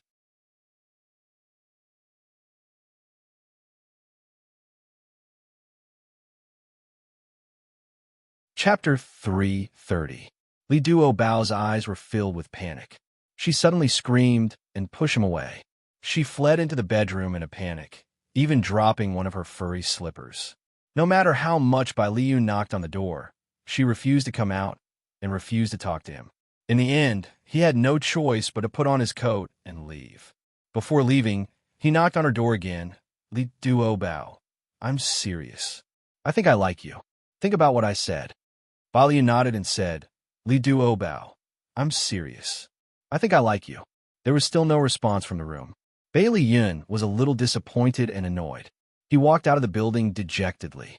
An hour later, he was still sitting in the Ferrari, looking at the floor where she lived from afar. He pounded the steering wheel in annoyance. How could he have been so reckless? It must have scared her now. When he thought of her panicked eyes, as if he was a pervert, he couldn't help but feel annoyed. He called her number, but no one answered. Maybe he should give her time to calm down and think about it. Bailey Yun sighed and finally started the car. Suzuki Chisakura returned to Japan that day. However, she didn't give up on Xiao Bao. She had people secretly follow Bailey Yun and monitor the situation at Bailey's house. When she rushed back to the Matsuda group, she realized that the situation was so serious that she couldn't solve it. Even the subordinates who used to support her had now transferred to Matsuda Taihei's camp. When she communicated with the 5 elders, she found out that Mikakito had intervened in the matter. He was using the power of Yamaguchi Gumi to put pressure on the 5 elders. Suzuki Chisakura immediately contacted Mikakito and wanted to negotiate with him, but Mikakito refused to talk to her. He asked Suzuki to pass on a message to her. He said, "If you don't give up Xiao Bao's custody, she can never be the leader of the Matsuda group." Suzuki Chisakura was so angry that she threw the phone on the floor. She crazily pushed everything on her desk to the floor. After a while, she slumped against the back of the chair and took out a very small photo from the drawer. In the photo was a cute baby. Her slender fingers caressed the photo as tears slowly slid down her face. After a long time, she put the photos back into the drawer. There were still 2 days left. She hoped that things would turn around. However, fate did not favor her. The subordinates who were monitoring Bailey Yun and the Bailey family reported that they did not find any evidence that could be used against them. Chien Sakura even thought of kidnapping the Bailey's family to threaten them, but they seemed to be prepared. They rarely went out in the past 2 days, and even if they did, there were at least 2 bodyguards following them. It was almost impossible to kidnap them. On the 3rd day, it was time for the Matsuda group to elect a new leader. Matsuda Corporation headquarters, inside a spacious and luxurious conference room. Wearing a kimono, Suzuki Chisakura sat at the head of the table with an expressionless face. Matsuda Taihei arrived late. He was wearing a black suit, and there was a gentle smile on his handsome face. It was obvious that he had a card up his sleeve. He was followed by the 5 elders, who looked like they were at his beck and call. "Auntie, I'm late. Please don't mind." Matsuda Taihei greeted her politely, but in Suzuki Chisakura's eyes, it was a provocation. Her beautiful eyes suddenly narrowed, and then she smiled. "Taihei, you're a nosy person. It's understandable that you're late." The 2 of them had already begun to exchange words. The elder coughed and said, "Ladies and gentlemen, today's meeting is to discuss the re-election." The old man rambled on, saying that Suzuki Chisakura was a woman and did not have the ability to lead the Matsuda group. The nephew of the former leader, Matsuda Taihei, was young and promising and was the best candidate for the position. The more Suzuki Chisakura listened, the angrier she became. She felt terrible to see someone who used to support her become a supporter of her opponent. Her thirst for power swelled in her heart, and she felt like she was about to explode. She looked at the phone on the table and finally made up her mind. She coughed and interrupted the elder's long speech. "I'll take a 2-minute break. I have something to do." She did not care about the ugly expressions on everyone's faces. She picked up her phone and walked out of the conference room calmly. In the office, Suzuki Chisakura dialed Bailey Yun's cell phone. "Bailey Yun, I agree to your conditions." Bailey Yun's magnetic voice came through. "I'll say it again. My conditions are: 1. You give up Xiao Bao's custody. 2. You're not allowed to visit Xiao Bao without my consent." She gritted her teeth and said resolutely, "I agree to all of them." "Very well. Tell me the fax number, and I'll fax you the agreement." Bailey Yun had expected her to agree, so he had already asked the lawyer to draft the agreement. Suzuki Chien Sakura gave him the fax number, and within a minute, the agreement was faxed over. Bailey Yun said, "I've already signed the agreement. You just need to sign it, stamp it with your personal seal, and fax it to me. That's all." Suzuki Chisakura hurriedly read the agreement. It was very clear that she was willing to give up custody without any coercion. She had to get Bailey Yun's consent before she could visit Xiao Bao. The agreement also stated that the agreement was effective from the day it was faxed. The terms were very strict, and there were no loopholes. She picked up the pen and was about to sign it when she hesitated. Suddenly, her subordinate knocked on the door. "Madam, Mr. Matsuda Taihei asked me to rush you." They could not wait for her to step down. She made up her mind and no longer hesitated.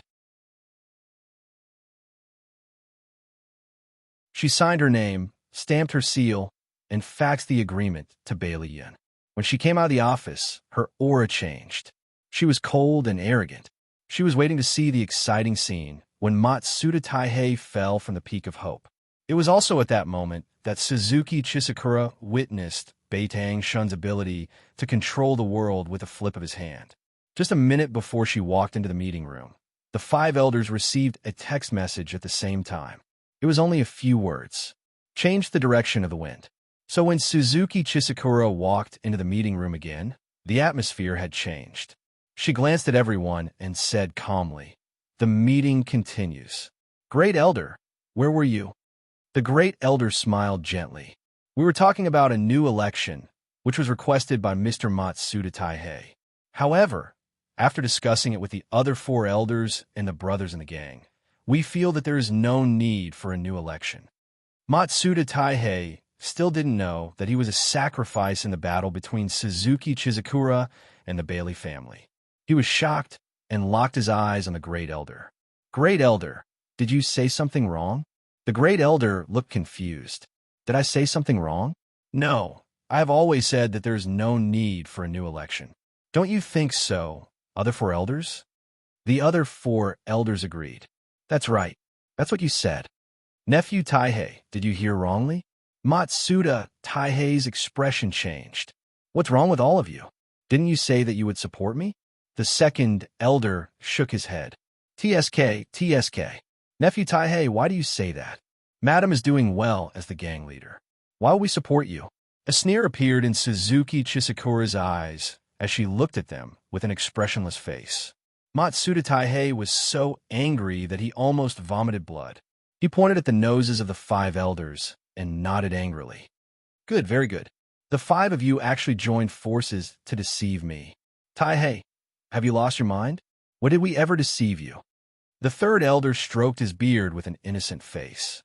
"Suzuki Chisakura, this is all part of your scheme, isn't it?" Matsuda Taihei pounced on Suzuki Chisakura in anger. The bodyguard behind her immediately rushed forward and stopped him. Suzuki Chisakura raised her hand and stopped the bodyguard from escorting Matsuda Taihei out. "Taihei, why are you so agitated? I didn't do anything. Every injustice has its perpetrator. This is the Yamaguchi Gumi's doing. If you have the ability, go and make trouble with Mika Kido." Matsuda Taihei's eyes narrowed as hatred flashed in his eyes. "Mika Kido? Yes, we've all been tricked by him." Suzuki Chisakura sighed. "You know how powerful the Yamaguchi Gumi is. They have always been eyeing the Matsuda group's territory. He intends to use this opportunity to disintegrate the Matsuda group. Don't fall into his trap." In the 5 of them, Matsuda Taihei wasn't a fool. He wouldn't be easily fooled by Suzuki Chisakura's words. He pointed at the 5 elders. "What's going on with them?" Suzuki Chisakura stared at the 1st elder with a smile. "First elder, please explain to Taihei." The 1st elder's forehead was covered in sweat. He knew that she was using this opportunity to put him in his place. An idea flashed in his mind, and he followed Suzuki Chisakura's words. "Taihei, Madam is right. Mika Kido has long wanted to disintegrate the Matsuda group. This time, he deliberately bribed a few of us to support you in seizing the gang leader's position, so as to provoke a dispute between you and Madam. Fortunately, the 5 of us saw through his scheme. At the critical moment, we didn't follow the path he set." The 1st elder walked to Matsuda Taihei's side and waved his hand, signaling the bodyguards to let him go. He patted Matsuda Taihei's shoulder and said apologetically, "I'm sorry that we lied to you. However, we only pretended to fool Mika Kido. Please forgive us." The 2nd elder said, "Nephew Taihei, No matter what misunderstanding you have with us, it's a gang matter. Our common enemy is Mikakito. Suzuki Chisakura looked at Matsuda Taihei with a sincere gaze. Taihei, you're a sensible person. Let's pretend that nothing happened today. Let's think of a way to deal with Mikakito together. Their words had dispelled all of Matsuda Taihei's doubts. They had also transferred all of his resentment to Mikakito. As a result, Mikakito was buried in a disaster. Awesome novel Songshu 566.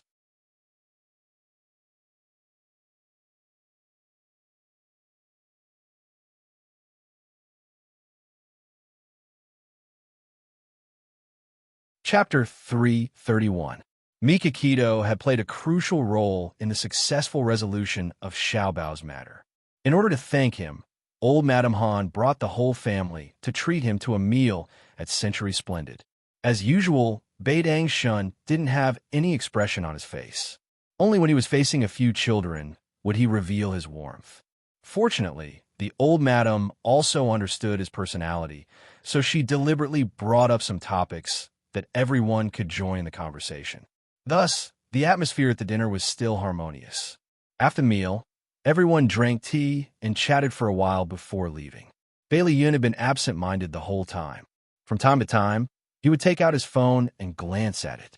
When he came out of the hotel, Bailey Han patted him on the shoulder and said in a concerned tone, "What's the matter? I see that you've been absent-minded tonight." Bailey Yun shook his head. "It's nothing. If you have something to say it. Don't keep it to yourself." Bailey Yun's eyes moved. He was a little surprised. Bailey Han would never say such words in the past. Although they were brothers, they rarely interacted with each other. Looking at Bailey Han's serious expression, he didn't seem to be joking. He raised his eyebrows. "Okay, I got it." Bailey Han nodded. Xia Dong came out of the hotel with the children. Xiao Bao held Xiao Guai's hand and didn't look at Bailey Yun. Bailey Yun coughed and said, "Xiao Bao, are you taking my car or your father's car?" Xiao Bao didn't know how to face Bailey Yun. He didn't want to call him daddy, but he couldn't call him second uncle. When he had to talk to him, Xiao Bao would directly address him as you. Although Bailey Yun didn't feel good about it, he couldn't do anything about it. He understood that the relationship between father and son needed time to develop.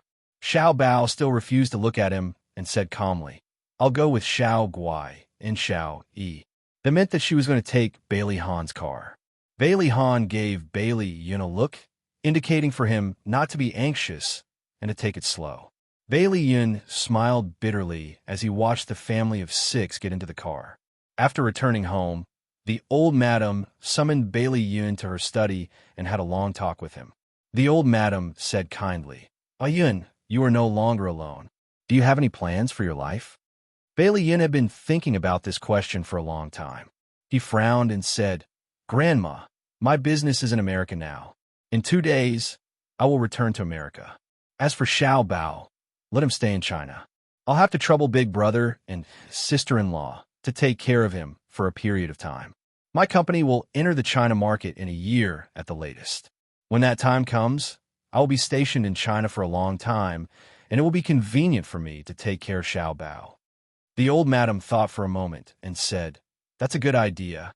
However, you should discuss it with Xiao Bao first. There are many problems between you and your father, and you need to communicate well." Bailey Yun nodded. "I understand, Grandma." The old madam looked at the respectful grandson in front of her. He was no longer the hedonistic son of a rich family. She felt comforted, and her tone became gentler. "Yun, have you considered your personal problems?" Suddenly seeing the eagerness in her eyes, Bailey Yun was a little stunned. He had never thought that the old madam, who had always been strict and cold to him, would look at him with such eyes. He pursed his lips and felt a little uncomfortable. "I actually have a girl that I like," the old madam hurriedly said. "What's her character like?" Bailey Yun coughed, and his ears turned slightly red. "She's very innocent and not scheming. She's also a little silly." It was the old madam's first time seeing his embarrassed expression. She couldn't help but laugh. "It's good that she has a good character. What does she do?" "Stewardess." Bailey Yun paused and deliberately softened his tone. Her family background is average. She comes from a single-parent family. The old madam's smile did not fade. She joked, "Why? Are you worried that I'll say something about your family background not matching, so I'll oppose you too? If it was a year ago, I might have really done that. But now I've seen through it. Su Xingchun and Su Yunxian. Which one of them isn't the daughter of a rich family? They're full of evil tricks. If I really married them, there would be no peace in the family. As long as that girl has a good character, a good heart, and won't mistreat Xiao Bao, I have no objections." A smile appeared in Bailey Yun's eyes, and his lips curved. She likes Xiao Bao a lot. Xiao Bao likes her too. His marriage was a big worry for the old madam. At this moment, hearing him say this, she immediately felt relieved. She smiled and said, "That's good, that's good. Set a time with that girl. I'll meet her." Bailey Yun coughed and looked embarrassed. "Grandma, it's just that I like her. I don't know if she likes me." The old madam was angry and amused. She pointed at his nose and said, "Look at you. Aren't you very popular with girls? Since she's so good, hurry up and chase her here." Bailey Yin felt wronged. "I want to, but she's not answering my calls or replying to my messages." The old madam was anxious. She stomped the floor with her walking stick. "Go to her house and find her." Bailey Yin laughed, his long and narrow foxy eyes slightly raised. "Grandma, why are you more anxious than me?" The old madam slapped him on the head in annoyance. "You're already so old, but you can't even get a girl. How can I not be anxious?" Bailey Yun's eyebrows were full of smiles. "Grandma, you haven't even seen her, and you're already sure that she's suitable for me?" The old madam looked into his eyes seriously. "Yun, you've played for so many years and have dated so many girls. You know who's suitable for you." Grandma just believes in your taste. The ice in Bailey Yun's heart gradually melted. He slowly curled his lips. "Grandma, thank you." The old madam patted his shoulder and said gently, "Yun, we neglected you in the past. I hope that we can make it up to you in the future. I'm old, and I've seen many things. Right now, I only know one reason, and that is family is the most important. No matter where you go, you have to remember that at home, there's still someone thinking about you." Bailey Yun was slightly startled and then chuckled. "Grandma, I'll remember." The old madam smiled. "Go, get that girl as soon as possible." "All right." Bailey Yun came out of the study and stood in the empty corridor for a long time. On the way back to his room, he passed by Xiao Bao's room. He hesitated for a moment, raised his hand, and knocked on the door. "Xiao Bao, it's me. Can I come in?" Xiao Bao's voice was muffled. "Come in. What are you doing?" Bailey Yin walked into the room and saw Xiao Bao sitting in front of the desk. His back was straight, and he was holding a pen in his right hand, writing something quickly. Xiao Bao did not even turn his head. "I'm doing my winter homework. School will start in a few days." Bailey Yin stood behind him. "After you're done, I'll check for you, okay?" He tried his best to play the role of a father. "No need." Xiao Bao rejected him immediately. A certain someone was a little hurt. His fingers scratched the back of the chair, and he cried silently in his heart. Xiao Bao seemed to realize that he had rejected him too quickly. He puffed up his cheeks and added, "My answers are 100% correct, so there's no need to waste time checking." A certain someone was energized, as if he had been injected with chicken blood. "Then do you want to listen to a bedtime story?" Xiao Bao pursed his lips. "No need. I'm not in the mood today." "Oh." A certain someone was crestfallen again, and he sighed from time to time, like a resentful wife who had been abandoned. Xiao Bao's mouth twitched, and the handwriting on the exercise book became messy. He suddenly turned around and looked at the certain someone behind him, who was walking around resentfully. "Are you bored?" Bailey Yun's resentful eyes immediately drifted over, and he looked like a resentful wife. "You don't seem to need me at all. I'm really an incompetent father." As he spoke, he squatted down and hugged his knees with both hands. He looked up and stared at Xiao Bao with pitiful eyes. Xiao Bao was about to explode. He slammed his pen on the table and shouted at the certain someone who was pretending to be pitiful. "Hey, you're an adult. Don't you think your current behavior is very shameful?" Bailey Yin shook his head fiercely. His gaze was pitiful, and his tone was desolate. I think it's more shameful to be ignored by my own son. Ah, Xiao Bao was about to go crazy. Why did he have such a shameless father? If you have nothing else to do, get out. Bailey Yun's tone was bleak. Son, don't worry about me. Please continue to ignore my existence. When you're done with your homework, just give me 10 minutes. We'll have a good talk. I came to my homework with you here, okay? Xiao Bao threw caution to the wind. He moved a small stool over and sat in front of him. Tell me, what do you want to talk to me about? Bailey Yun patted his head. His foxy eyes narrowed into slits. Call me Daddy, and I'll tell you. Xiao Bao silently turned his head and stood up. He didn't even want the small stool. He sat back down on the chair in front of the desk, picked up his pen, and continued to do his homework. Bailey Yun was really injured. He hid in a corner and licked his fur to heal his injuries. After a while, he pretended to be lighthearted and said, Son, actually, I really do have something to talk to you about. Xiao Bao's body didn't move.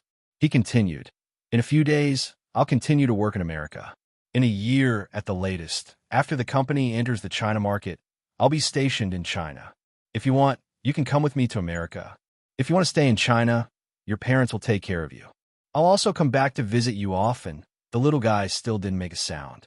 Bailey Yun lowered his eyes and said in a deep voice, Xiao Bao, I was born into an incomplete family. When I was very young, I told myself that if I had a child in the future, I must treat him well and love him. Although I still don't know how to be a good father, I'll work hard. Are you willing to believe me? He raised his head and looked at Xiao Bao. His small figure looked a little lonely under the light. He didn't respond, nor did he make any movements. Bailey Yun smiled bitterly and stood up. I won't disturb you from doing your homework. Finish your homework and rest early. As the door closed with a bang, the tears in Xiao Bao's eyes fell. Come and see. Hanchai 66.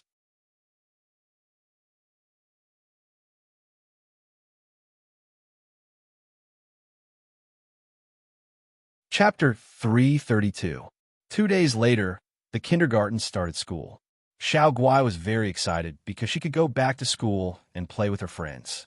Bailey Yin took Xiao Bao, while Xiao Dong took Xiao Yi and Xiao Guai to school. Bailey Yin dragged Xiao Bao into his car and tied him to the front passenger seat, forcing him to listen to his nagging. Son, don't fight with your classmates in school.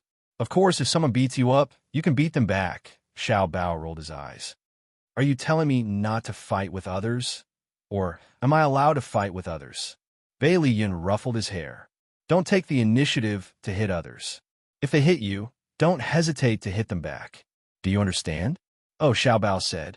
He looked up and asked curiously, what if I beat them to death? Bailey Yun's mouth twitched. Son, are you deliberately making things difficult for me? Xiao Bao snorted. It's good that you know. I'm not a 3-year-old kid who knows how to deal with conflicts between classmates. I don't need you to teach me. Okay, I know you're good.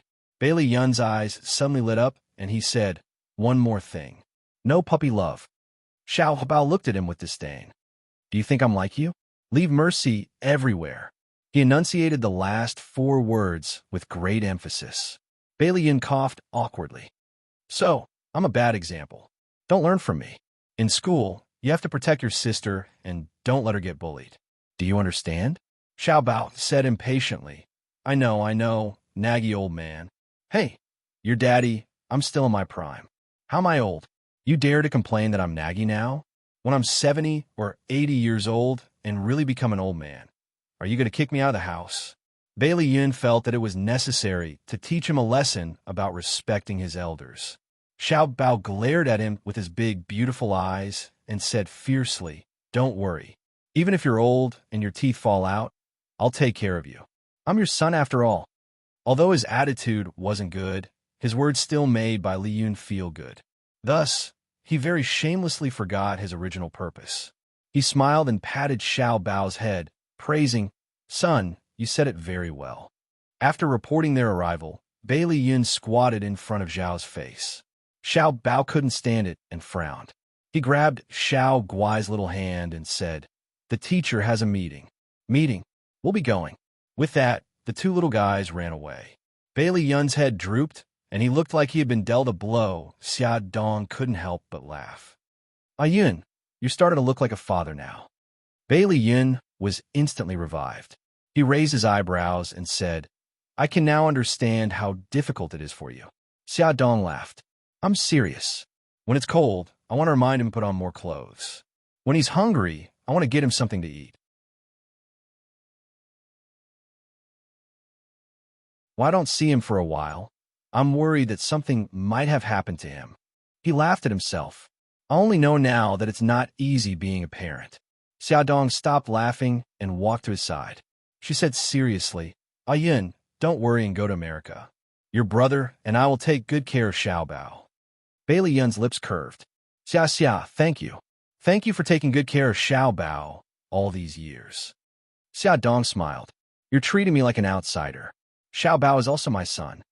He looked at her in a daze.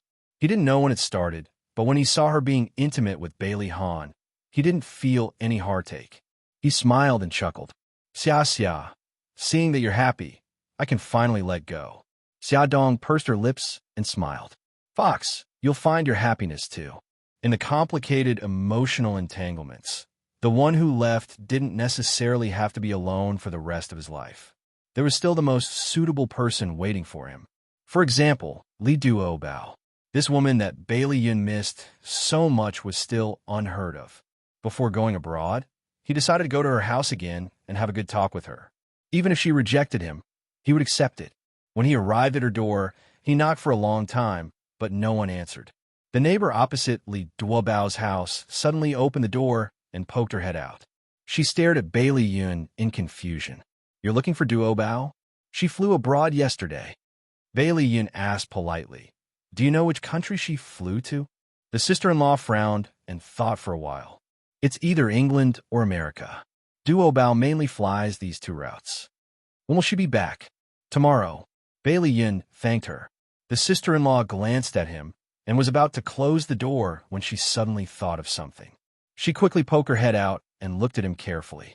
Then she shook her head and said seriously, Sir, Duobao is a good girl.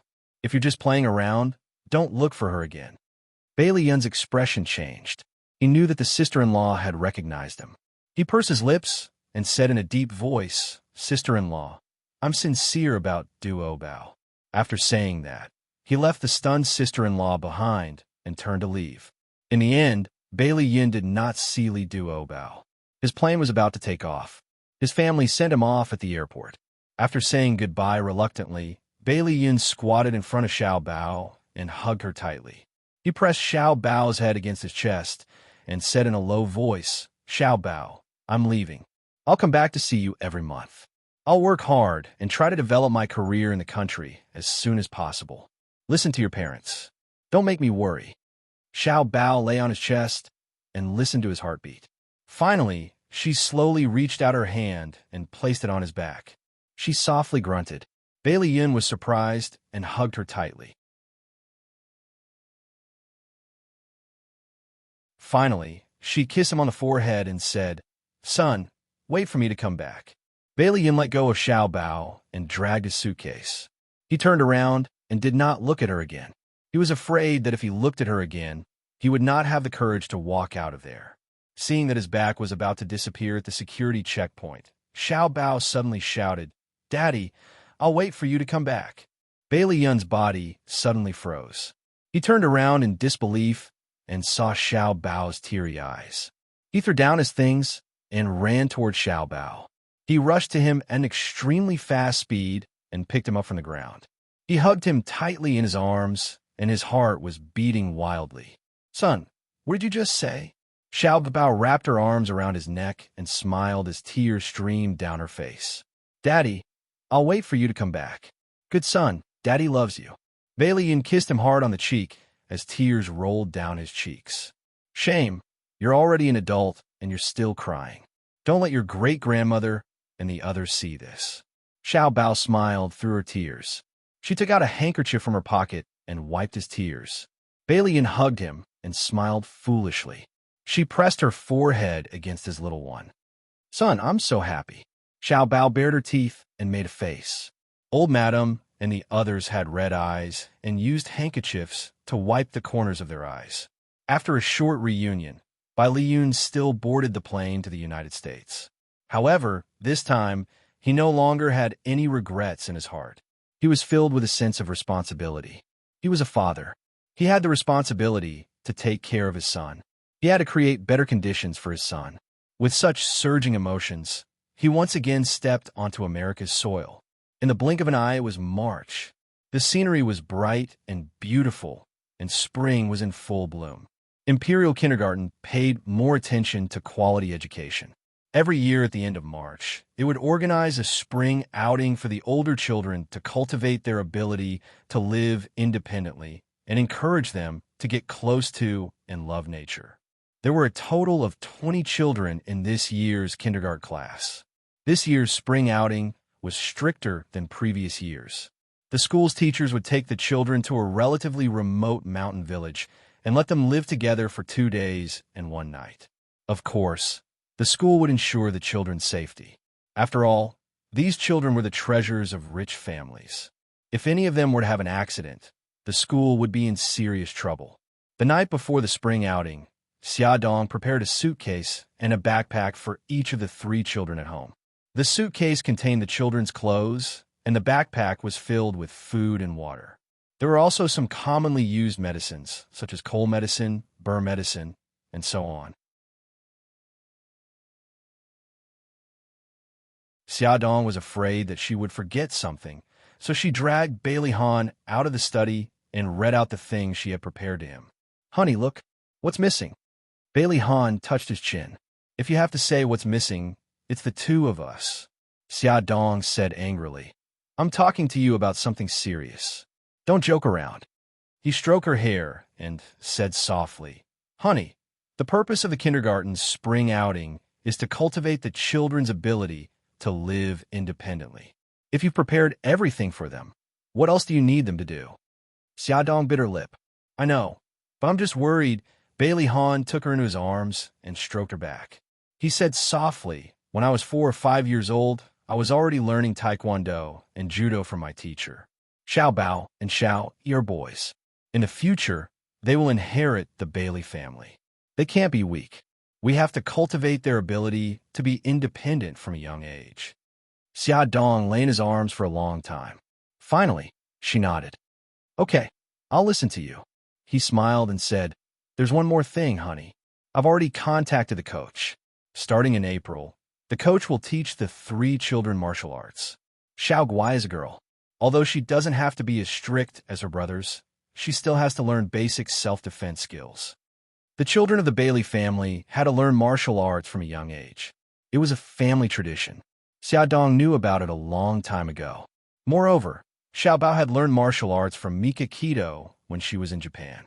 Therefore, she didn't have any objections and nodded in agreement. "Okay, don't worry about the 3 little guys. The school will take good care of them." Bai Lihan bent down and carried her to the bedroom. "It's getting late. We should rest." Beauty novel, Xinwu, $7.99, that you're tuning into the Romance Rendezvous YouTube channel.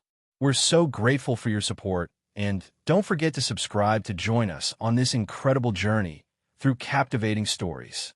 Your generosity through donations truly makes a world of difference, as it's the primary source of revenue that allows me to expand and enhance this channel for you. Thank you from the bottom of my heart for being a part of this adventure.